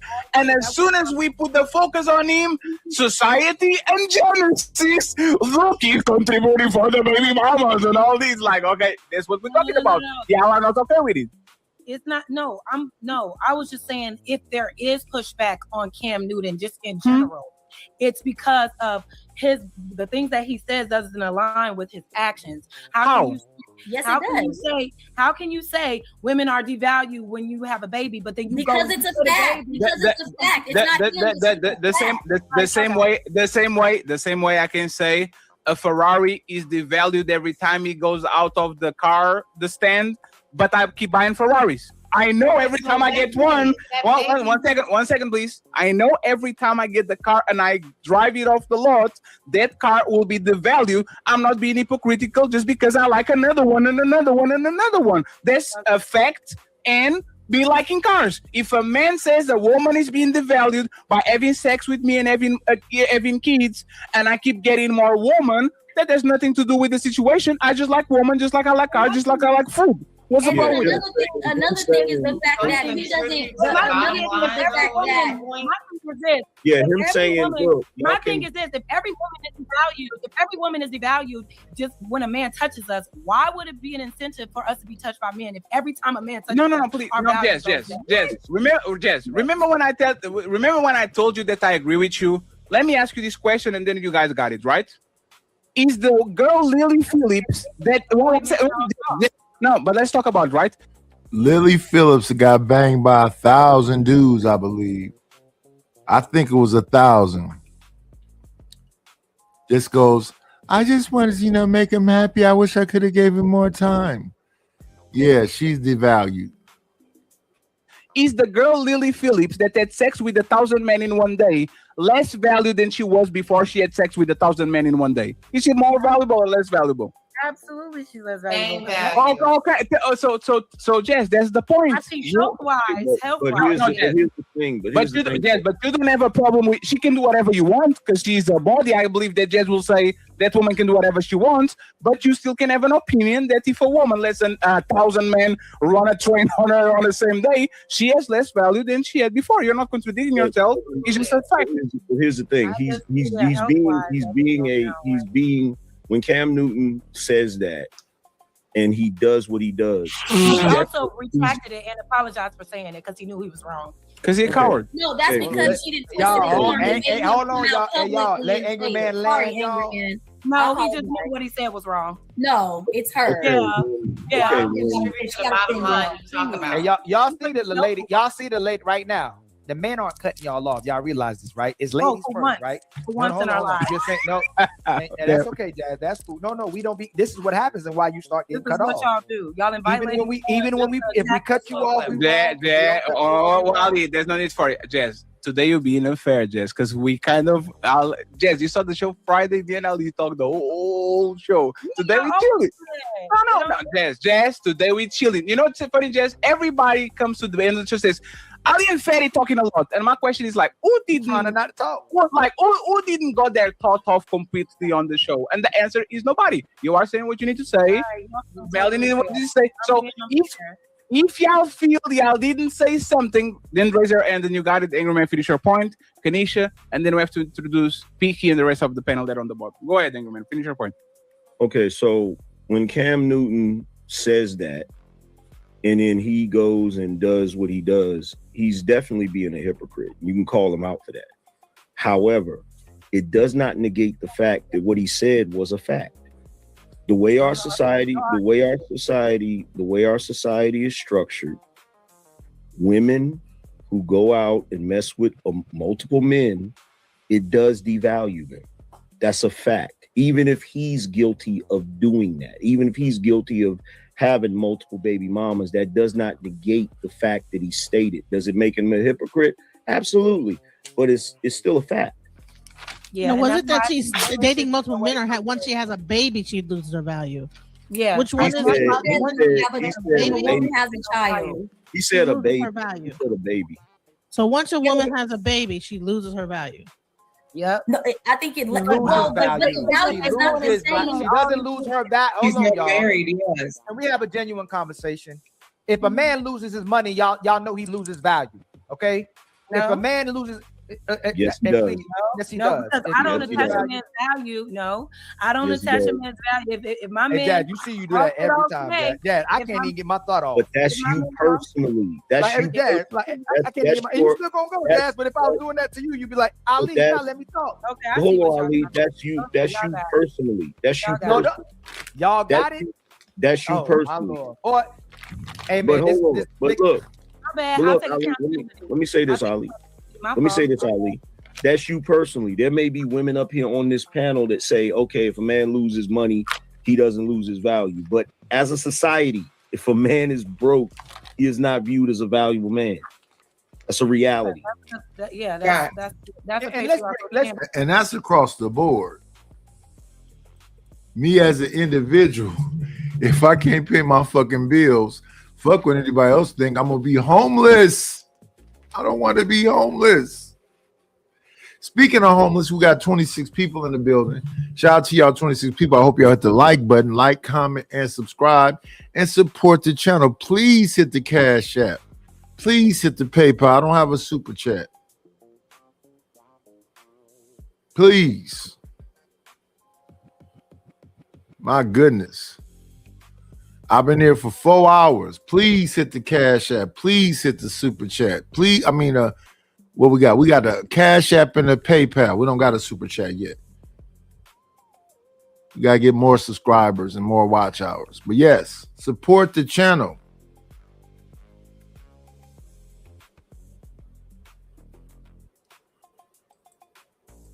break. Hey, y'all want to keep it real because y'all don't like the truth. Y'all not loyal. Hold on, Jazz. Please stop talking, please. Y'all are not loyal.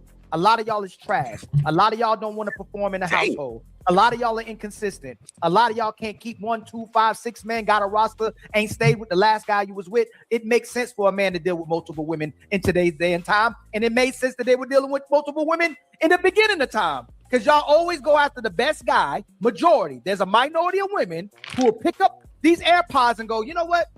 I like these AirPods. I'm going to stick out with these AirPods for the rest of my life. Majority y'all, you'll get the man that you wanted, and you can't deal with what comes with that man. So either he a strong man, he toxic, he a weak man, he ain't got no backbone. Y'all don't stay with nobody. But I will say it again repeatedly. If Peaky had 10 women, if Angry Man had 10 women, if Fatty had 10 women, if Ali had 10 women, no matter what they came with, I'm still going to bust them down at the end of the night because we actually love women. Y'all use and then they'll poison you and your children y'all right among y'all each created, other. hold on real quick. Y'all destroyed. created hoes, y'all created whores, you created prostitutes, and then at the end of the line, you went, you know what?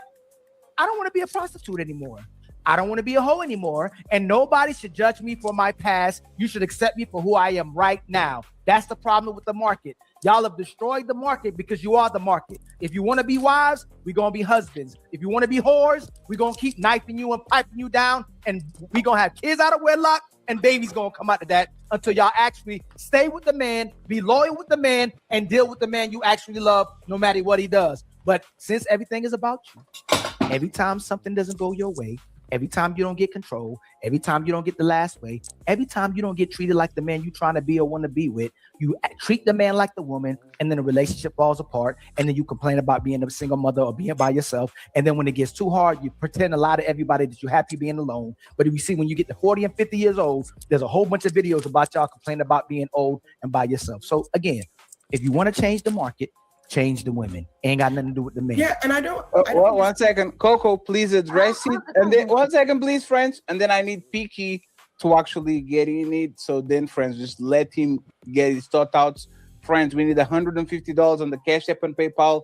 There's 900 people. Yeah. And that's what it basically breaks down to. Shout out to Fatty, shout out to Ali, shout out to Angry Man. I was on the panel with Angry Man the other day.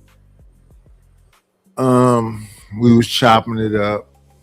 I got 26 people here. We've been here for 4 hours. Let me see something right quick. Let me see something. I'm gonna do this before I leave. What time is it? 7:22. Let me do this before I leave.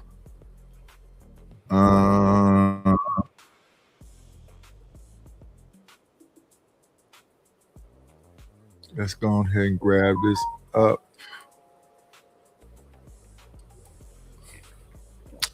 I have no idea why y'all would not hit the Cash App or the PayPal. But shout out to the motherfucking shout outs. I got to get the watch hours in. I got to keep doing business. This is a business. And that's the way we look at it, right? This is a business.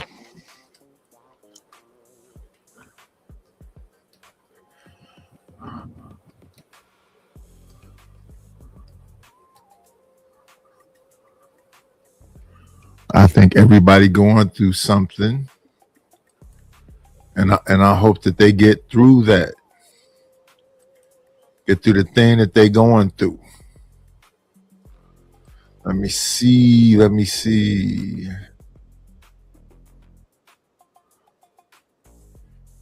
Let me see. Let me see.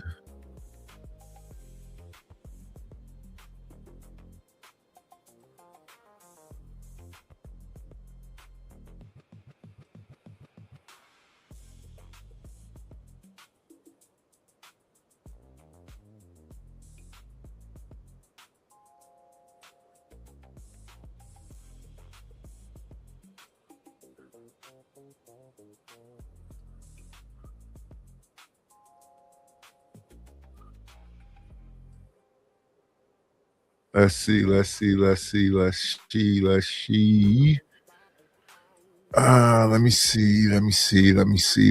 Let me see.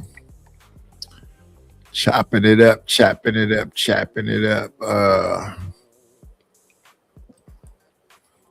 We're gonna move over.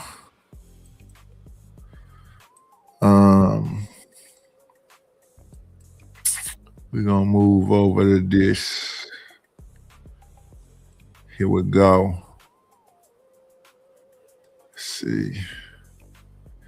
Fake friends to Ashley. That's where we want to go to, Ashley. Let me see. Ashley. Let's get here. Widescreen it up. Bring it on stage.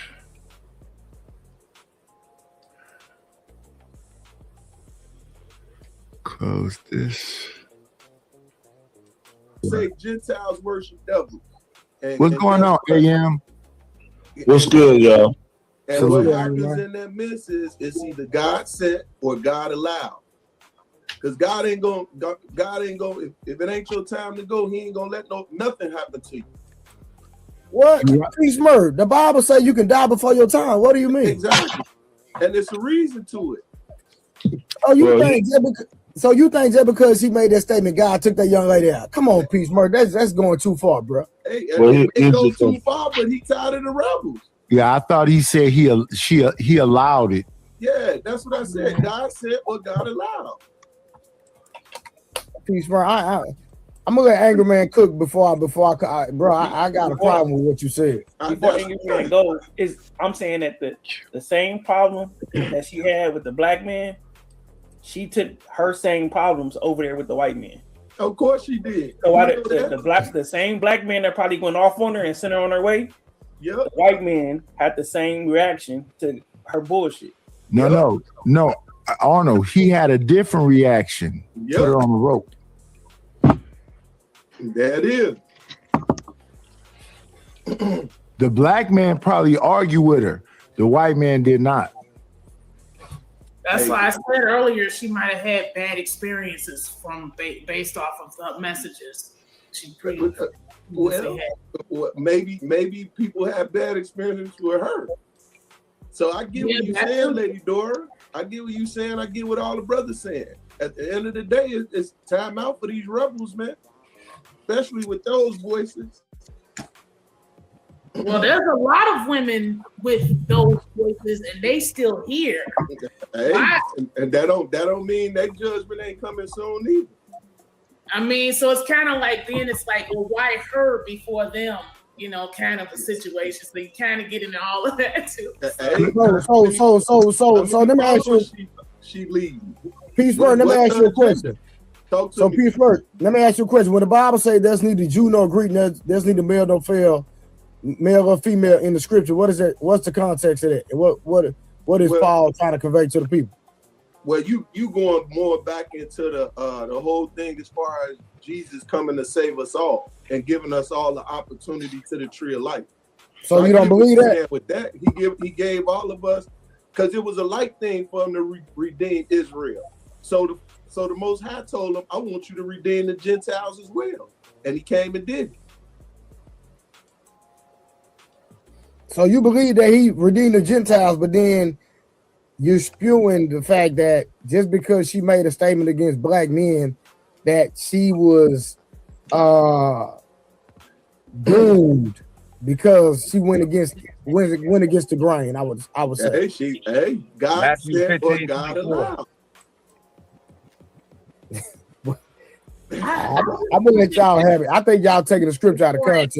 Hey, I kept it in context. Nah, you on that Hebrew Israelite stuff, bro. You on that Hebrew Israelite stuff, bro. I'm on biblical stuff, bro. That's what it is. Yeah, but the Hebrew Israelites take the Bible out of context all the time.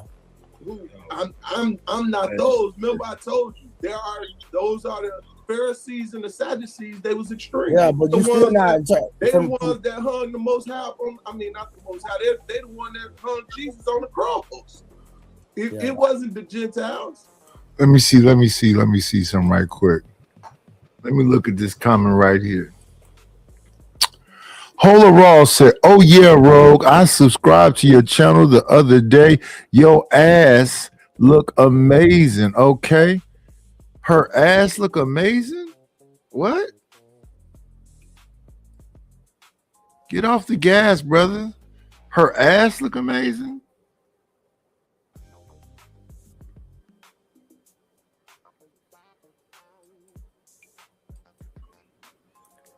I understand that, but what you're saying, I disagree with. But go ahead. That's okay to disagree with it. I just gave you my viewpoint. What was you gonna say, angry man? I was just listening to what was being said. I'm trying to figure out what God got to do with this, because if the person that took her up out of here was named Jermaine or Tyrone, y'all wouldn't be talking about God. You'd be talking about that nigga.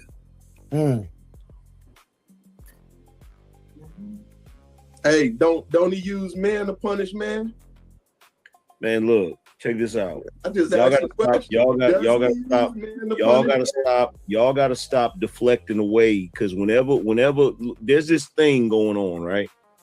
Where whenever a black man is guilty of taking out a black woman, there's a whole conversation around black men deleting black women. Whenever it's a white dude that does it, whenever it's a white dude that do it, we got to talk about everything except that white dude. Who is man, when we do that, then it ain't all white men. They get to protecting them, so you know how that.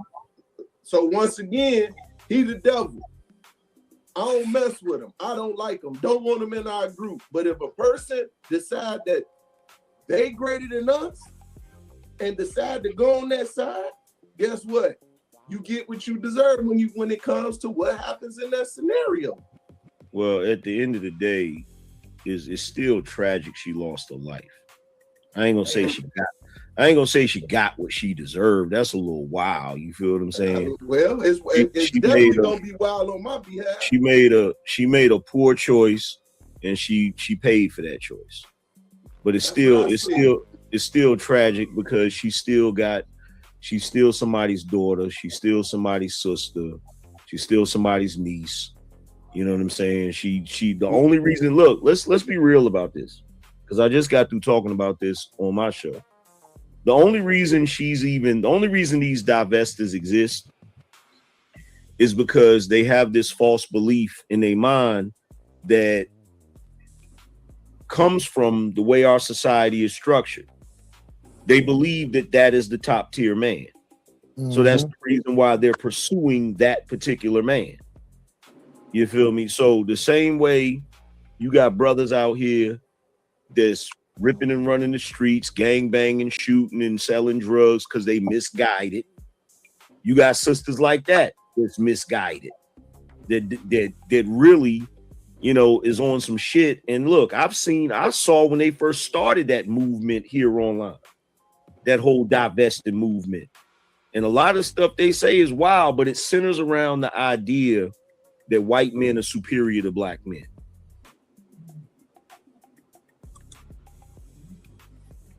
Agree. Hey, that's they stupid ass thinking. We tell them the government got them. That's they retarded ass thinking. Program them to think that way. Don't nobody want to talk about they feel like. So let me ask you. So let me ask y'all a question. So how is the government programming black women to deal with white men, or black men to deal with white women? Do y'all like let's call it on both sides of the spectrum? Is it the government? Is it the white man, or is it just people's personal preference? Wait, say that one more time for me, Trey. Okay, so if I'm not mistaken, I just heard Harwin say that it's the government influencing black women to deal with white men. Am I correct, Harwin? Oh, yes, you heard that. Definitely. Okay, so my question is that the same for black men dealing with white women? So what I'm saying is, how is the government influencing it? Hold on. Or is it personal preference? It's not personal preference when somebody is conditioning you to think a way other than what you would think if you was in your right mind. How do you know what your preference would be when there's government documents? There's actual government documents that say we must stop the rise of a black messiah, and then as soon as somebody get talking about that, people start to turn their heads sideways like, oh, here we go. But we're moving the goalposts on my statement though. It's both. I said you ever read the Moynihan report? It's both though. Yeah, it's not the same on both. It's not the same both sides. Like I never heard it called the Moynihan. It's the Moynihan report. Maybe I was nodding off. I think I was woke. I never heard it called the Moynihan. Was that Harwin that said that? It's the Moynihan report. The image of the white man, black family has been exalted in America. Go ahead, brother. Yeah, but what he means when he says it's the same on both sides is because it's sort of like a status symbol in addition to being spite. So you might have, and I'm not saying this is everybody, but you might have some sisters out here that get with a white dude because they feel like that's the only way they can level up as far as their status, which is false. But they believe that, right? That's and then you have brothers. You have some brothers. You know what? You're right. You have some brothers that get with white women. You have some brothers that get with white women because that's their way of feeling like they sticking it to the system and shit. Gotcha. So it's both. Like it's both doing it, but it's also, to answer Trey's question, it started out as this sort of programming, but it's become a personal preference. So you believe it was programming from the government? Not programming from the government, not programming like Jason Bourne programming. You feel what I'm saying? Just the way our society is structured, the way it's always been structured. That is Jason Bourne programming. That's Pavlov's experiment. No. Like the media, the imagery that they it's like has a liaison. The CIA has a liaison contract with the media. No. That's a fact. No, that's a fact. the CIA has the liaison contract with the media. No, I understand that. Okay, But- so what did I say? No, but 1 second. Let me ask AM something. AM, what's that book you said when the transatlantic slave trade came and that the black woman was already with the slave? What's that book called? Daughters of the Trade. Daughters of the Trade. Yeah. But So see, what's here's that the about? thing. It's not as simple. It's not as simple as look, and I'm not saying the brother that just talking about CIA programming. I'm not saying that Yeah, that was doesn't Carwin. exist. Yeah, I'm not saying that doesn't exist. What I'm saying is what you have to understand about our society, the way it started. The way it started, it is structured to put white up here and black down here. So it's always been structured that way. So of course, moving forward, it's just like in the Latin communities. In the Latin communities, you'll have women that will encourage their daughters to get with a lighter Latin man because they know their children are going to have a better life. It's that type of thing, right? So it is programming. Some of it is overt. Some of it is just underlying. It's just in everything. It's in the language. Yeah. You look up black and white. Black is always attributed to something negative. White is always attributed to something pure and good. It's the structure of the system. And not only the structure, they're currently still pushing the structure. When we think about flour and sugar, I disagree. But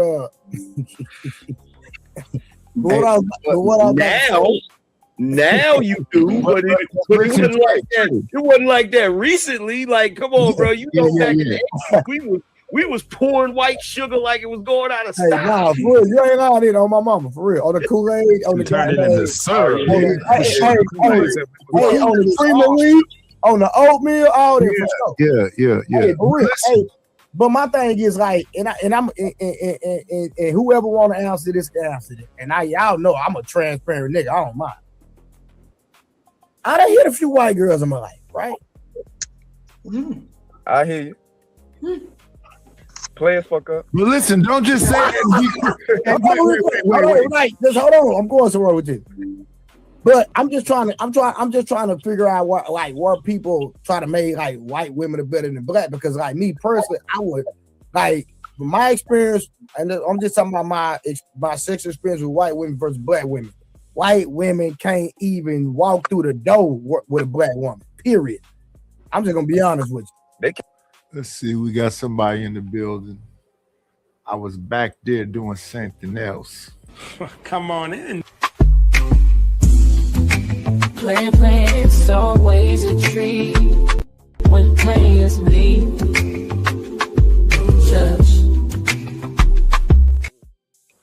What up, night? Getting the watch hours in. Okay. Yeah, I'm so anti-angry man at this point. He said the most dumbest shit to me. Now I used to think he was halfway smart. He's not even halfway smart. He just say shit to please people, right? He just say shit to sound wise. Talk about black people misguided. What the fuck do you mean misguided? What does misguided mean? Going in the wrong direction. We all fucked up a certain type of way. Everybody fucked up. Look at it. And that's the same conversation we had with Do you believe in pro-blackness? Huh? Do you believe in pro-blackness? Yeah, there's people that are pro-black. No, I don't. You know what I mean? There are people that are pro-black, right? But that has nothing to do with whether you are going in the wrong direction or the right direction. Everybody has a different purpose on this earth.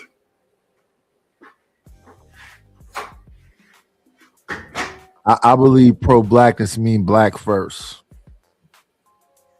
Not necessarily. That's not pro-black. Pro-black just means your people count to you. You're not disowning your people. That's all. No, it's black first. No. You can be pro-black and have a white woman? Yeah, you can have a white woman to be pro-black. No. Hell no. Yes. Let's have this conversation. Wake your ass up. we need to argue, wake your ass up. But being pro-black has nothing to do with marrying white women or dealing with white people. That does not mean you're not pro-black. If you either let me break it down to you, man. Either you're pro-black or you're anti-black. There is no in between. Yeah, so how can you have a white woman and be pro-black? Pro-black mean black first. No, that's not what it means. I can be pro-black and have mixed children? Yes. Hell no. Yes. Yes, because being pro-black has nothing to do with what you satisfy yourself to do. Being pro-black is not turning your back on your people. That's what being pro-black is. If you marry a white woman, you turn your back on your people. If you have some mixed kids, you turn your back on your people. It's not the case. Every black, there's no such thing as pro-black because black people as a whole have took the American way of life over being black. So so that's selling out. Yeah, that's selling out. Yeah, that's so that's cool. everybody. That's everybody. Cool. That's everybody. Then you anti-black then. If you sold out, yeah, for sure. So if you go to work for a white man, you're anti-black. If you work for a white man to feed some black people, you still pro-black. This is a white country.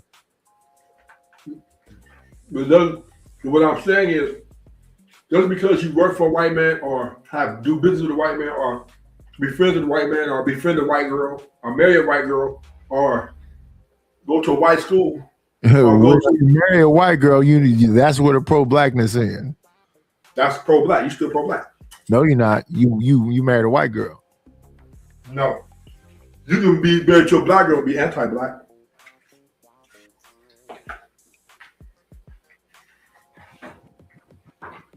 Right? Because you and your wife moving on up to the sky, to the apartment in the sky high, right? You can be married to a black woman and be anti-black.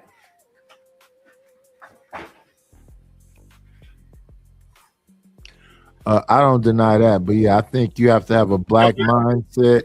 You're supposed to be supporting black business. You're supposed to be supporting black education. You should be having black children. That's what pro-black look like to me. It don't look like me marrying a white woman. It's not pro-black. Just like, I'm gonna give you an example. What's pro-white? When you mess with nothing but white women? Nope. When you keep whiteness alive? Nope. Nope. Being pro-white is when conflict ensues, you're down with your people. That means you're ready to die with your people and for your people at any moment. That's being pro something. So just because you're married to somebody that's another race doesn't mean you're not ready to die for your people.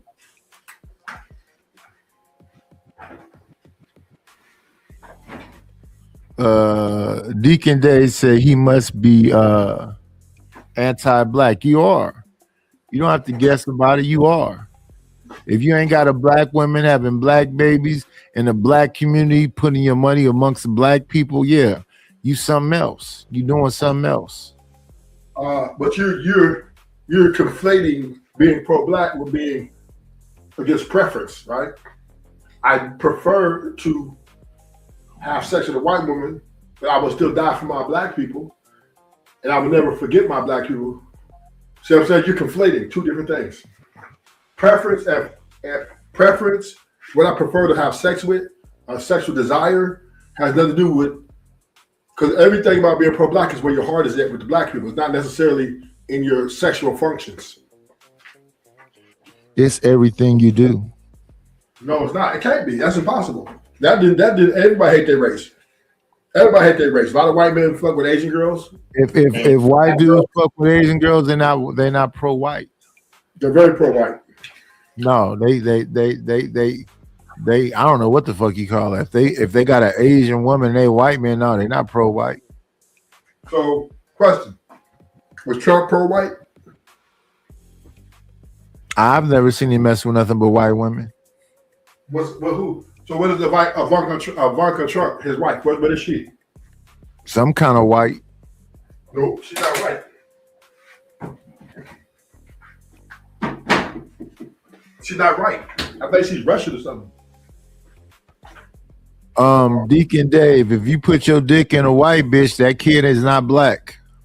Yes, it is. That kid black. Because it's where his heart is at. It's mixed. It's where his heart is at. Listen, there are white people. A Latina, it's mixed. There are white people who are pro-black. Not black. There are white people who are pro-black. So can a white Like person me, I like a dark skin, big lip, big nose, African chick.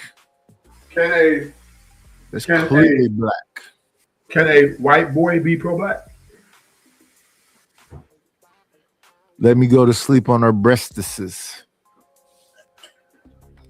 Are you refusing to answer the question? Can a white boy be pro-black? And what makes it black is because it's all black. When you start dibbling and dabbling and doing all other shit, yeah, that's not pro-black to me. I don't know what the fuck you call that. Can a white boy be pro-black? But don't get me wrong. I understand y'all want to get a white girl, an Asian girl, or who knows what. Shout out to y'all. But can a white boy be pro-black? And all them women might be amazing, but if it's left up to me, I just want some chocolate. So Some can chocolate. a Latina girl be pro-black?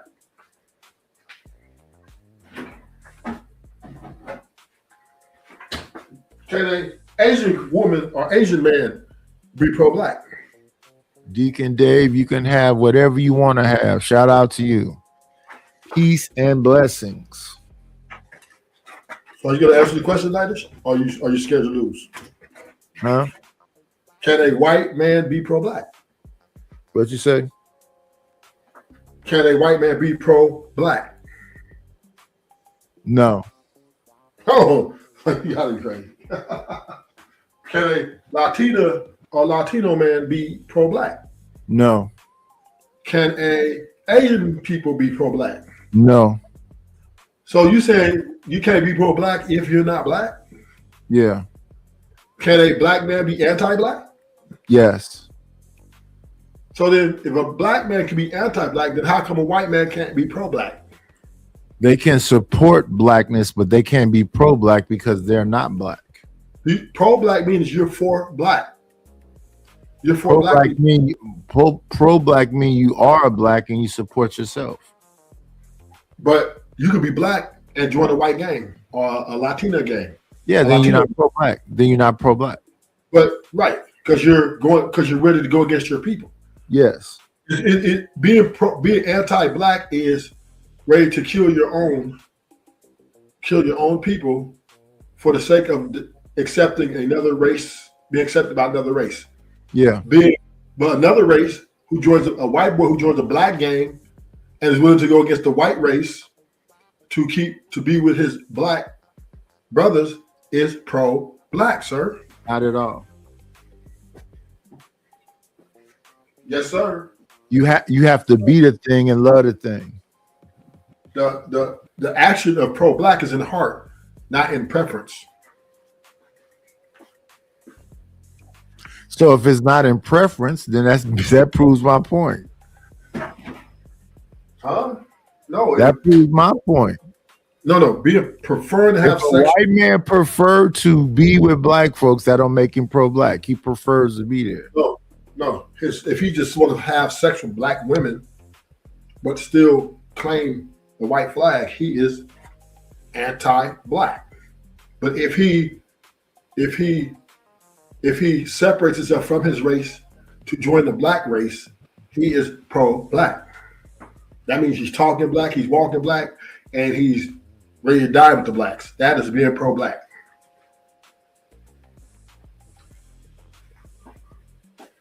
Yeah. Shout out to Deacon Dave. Deacon Dave say he's a bona fide coon.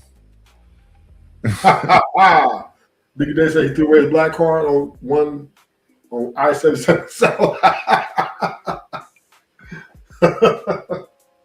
Hey, shout out to the coonery. Now that is, but but Deacon Dave is not necessarily anti-black though. He may not agree or feel accepted or maybe through experience. No, he embraces it. See, he said, "I am a coon." Yeah, but coons are not anti-black though. Well, I know if he understands what the original coon meant, I know that. Coons were actually the YNs of the of their time. They are the people that were defiant towards the white man. This is a Nightbreaker. Is any of this in a dictionary, or y'all just talking about how you feel? You believe in a dictionary? Being pro-black is on how you feel.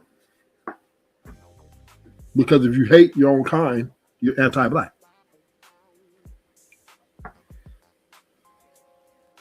If you just hate them because they're black and you're black, you're anti-black. But if you love them because they're black and you revere their culture and the people, and even willing to deny yourself from another and others, you are pro-black. Period.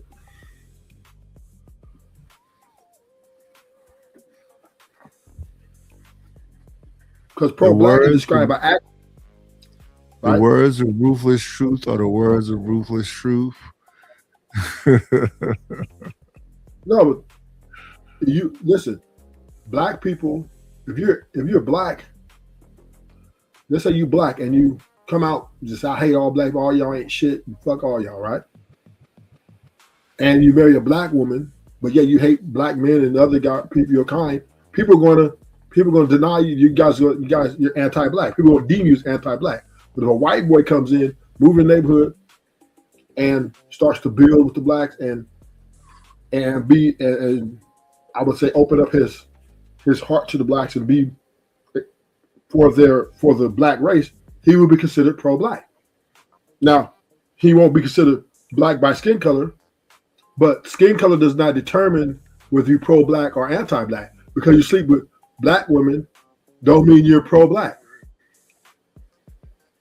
Just because you sleep with Asian women don't mean you're anti-black. Being anti-black is denying your people, denying who you are. Or from the outside race is racism, right? So if you don't like black because they're black, because you just don't like them, that is anti-black. But if you revere them and respect them and embrace them, you're pro-black. Hey y'all, what we got 20-something people in there.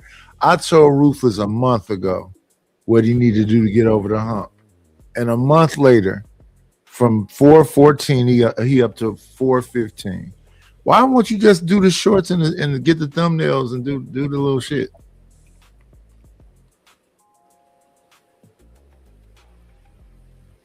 Dun dun dun. Let me hit him with it.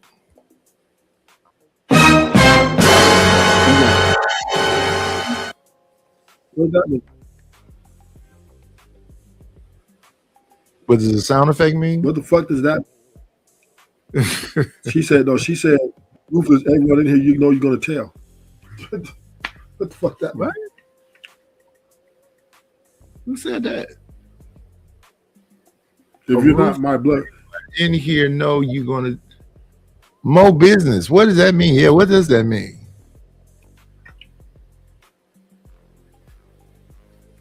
We might as well give up. We gonna get caught.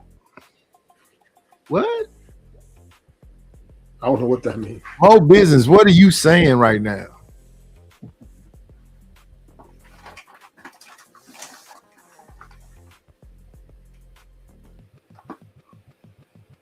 If you're not my blood relative, if you're not my blood relative, are you really my people? If you're not my blood relative, are you really my people? People may not think so. Nightbreaker, people might not think so, but we are our brother's keeper. We be getting each other up out this bitch quickly. We serial deleters. But how? So that means everybody hates everybody. Then everybody hate their own race. Then, right? Oh, for sure. Okay, then. So, because everybody in this world is going to die at the hand of their own race, no matter what race you are. Yeah, most white people are going to die at the hand of white people. Yeah, for sure. Most Asian people are going to die at the hand of Asian people. Yes. That is very normal. Yes. That's normal. That's the way it goes, right? Yeah, that's very rare. Another race kill another race. It's rare. Yeah. So black people aren't doing nothing abnormal. That's the way of life because you're around the proximity. Yeah. Happen. Yes. Yeah. So that's so no matter where you go, if you go or where there's a majority of white people, you'll see white people taking white people out. That's just the way it goes. I don't get why everybody said it. Oh, black people hate black people. Then everybody hate everybody. Then white people hate white people. Asian people hate Latino because they take it to the I agree with you. That's a fact. So we got to get away from why do black people? Because it's the way of life. It's how life goes. Just like when you say when people go in the wrong direction, you've been misguided. Ain't nobody being misguided. You are what you are. Either you're going to be a lawyer or you're going to be a deleter. Is he going to be a doctor? Or are you going to be a doughboy? Is he going to be a football player? Or are you going to be a school teacher? Right? We all have different purposes. We all ain't going to, 100% of people ain't going to be alike and have the same purpose, do the same thing. Even 85% of people who are average Americans have different things they do, and they still have imperfections. So being misguided is the wrong word. We just have to accept that life is like a box of chocolates, right? You never know what you're going to get. Yeah, you know what you're going to get, though. No, because you do know what you're going to get. You know how many people die in car accidents every year? You know how many people die in heart attacks every year? Lots of them. You know how many people die of diabetes every year? You can't predict that shit. Lots of them. And they can't kind of predict it. They know that then people going to die in them cars. They know that then people going to die from diabetes. They know that. But not everybody die the same, though. That's the point. Yeah, but they kind of know that they understand the effects of sugar. They understand the effects of alcohol. They understand the effects of tobacco. They always ask you, do you drink? Do you smoke cigarettes? Because they know.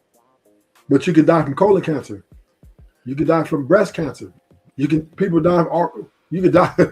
dying from a dude, his brother died, he was waiting on his brother to go to the funeral, a tree fell over and killed him. Right? So once again, right, you just don't know, right? You don't know how you're gonna die. Nobody signed up and said, well, this is the way I'm gonna die before I go. You just don't know, right? Every day is a different day. So once again, right, this world we live in, everything's unpredictable. You can have all the plans, you can have all these, this is the way I want to do it, this is where I want to be, but you may not make it to that day. That's why a lot of people don't. Yeah, I don't disagree with you about that. Yeah, that's why a lot of people don't make it. That's why people spend their money. That's why people don't try to save their money, because they know that their life might end any day. They know that they might go to jail any day, or they know that their family might die any day. It's just we live it day by day, one day at a time. So when we get to these things, misdirection or misguided or all these things, dude, angry man, ain't nobody perfect.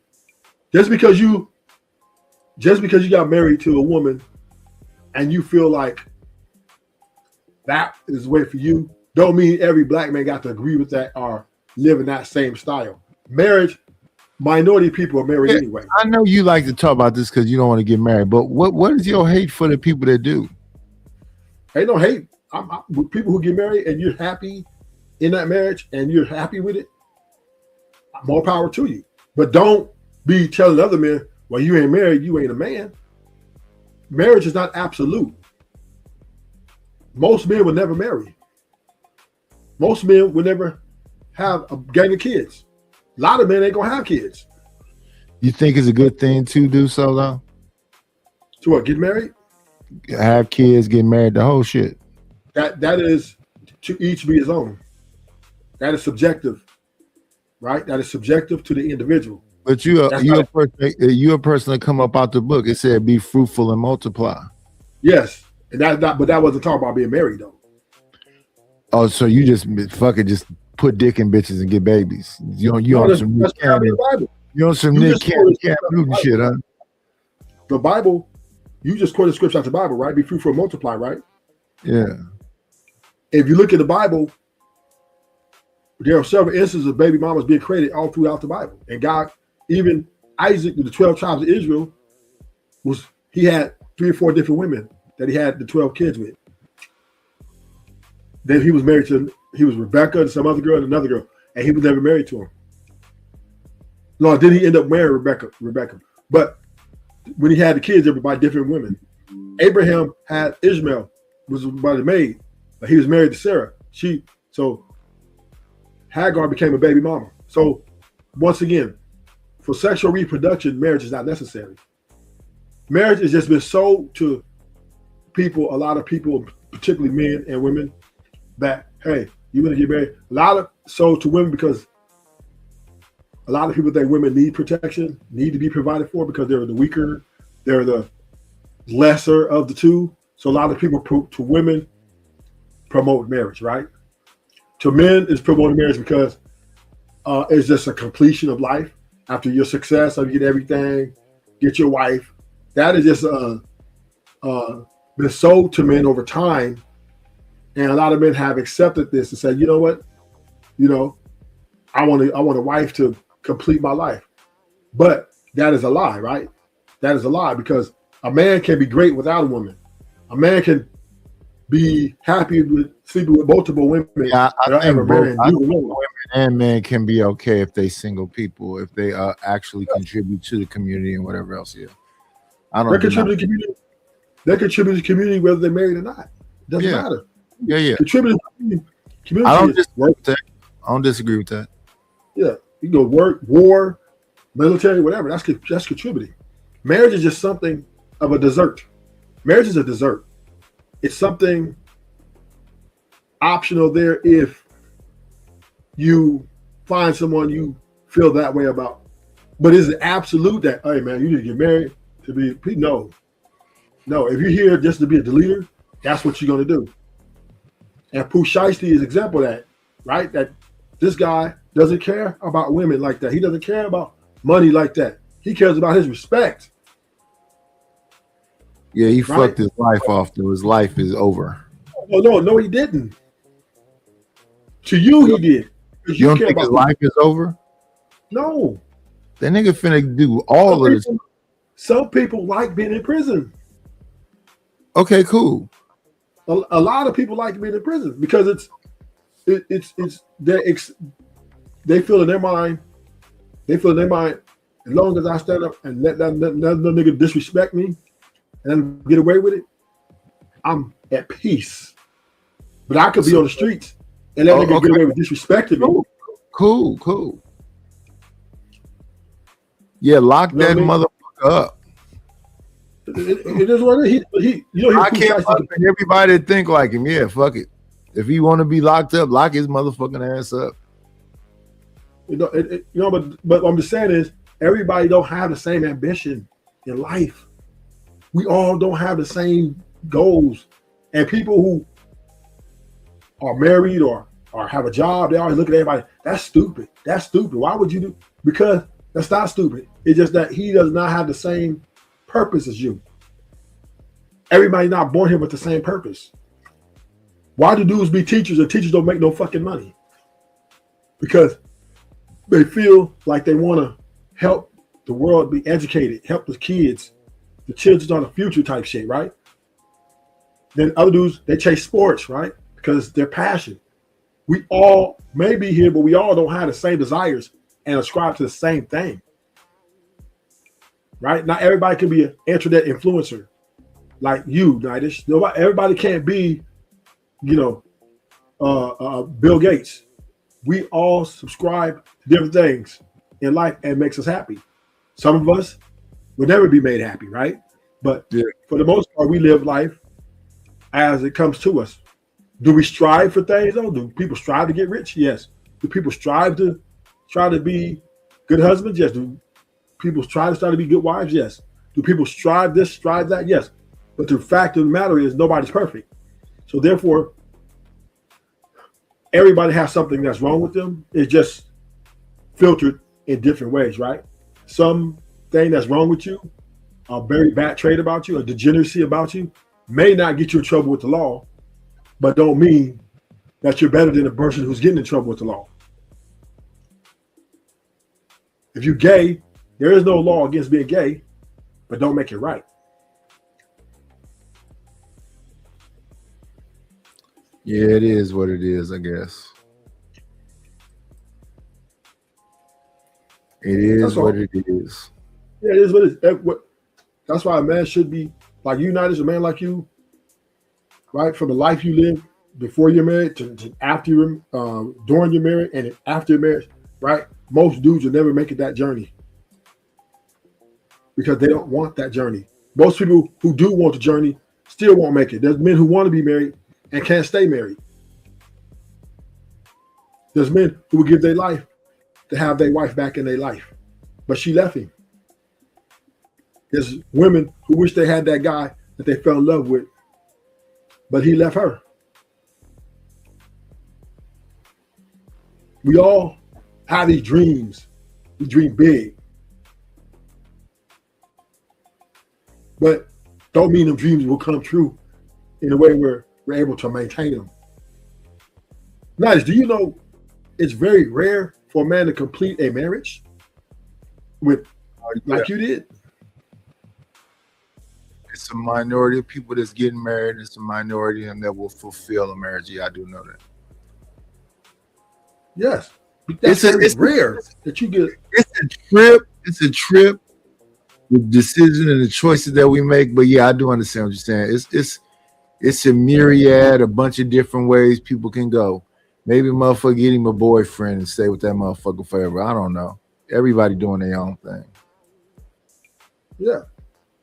Because we all built it. We may built the same physically, but our desire is different of what our outcome is. Sometimes our desire does not dictate our outcome. You know what I'm saying? I want to be a basketball player. Don't mean I'm going to make it to the NBA. Yeah. I just want to do cool shit. That's all. Yeah. And motherfuckers be coming over here trying to fight with me because I just want to do cool shit. Motherfuckers be angry than a bitch just because I want to do cool shit. Like, damn, nigga, what you mad about it for? The angry man, to me, is a liar. Is he? Because I asked angry man a question. Wait. You just got through saying everybody got their own little spiel and they do their own thing. It seemed like he got his own little spiel and he do his own thing. Why you got a problem with the way he get down? Only because he opposed himself on the other people. So when I asked him a question. I said, angry man, are you anti-marriage? He said, no, I'm pro-marriage. He's married. Right. But I asked him again. It was just to set up the conversation, right? And I asked him again, if you're pro-marriage, are you pro-women? And he said, and then they had to think about it for a little bit. And he said, no, I'm and I said, he said, no, I'm not pro-woman, but I am married. I am pro-marriage. Now I told him you can't be both, right? You can't be pro-marriage and anti-woman. There's just no way that's going to work for you. So for you to be married, you have to have a sort of empathy towards women because you're married to one. So there's just no way you can tell men, you know what I'm saying? Like, hey, I guess I'm pro-woman. Yeah. I guess I'm pro-woman then. Yeah, you gotta be. You're pro-marriage, you're pro-woman. Yeah. Now you may agree with the way women be acting, but you're pro-woman. But what's wrong with that?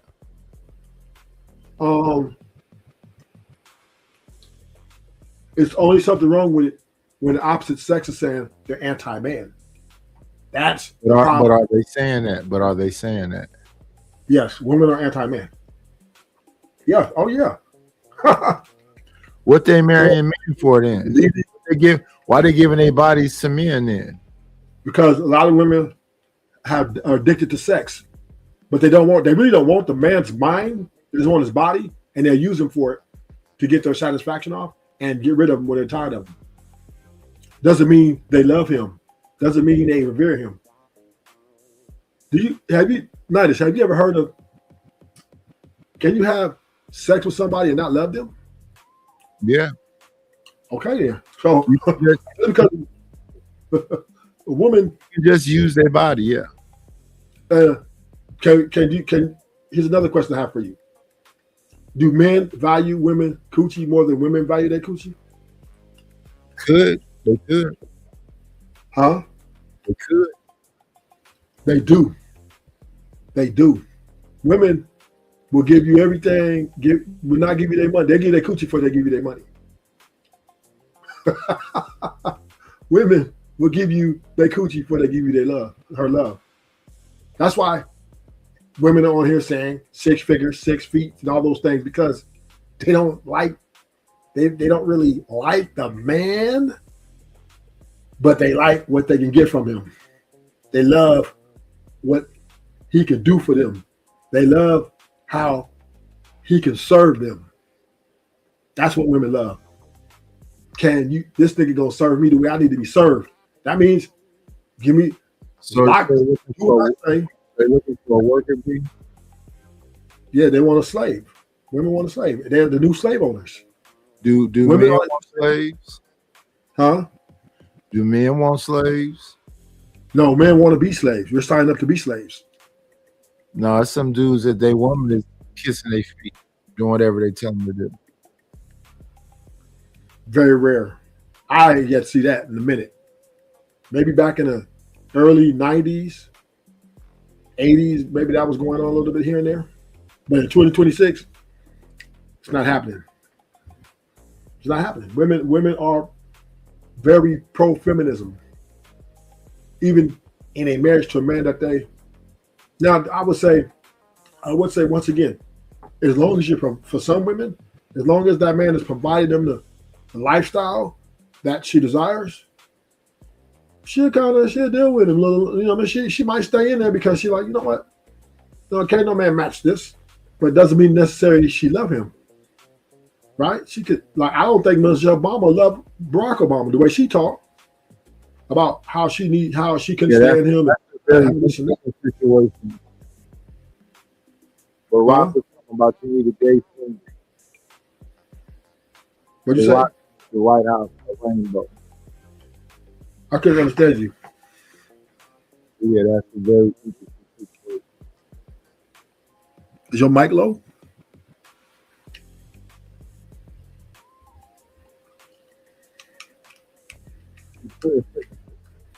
Well, she said, I need people at this big age to please log off and go live real life. Well, you know, I guess real life ain't all that you think it's chopped up to be, bro. It's cool. I would love to give me a nice lady and picture with her, but I'm not really trying to be outside. Sit outside. I think you're breaking up, Nightish. This about the ladies. Y'all love to be. I don't. I can.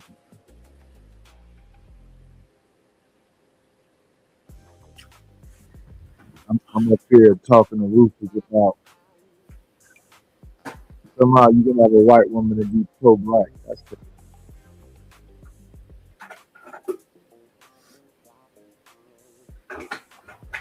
whose mic is unplugged. I see my play bubble moving around. I hear Rufus say something. Y'all talking about me or y'all talking about Rufus? I hear me.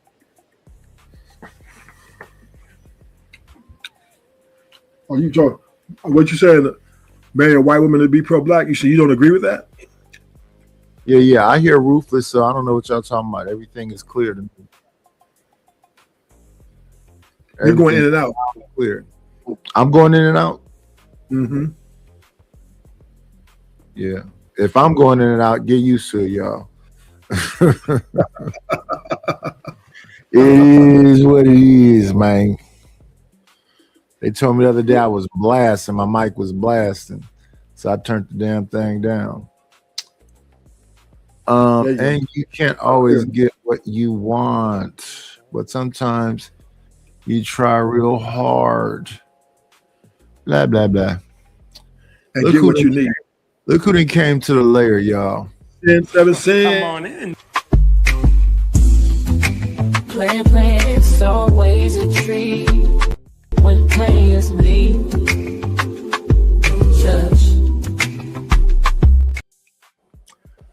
Trucker, yeah, Rufus say he thinks that Angry Man is a hypocrite. Why you say that? I don't know. He right there. First off, morning, fellas. Morning, fellas. What's up? Good morning. My enemy is here. My enemy showed up. Why my enemy? Because you jumped me on the panel too. You, Angry Man, Easy, all y'all jumped me on the panel. I did not jump, but you come on, man. You know what you was doing. You knew damn well you was gonna have a but fight. You know what? You knew it. But you know what? I'm glad you showed up because now, because I think sometimes you're influenced by people around you and sometimes you like to say things, but I'm glad you're here because now it's me. We're face to face. Nighters might interrupt every now and then, but that's okay. It's his show. But what I kind of just don't understand why you guys are fighting the fact that women don't want to be with y'all like that. Trucker's married too. Yeah. Yeah, but I'm not fighting I'm not fighting the fact. I'm not fighting the fact that they don't. I mean, if they don't, they don't. I'm saying to the fellas, like yourself, why keep worrying about the ones that don't want it and worry about the ones that do? Well, because y'all keep trying to force the women that don't like y'all to like y'all when you got women that really like y'all and that's who y'all should be with. Exactly. Number one is I do not force anyone to like me. I'm the type of dude. If a woman shows she don't like me in any instance, I shut down and I'm out of there. Right? I will not ever see her or talk to her ever again in life. 100 years, right? Okay. So the forcing is not the word. What we are having a conversation about is the rhetoric that women are saying in these spaces and online and on the streets and how they're acting with their actions. And the actions are showing that they're very indifferent to man, even though they require and expect a lot from man. And this is where we're having a conversation about, well, why is this, right? Why is this happening? When men are going above and beyond for these women out here, even paying their bills, even going for the dinner dates, even, opening doors for them, even taking monogamy, which is a bad deal for them, right? I'm going to deny myself, deny my desire so that I can make you happy. And then they turn around and say, men ain't shit. And that's why I am questioning men is, how can you guys be blinded? And to the married men, you guys are the worst for this space because you guys can't really be totally on board with us because you are married to a woman, which automatically has to put you as being damaged goods, right? You there's no way you can truly be in these gender war debates because you are damaged goods. So therefore, at the end of the day, you're going to side with your wife, who's a woman, which we understand that women pretty much sisterhood is enabled in pretty much all the women. There's a couple outliers that go outside of that, but most women are. There is no sisterhood. Oh, there's a sisterhood. Man, let me get him, 90s. Let me get him. So see, that's why we jumped on your ass right there. Because you telling married men that are in successful marriages, not that little weak shit that we normally see. You know, I wash your jaws, I pay your rent type niggas. That's not us. Now there are some dudes like that, but that's not us. That's why we jumped on you. Just to let you know, because you keep trying to put that narrative like, you know, we a lost cause and we this and we that and you know we tuck our tails to our wives and all that weird shit, and that's not true at all. So that's why we jumped on your ass. But secondly, the sisterhood thing, like you be saying some truth, but you be telling a whole lot of lies, right? I'm not gonna disagree. I agree with you, but I disagree. Because you keep putting all women into that box. Bro, there's plenty of women that don't believe in that sisterhood shit. As a matter of fact, a lot of them don't even got friends because of it. They don't got friends because of it, because they know how females are for real. We're going to keep it a buck. So I pay attention to the ones, right, that has their own mind and got their own heart. And you can point them out. You can see exactly who they are. Because most of the time, the women that are fair, they're literally getting shunned, ostracized, and the whole 9 yards. They get called pick-me's all day. They get called, you know, all that weird shit. At the end of the day, that's what I look for when I have conversations with women, or if I'm around women. If you ain't that type of woman, I don't want to be around you. Period. And it's always been like that. So again, y'all keep trying to make these other women who don't like you, who don't got no respect for you, who just want to have a child with you, but then don't want you to be the father. Y'all keep doing this shit. And then y'all want to cry and complain about why she doing this, doing that. Bro, the signs was there from the beginning. Stop trying to convert these women. Stop trying to convert these women that want their separate islands and all this feminism shit. Let them be. You know what I'm saying? They want to be hoes and tricks or whatever you want to call them. Let them be. You can just talk about them. Use it as a life lesson and find a woman who is on what you're on. You know what I'm saying? That's going to respect you regardless. Let me clarify something. I'm not really complaining about the way the women are.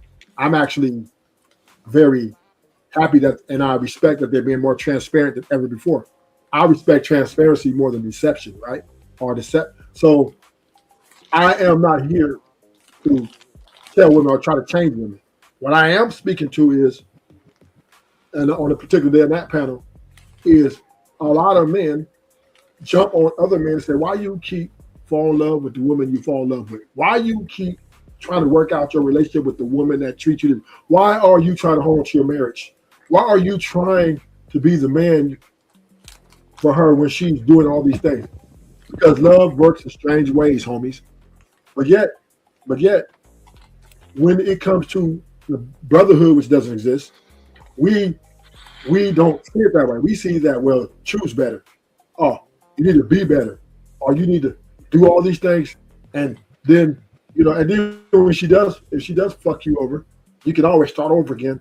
Take it like a champ, right? Which is pretty much no choice, right? You really have to say that.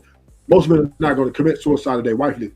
But at the end of the day, we can have the conversation about how can we bridge the gap between us men and stop arguing and fight with us so much about, and particularly the married men and the, I would say the married men and the simp men, right? is just a bit and against married men, simp men, and beta men against the men who are objective towards the women, right? And this is where the war lies the most, right? Wait. I just want to double check with you. Are you saying married men are simp men, or are you just separating it? Just married men or simp men? I separated. Married men, okay. Just making sure. Yeah. Okay, because not all married men are simps. I don't believe that. Not all married men are beta, right? But what I will say is this though: married men lack empathy in terms of when it comes to being realistic about dealing with these women. They're called out the behaviors. Yeah, these women out here dissing black men. These out here being whole 304s. These women out here gold diggers.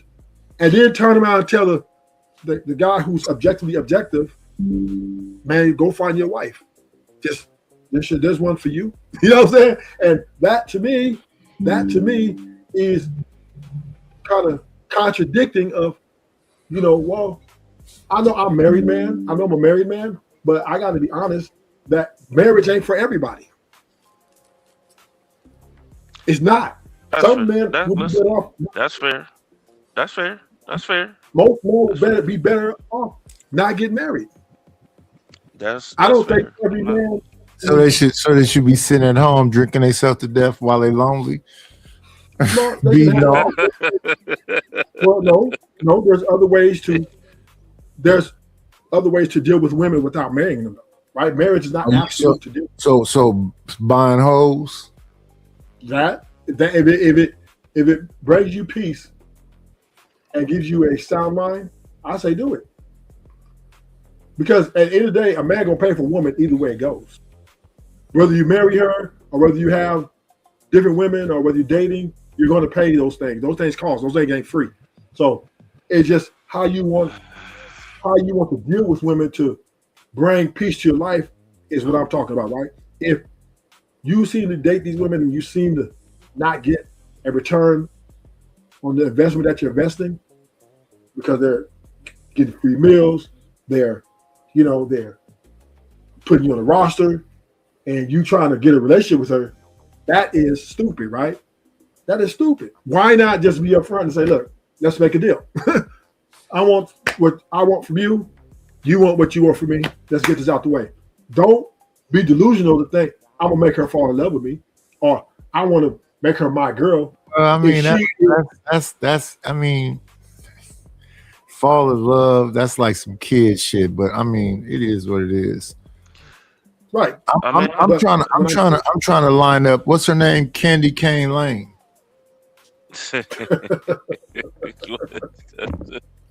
I want a motorboat. No, I'll leave it alone. Okay. But you're the one of the guys who say I don't date. I don't date. I marry. I'm looking for a wife, right? And you will die alone, right? Because you say you're not looking for dating. You want a woman to come in that's going to be marriage material off the top and act like a wife even before you get married. No, Rufus. No. I'm a nigga. Rufus, I'm a nigga. I'm looking for a nigga, bitch. I'm not. I don't know why you trying to make it seem like I'm saying something complicated. Man, listen. I ain't looking for no angel. She can have a past and whatever else and all of this shit. It is what it is. You keep saying all of that shit. So what if she wants you to pay her rent? I'm not paying nobody motherfucking I'm not paying rent. shit. If you're not my wife, I'm not paying nothing, bro. What if she wants you? She could come live. She could come live in this motherfucker with me, but no, I'm not paying nobody fucking rent. What if she wants you to pay for the dinner dates and the amusement parks and stuff like that? Oh, that's cool. She can go to the dinner dates and amusement parks. And you pay for all that? Yeah, I don't mind that. Okay, so that's the same thing. There's a difference. You pay for dinner. No, it's not. No, hold on.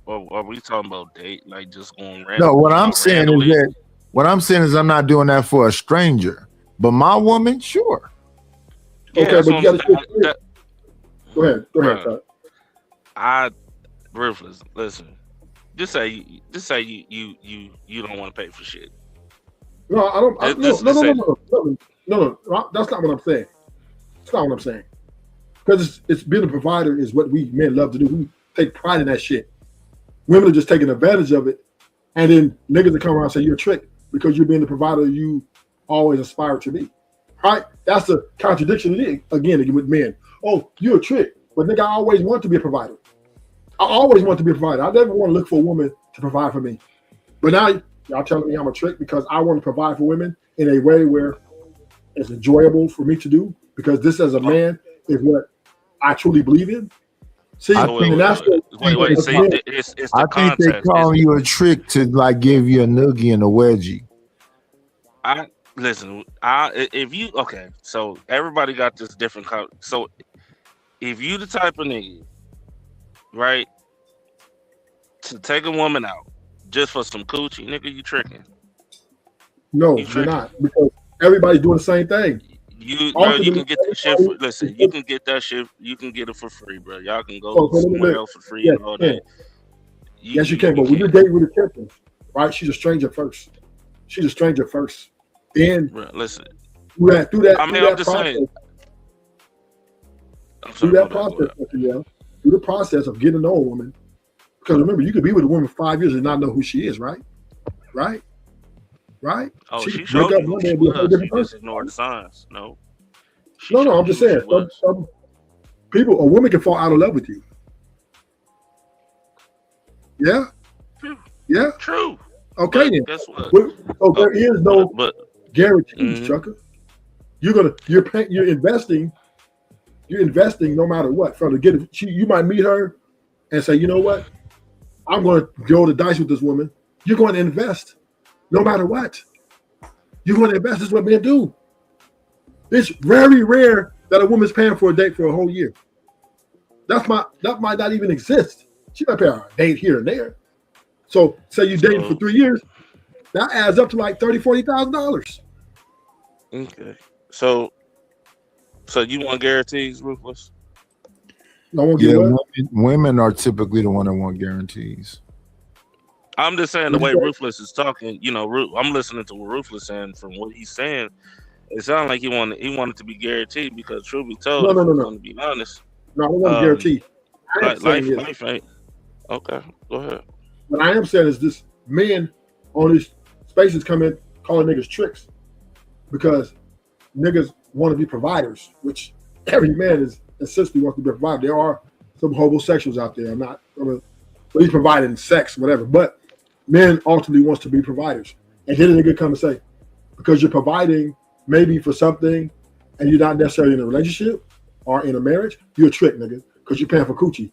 But what I am saying is this: even your wife, before she became your wife, she was a stranger, and you want to have sex with her before she became your wife. So you were automatically asking her out and paying for dates while y'all was having sex. So therefore, it was still a transaction that formed into a lifelong, you know what I mean, or a long-term connection. Listen, in the beginning, you're gambling, invested that you guys would get maybe be together down the road.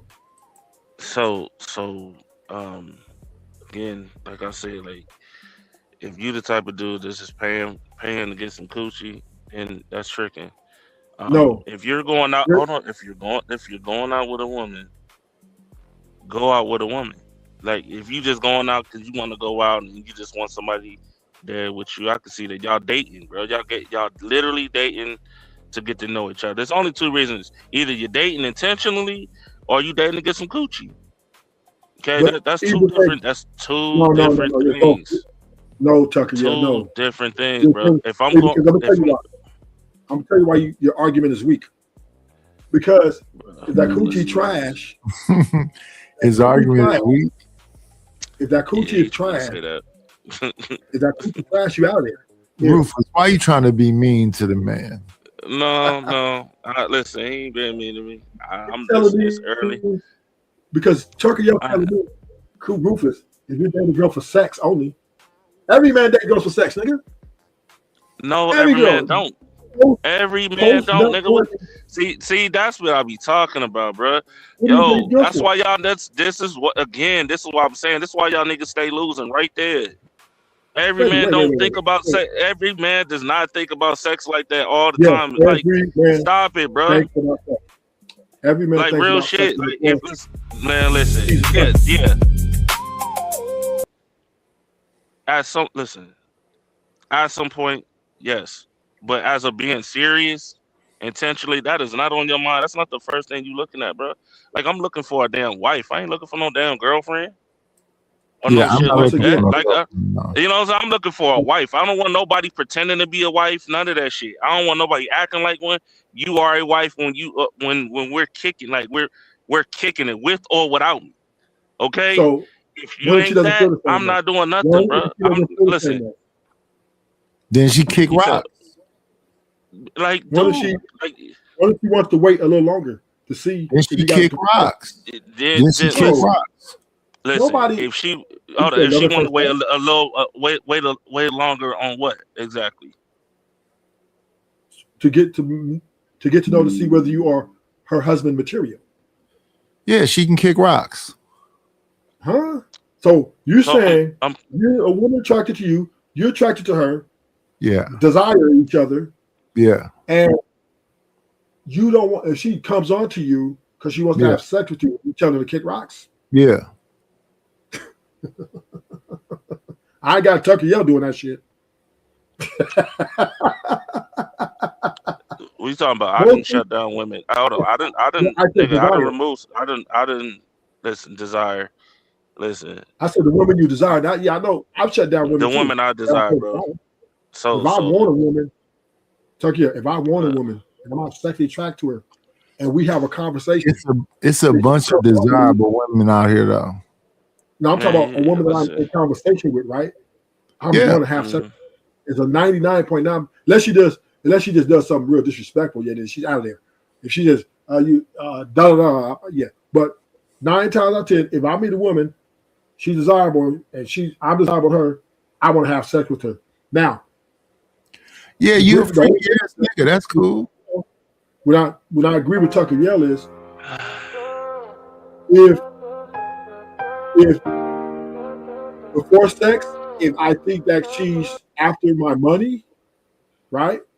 Or I see some red flags, then I might just treat her as a sexual object and not take her seriously in long term. But you gonna knock it down anyway. He gonna knock it down. I ain't like that, bro. Listen, Sex I'm is not the way of wasting my life. time. I'm cool, It is and that's why, biological and that's the difference, imperative. and that's why again, this is why y'all in the position y'all in now, because y'all put sex first instead of what's fine. Your marriage, like shit, like your sex marriage is cannot fun. last. Listen, sex is great and all. That's cool and all, bro. But after sex, Rogue C, can you time out King Picks for 5 minutes? after sex, like what's after that? Y'all just gonna stare at each other? Okay, Y'all just Picks. gonna look at each other? Y'all just gonna act like ain't shit happened, bro? You don't want that type of relationship, man. I'm But telling you right now. you're- You don't okay. want that type of relationship where you're damn And like the only thing that value that your value is dick and Rogue C, Rogue C, can you time out King Picks for 5 minutes? Who else is out there with a wrench? I see Rogue C. I only see Rogues. Oh, Sin 7 Sin. Can you time out King Picks for 5 minutes? Hey, for all you niggas in the chat that's saying add sex or more sex, what's after more sex? Y'all gonna be fucking all day, every day? It depends on the desire. Some people All day, every day, right? Hell no. That's the goal, Not right? all day. That's People the make goal, money. Night, is to have sex all day, every day, and then look at each other and don't say shit to each other. Don't communicate. Don't enjoy life. Don't do nothing. But I'm just, trying to see if Rogue C and Sin 7 is in the chat so they can time out King Picks for 5 minutes. yeah, that's how I know y'all niggas is. Y'all niggas in the chat. Is But I mean, only rich people Absolutely. really do that. Only rich people and pookies do that, right? For the most part, because the average man Do he can't what? do that work. Have sex all day. Just you gotta have money. You gotta have a lot of money to do that. Just have Yeah, you sex gotta have all some day. money, Rich man man. can't do that either. Like, what These you bills talking gotta about? be paid. Look, I've been on here for fucking 5 hours. Ain't nobody sent no motherfucking money. So yeah, you gotta be a rich man to even do this shit right here. You know, a StreamYard costs money, YouTube premium cost, all this shit costs money. Yeah. So I yeah, don't know, bro. we need bread. I'm trying to figure out what listen, Ruthless. Let me ask you. You want to be married, man? Let me just ask you. You want? I ain't No, gonna say I'm married. anti-marriage. Would you like a? Would you like? Okay, you anti-marriage. All right, cool. So, would you like an actual? I'm trying to see if woman? Rogue Like, C is still here or Sin 7 Sin is still here so they can time out this motherfucker King Picks for 5 minutes. God dang.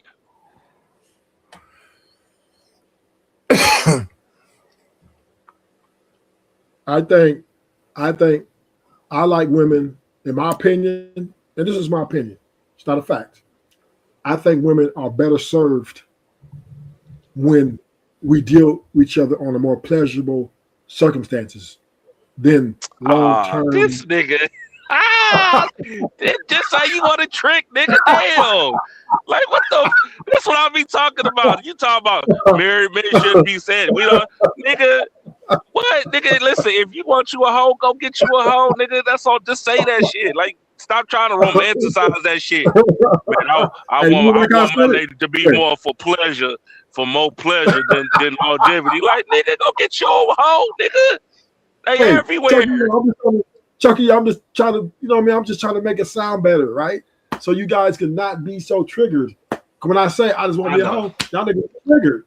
The women, they understand. Listen, I will be. Listen, I will respect you even more if you said, bro, I just want me a lady. I just want to freak on my arms. That's it. I'll be you know what? You want to freak on your arms? Hey, at least you being honest about it. But then you out here telling niggas that, you know, but then that would mean that you should be having this conversation of trying to tell people not, okay? If anything, you should be like, you know what? I can't really have conversations about it because I really just want a freak of my arms. That's it. I ain't really marriage material, nothing. I just want to be, I'm a bachelor. You know what I'm saying? That's all I want to do. That's all I'm ever going to do. I've said that multiple times. My stream, the other panels, everything. But I haven't denied everybody, even Nanish knows that. But what I am saying is it's not because, and once again, right, I've had a lot of long-term monogamous relationships, and I made the assessment and I made the evaluation that this is the way, in my opinion, the way it's best to deal with women. I think women underperform in long-term relationships or marriages. I think this is too much for them. They can't handle it. And us men, a lot of times we make these marriages work. We make these relationships work because we really want it to work, right? So that, and which is fair, right? That's what, honestly, that is what a relationship with a marriage is all about. It's about working through your problems, right? So I 100% agree with the men with his ideology. So I'm not here trying to say to you, Chucky, well, you need to be like me because that might not be best suited for you because you might be a little more because of the lifestyle you live. You work a lot, you drive cross country. You might want something more stable and more, Yeah, Rapid. Ruthless does think that all these women is hoes. Yeah, well, every woman got a hoe with them, right? Every woman got a hoe with it. She's yours. It's just your turn. It's just your turn. Man, listen. That's his words, lady. That's not mine. I don't believe in that. I think it's some good. You ain't married no virgin, nigga. I get it, but they ain't. Listen, everybody ain't perfect, but then everybody learn their lesson. They trying to do right, things like that. But now I agree with you. I agree with you on that. I agree with you. I get the point, bro. Like there's a saying that my dad and I'm realizing he was right. Like most men deal with so much disrespect just because they want the family. I understand that, right? But then I question. I agree with you. But then at the same time too, I say a lot of men that do that deal with the disrespect. Normally, the chick they chose is the chick for the streets. Now you trying to force that chick. You trying to force that chick to be something she's not. Here's where this is where you're bad for the community. Because you're now you're blaming men for her actions, for her accountability. I'm not. You put accountability on the man. Well, you forced her. You just said you forced her to be a hoe, or you forced her to be combative. You forced her. I didn't know. I did not say that. You said that. No, I said you chose her. That's your own. Listen. At the end of the day, whether you like it or not, at the end of the day, whether you like it or not, you chose that woman. And I agree with you. See, that's the thing about that's your fault. That is your fault. Even you said that in the beginning, right? And I was agreeing with you. Then you turned around and said, "Well, you forced her, or you made her." Or I didn't make her. I didn't say force or made. I said you chose her. We men, you don't have to have this conversation with because we're not the ones leaving like that. That's why this is my problem with y'all. We're not. You don't have to preach to the men about being there because men are there, even in sexless marriages. They're hanging in there. Men understand this innately. They believe in the nuclear family more than a woman do. So by you saying these things, men, it's unnecessary, nigga. We are the knock on men, right? The criticism on a lot of men is you stay too long, just leave. Night is famous. Just if she does this, why don't you just leave her, right? Men are being criticized for hanging in there and not filing the divorce papers and trying to keep the family together. No, okay, that's true, but I didn't say anything. Listen, at the end of the day, ain't shit on this earth guaranteed. Like y'all got to stop this. Everything got to be guaranteed shit. I don't know where y'all been raised or whatever, but at the end of the day, life is life, man. Most times you win, sometimes you lose. Okay. No. Most times, no. You said it wrong. Most times you lose. Most marriages are failures. There's niggas around here going on 3 to 4 marriages. 97% of marriages fail. Hold on. I want you to listen to what you just said. There's niggas that go to 3 or 4 marriages. Why you ain't learned the lesson from the first? Why you ain't learned the lesson from the first one? Because men still believe in love. Men marry for love. Women marry for business. See, now this be the bullshit. I'm calling cap. No, it's true. It's the truth. Men, we fall in love. So let me get this right. No. I'm calling cap on that. You telling me men are delusional. Men are delusional. Okay, cool. The men, you trying to tell me that the first wife or the first lady who you been with for more than 5 years, right? You done saw the ups and downs, you done saw the patterns, you done saw everything. You trying to tell me that you did not learn shit from that relationship and you decided to choose 2 or 3 more women the same way? So, because once again, every man think it's going to be different. Oh, she's going to be different, right? They're not literally walking and say, "Oh, she's going to be just like the other one. I want me a woman like her." No, they have one marriage, it doesn't work out. They meet it goes a year or 2, then they meet another woman, and she's different. This is going to be a different, and then then they divorce. So once again, men believe in women. See, the problem with men and their greatest weakness is a woman. There are a lot of men who worship. There's a lot of men who worship the ground women walk on. That's why men don't have a problem with paying women's bills. That's why they don't mind, because they really care about women. They don't mind departing from their resources to being in the presence of a woman, right? They don't mind taking the abuse, the verbal abuse, because as long as she ain't fucking no other dudes, I'm Gucci, right? As long as she ain't out here running around, she can call me bitches hoes. She can take my shit, drive me crazy, but long as she ain't giving that coochie away, I'm happy, right? There are men out here accepting this shit because they believe in this woman. They believe in this relationship. So once again, right, men are being criticized for this. Oh, well, why do you keep getting married? Because men are being criticized because they believe in marriage.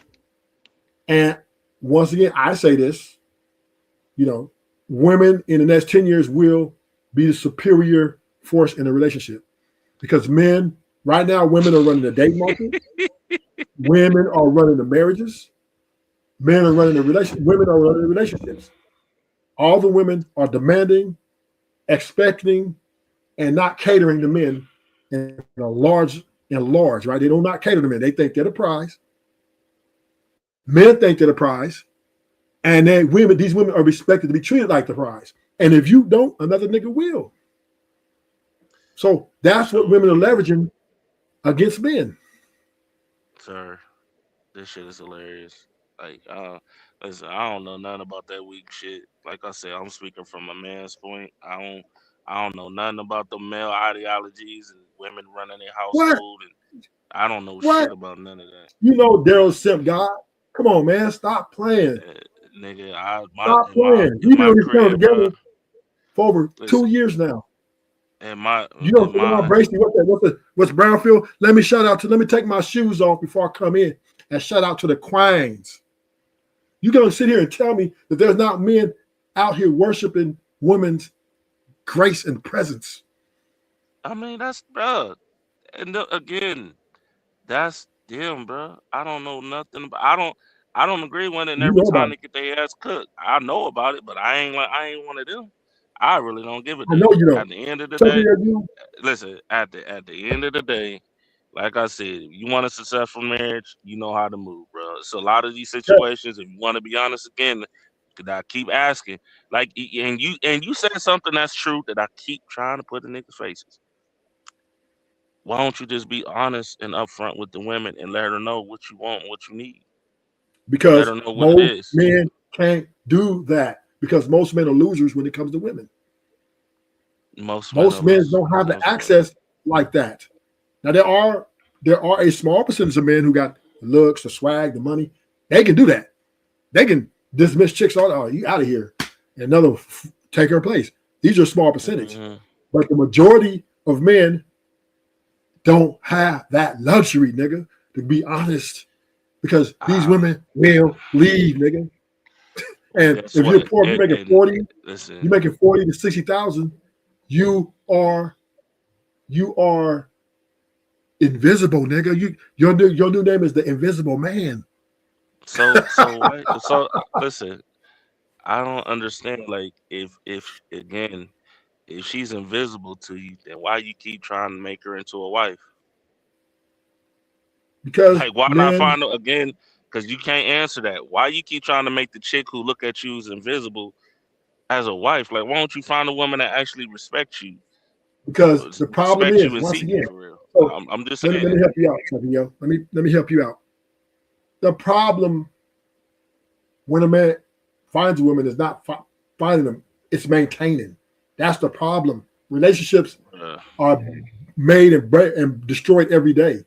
Having a relationship with a woman, there's men selling for way less than looks, and right, they're taking an ugly chick, they're taking a fat chick, and they're still having these multiple problems. The problem with marriage and relationship is maintaining them, the maintenance. It's almost impossible to maintain, once again, a healthy relationship, a healthy marriage. That's what we're trying to achieve. See, so how you gonna maintain a healthy situation when the whole time it's been fake from the beginning, because you keep trying to convert somebody to something they not? Well, we don't know. We think she's pretty. She has a pretty smile. Our conversation's good. We didn't know that she was using us for the free meals, and a lot of men are tricked out of their money. Oh, right? Wait. I'm just going off your point. Yeah. Y'all know she using y'all for free food and free things. Yes. We know that. But we don't.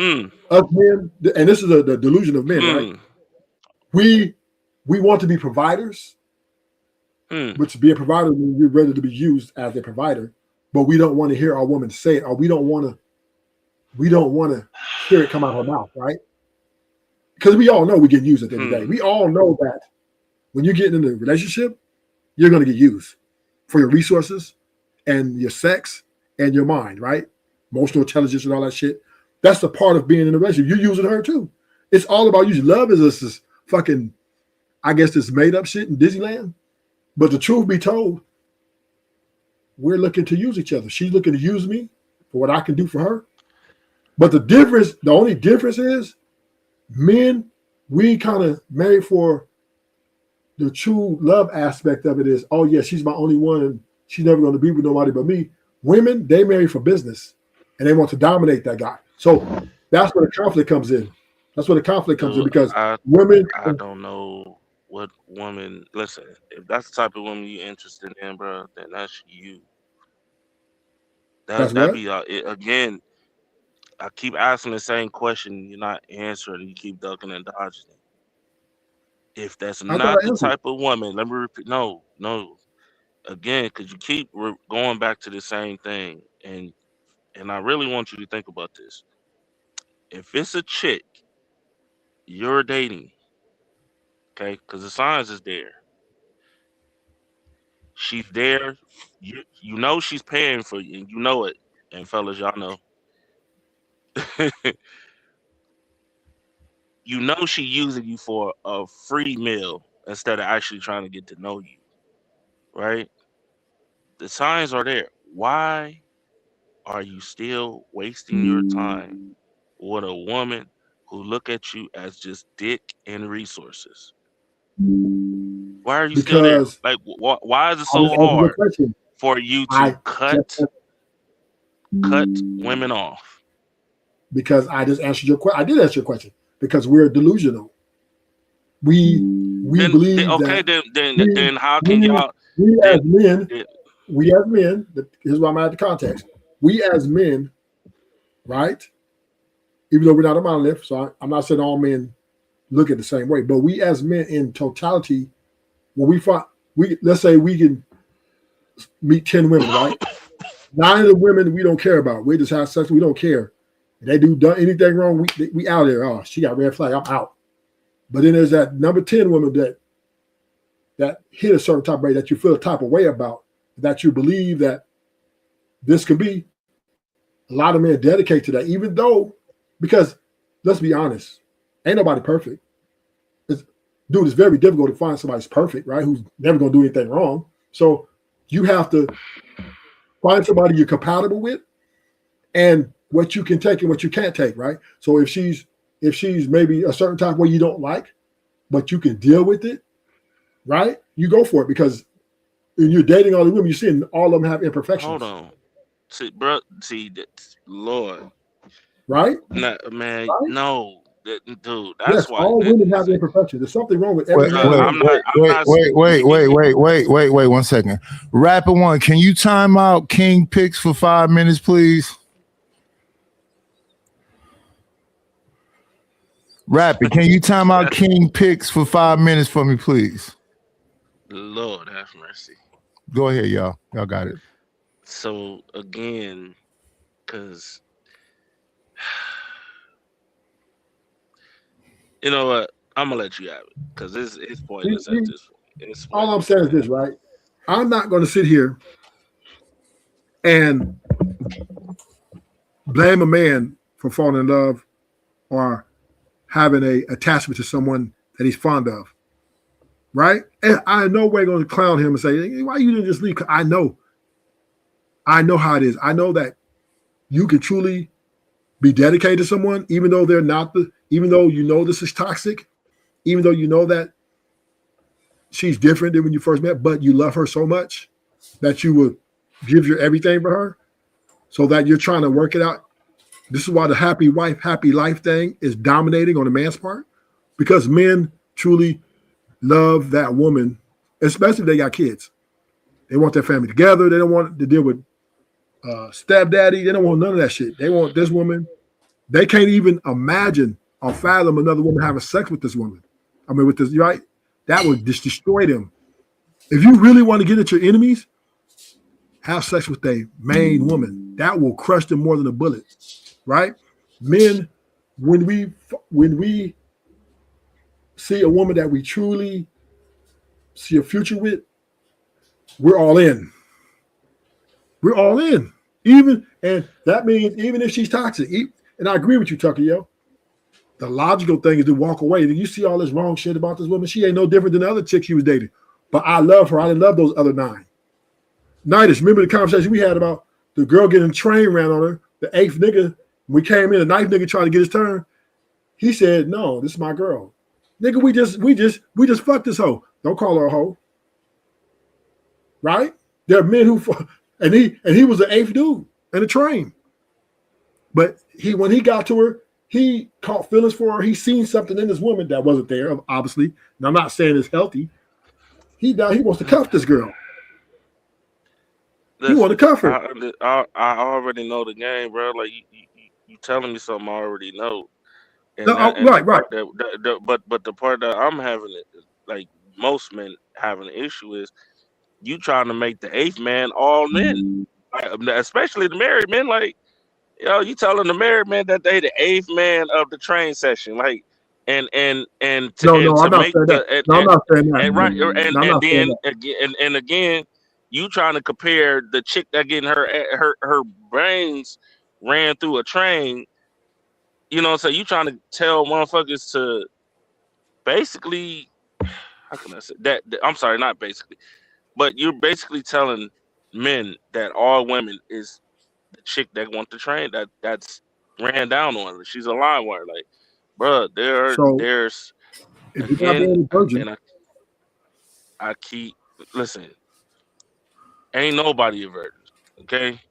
But how you move after that is how you move, bro. Like, what we talking about? Y'all know when she for the universe and she's like a lady, bro. Like, let's just call the cat. Let's just keep it there. Y'all know when her name come up in conversations, niggas is already talking. Like, I know you know what I'm talking about, Ruthless. Yeah. Now, yeah. I well, listen, all I'm saying on the sim shit, I get it with the marriage thing. On some part, yeah. There's some weak ass niggas that would do that shit. I call them weak ass dudes. Hands down. Emotional about sex. Emotional. Oh, okay, get no. No, they let pussy control their whole life. Like, I get that. Or what I'm saying? Like, that's not me. I don't know nothing outside of that, bro. I don't know nothing. But to sit here and say, like, well, all women is hoes, and most married men is simps and tricks, and which is weird to me. You know what I'm saying? Like, I'm looking at the signs. I'm listening to what you're saying, Ruthless. Let me play this for Ruthless right quick.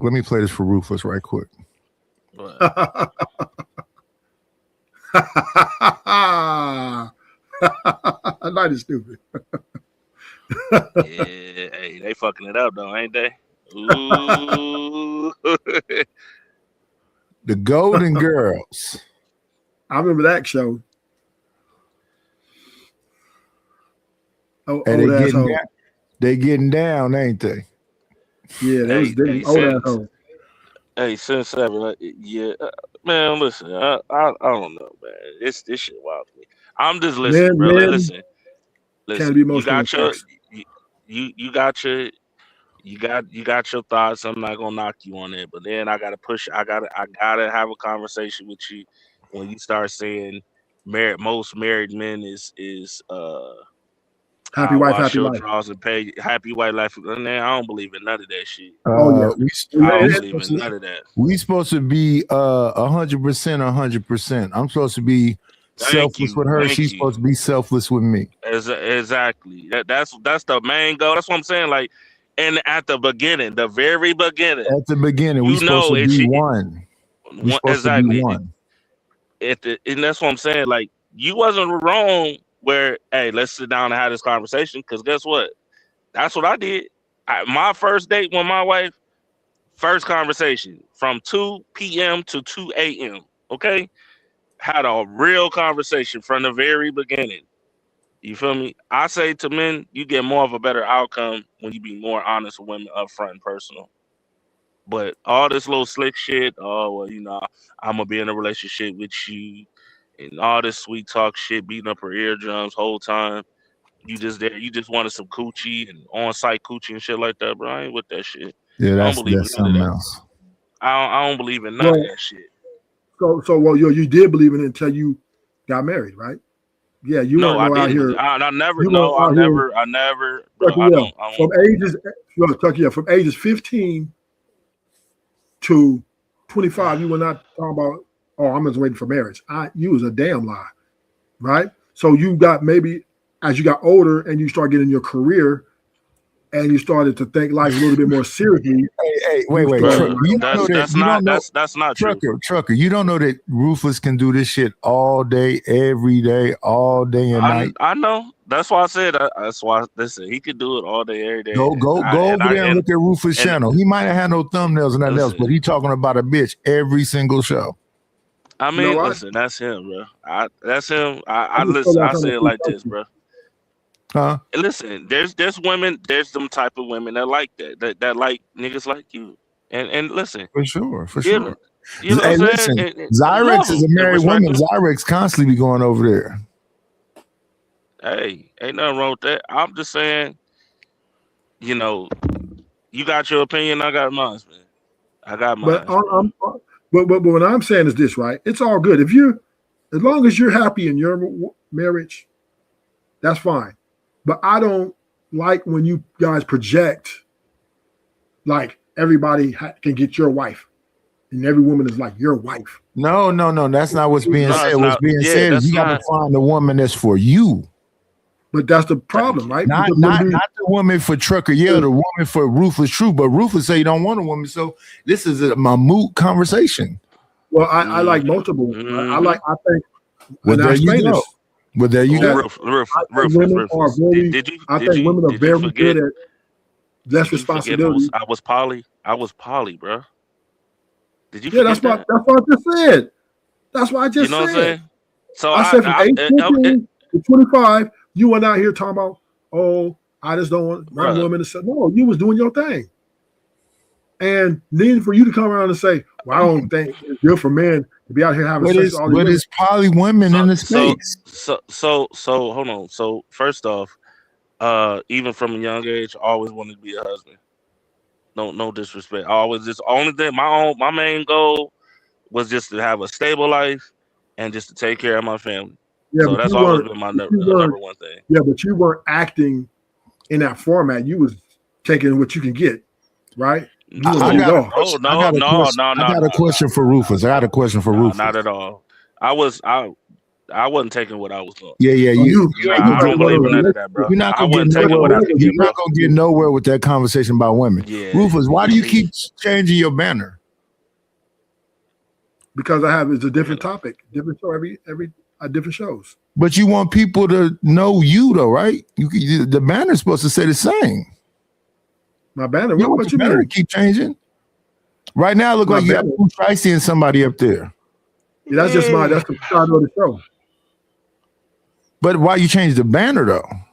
Because it's a different topic. Listen, this man don't want to follow the rules or nothing.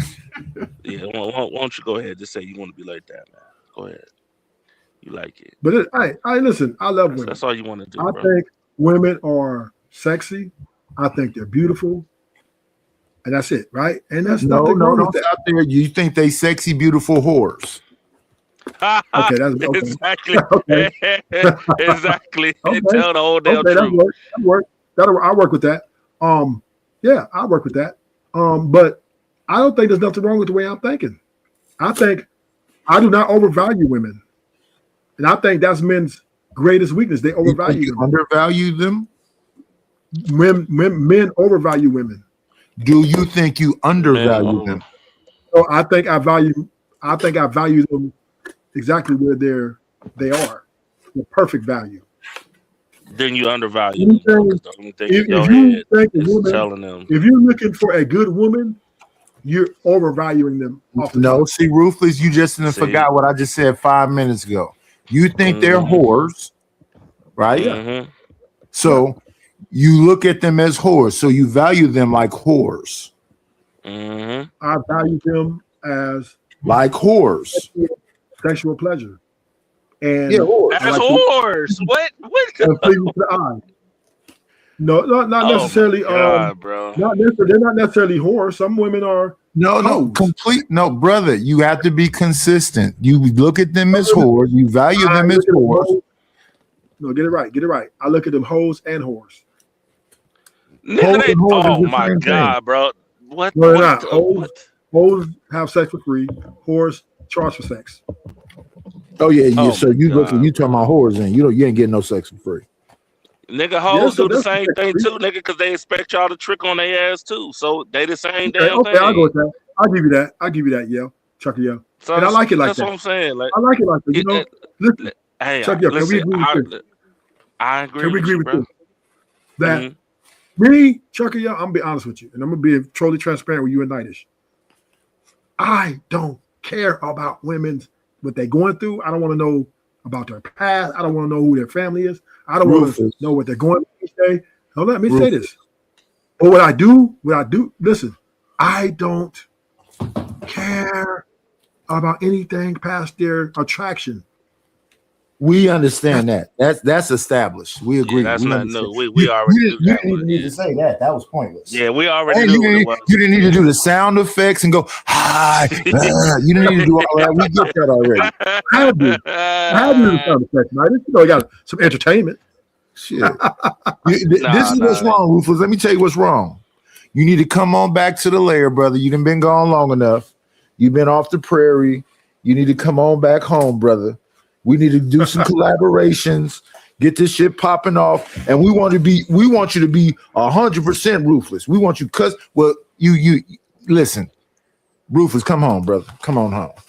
You done missed it. You done did your thing and all the other shit. Let's go ahead and get that channel monetized. Stop changing the banner. Stop changing the banner. Let it just be one banner. Let's get an intro. Let's get some thumbnails. Let's get some shorts. Let's get you to 1,000 subscribers. That 400 is crazy. Is that you, Smitty? Yo, peace. Shalom night. Ruthless Truth, peace. Tucker, Tucker, what's going on with y'all? Who is that? Who's this? That's not Smitty. That's not Smitty. Who is that? This is the one and only Saint Swarthy. This is the one and only Saint Swarthy. Saint Suave. I like that. I don't know who that is. Who is Saint Swarthy? Saint Suave. Smooth. Brother, you know exactly who I am. I answered your questions about Carl McGraw and if it was an effective fighting style. You know exactly who I am. You've seen my cage fights and all that. Yeah, you know who I am. Yeah, I'm completely lost. I don't know who that is. You asked me about if Carl McGraw was an effective fighting style on, I think we was on the Gospel of Bob's page. Oh, okay, You've seen me before. Okay. How you doing? Man, I'm doing well. I wanted to ask you, gentlemen, what's the topic of discussion? That Ruthless is talking about how to interact with whores. How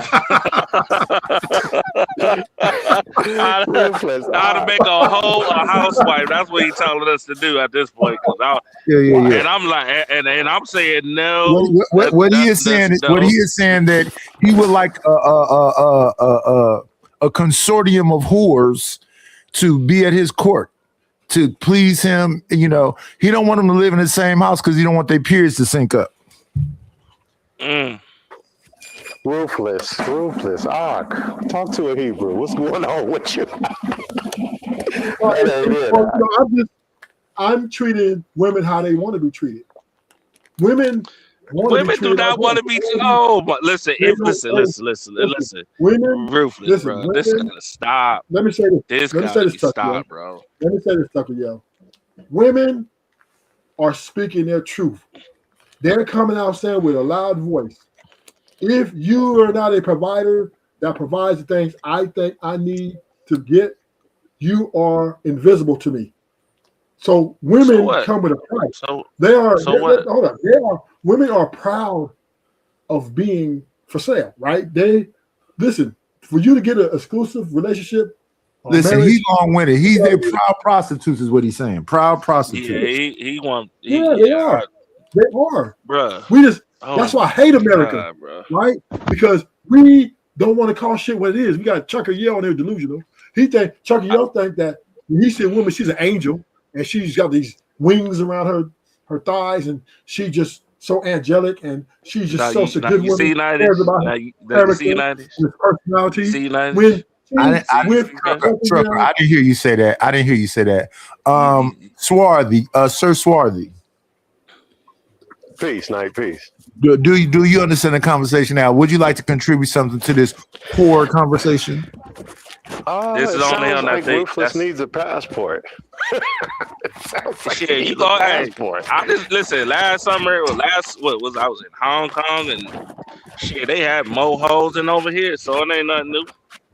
So Well, again, I think Ruthless is speaking to some of the modern dating standards. Granted, I know some men are still expected to, I would argue, be ancient, not even traditional. They're still expecting ancient qualities from a modern man today. So I think Ruthless is speaking to just the modern dating, the situation that it is, and how what's the term I'm looking for? How disorganized and how it lacks integrity. Even when you look at all the 5 rules of modern dating, somebody to responsibly be in a monogamous relationship and not have a work husband or a work wife, or have a friend of the opposite sex and really deal responsibly and not go and sleep with that friend when you get pissed off at your spouse. I think Ruthless is kind of speaking to just the modern dating situation in general. But he doesn't have to hate America because of that. He doesn't have to hate America because of that. And to be honest, the game ain't changed. The players did. So y'all keep trying to make y'all. I'm sorry, my bad. Go ahead. I hate America because everybody here lives in this facade. It's like, for example, right? We'll say, instead of calling an apple an apple, we'll say that's a Snapple. Don't say apple, Ruthless. If she's a whore, don't say whore. She's a beautiful woman, Ruthless. If we going out on a date, Ruthless, she's not charging you for that. That's no, we don't want to call this shit what it is. Men, particularly women are starting to come to the side. I respect women more than I do men on a pretense that women are calling it is what it is, right? They're more like, nigga, we charging you. The men are still delusional. Well, she didn't have no good father. That's why she thinks like that. Or it's because you niggas leading with your wallet. Nigga, women are their own autonomy. They are coming out saying, we don't want to struggle. We want a lifestyle. We demand premium of everything that life has to offer. And the only way we're going to deal with the man in long term or even short term is he's going to have to be able to provide something for us that's tangible, intangible, and do it consistently without falling off. And us men, if we're delusional like Chucker Yell, well, go find your wife. Go get there's good women out there. When that's the second time. These women don't want to be married. They don't value men like that no more. Okay. They don't value us like that no more. So again, I keep asking the same question. Why do you keep going to these women who move like that, sir? Because they got good coochie. Then whose fault is that then? Is that their fault or your fault? That you want to be a duck? No, that's a good thing. Hold on. No. Whose fault is it when you choose to be a duck? Because she got good coochie. No. Oh no! Hold no, sir. We're not gonna go back. We're not gonna do. We're not gonna die. No, we're not doing this female shit. No, we're not doing. We're not doing this female shit, my nigga. We're gonna just call it a spade a spade. Whose fault is it when you know she's gonna use you as a duck? Whose fault is that? Yours. Whose fault is it when you whose fault is it when you choose the trick order? Whose fault is it? I'm not when you hold on. Look, I got you. But here's the thing, right? Again, because you keep saying all these people and I'm delusional and the whole 9 yards. When I keep telling most men, okay, if you want a certain type of person, then find that. Yo, stop trying to convert these hoes into wives. If you are dating a woman and you know she's treating you like a duck, and you choose to be with a duck, whose fault is it? Okay. I see what you're saying, Trucker. Yeah, I kind of agree with you. I agree 100% with you.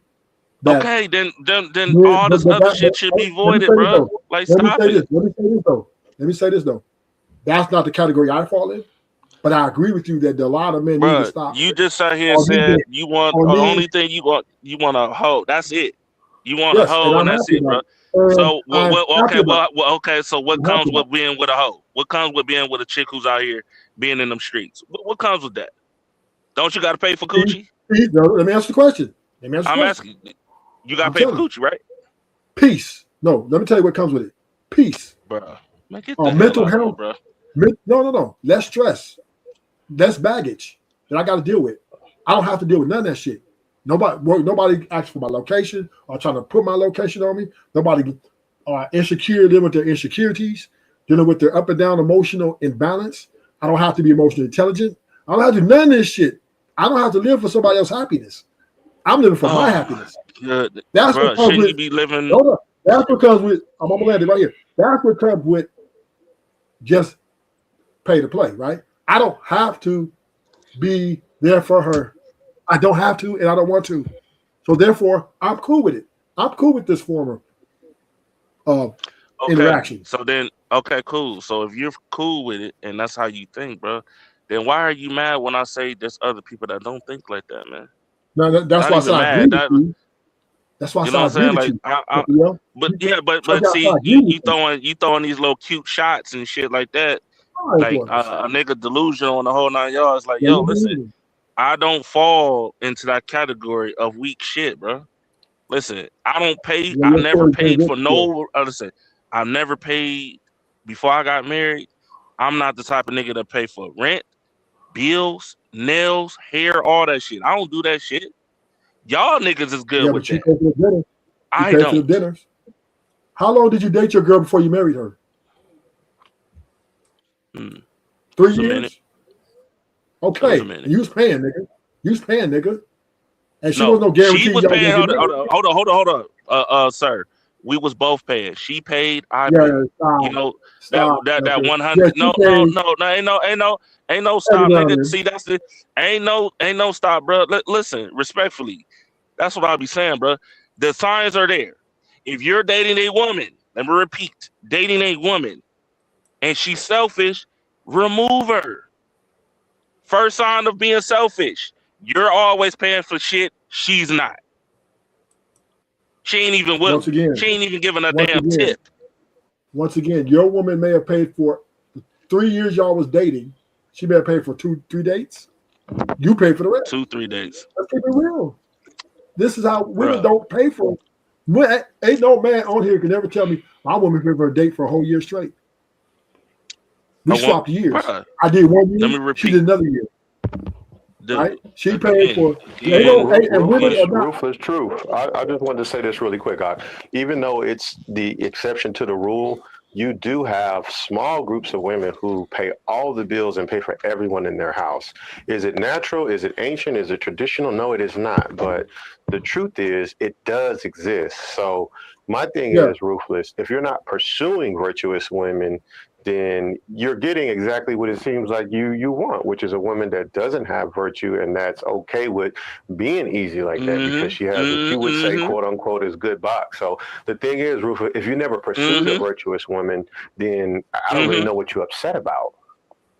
Exactly. Well, I'm not upset. I'm not upset. Upset is the wrong word.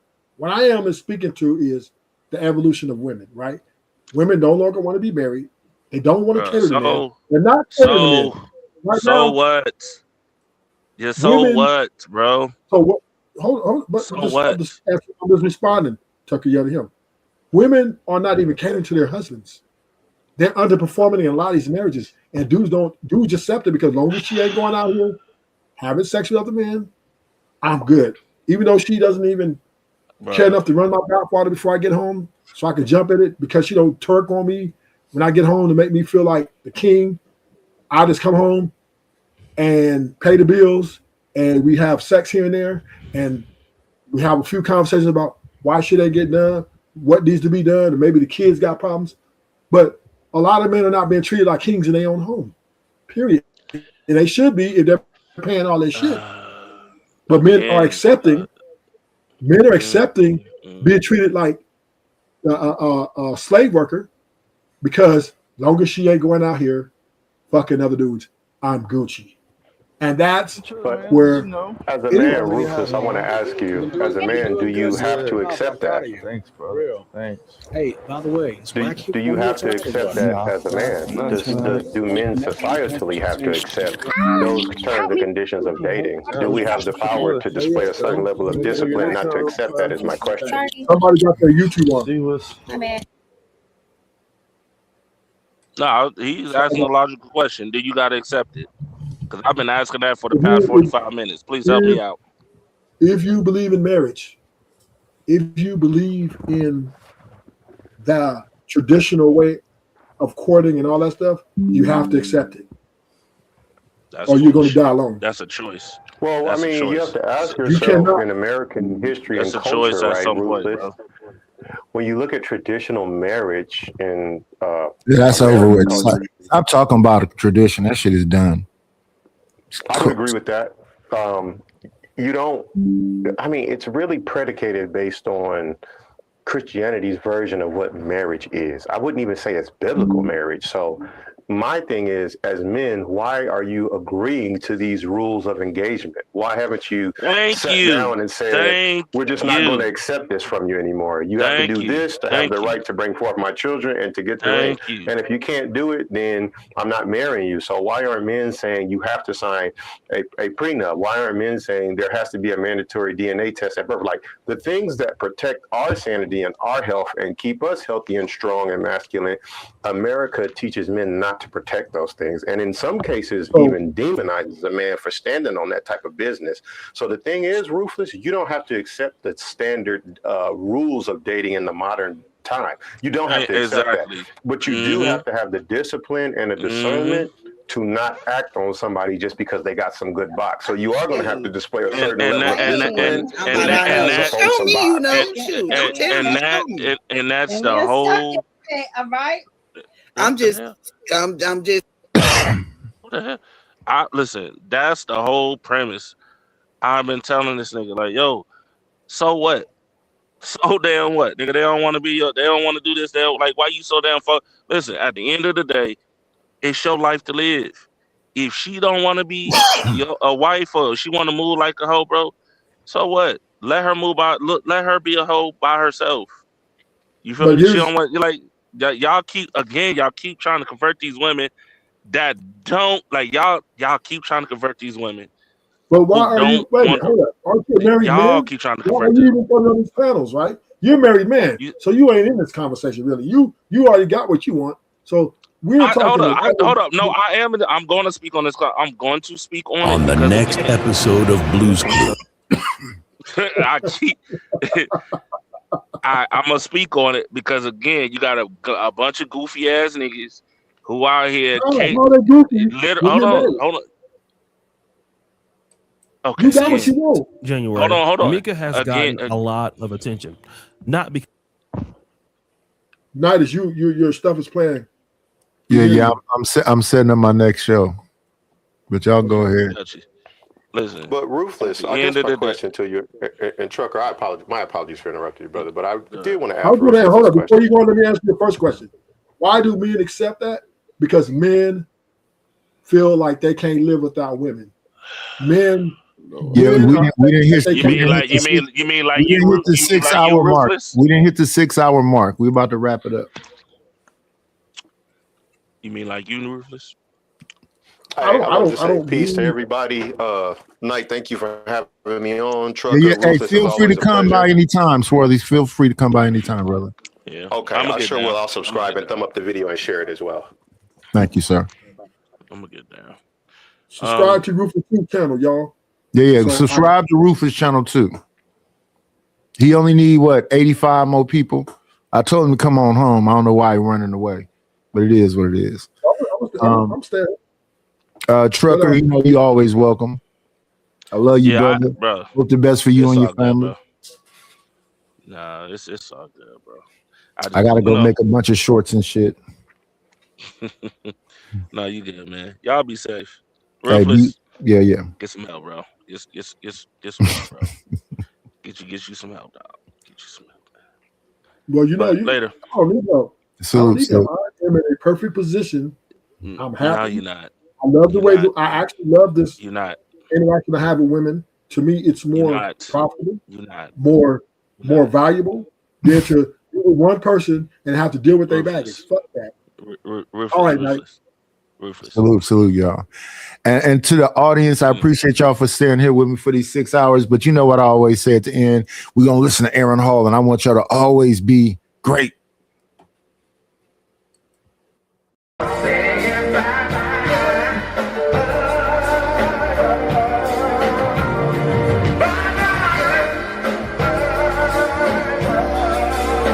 We'll shut this motherfucker down. That's all, folks.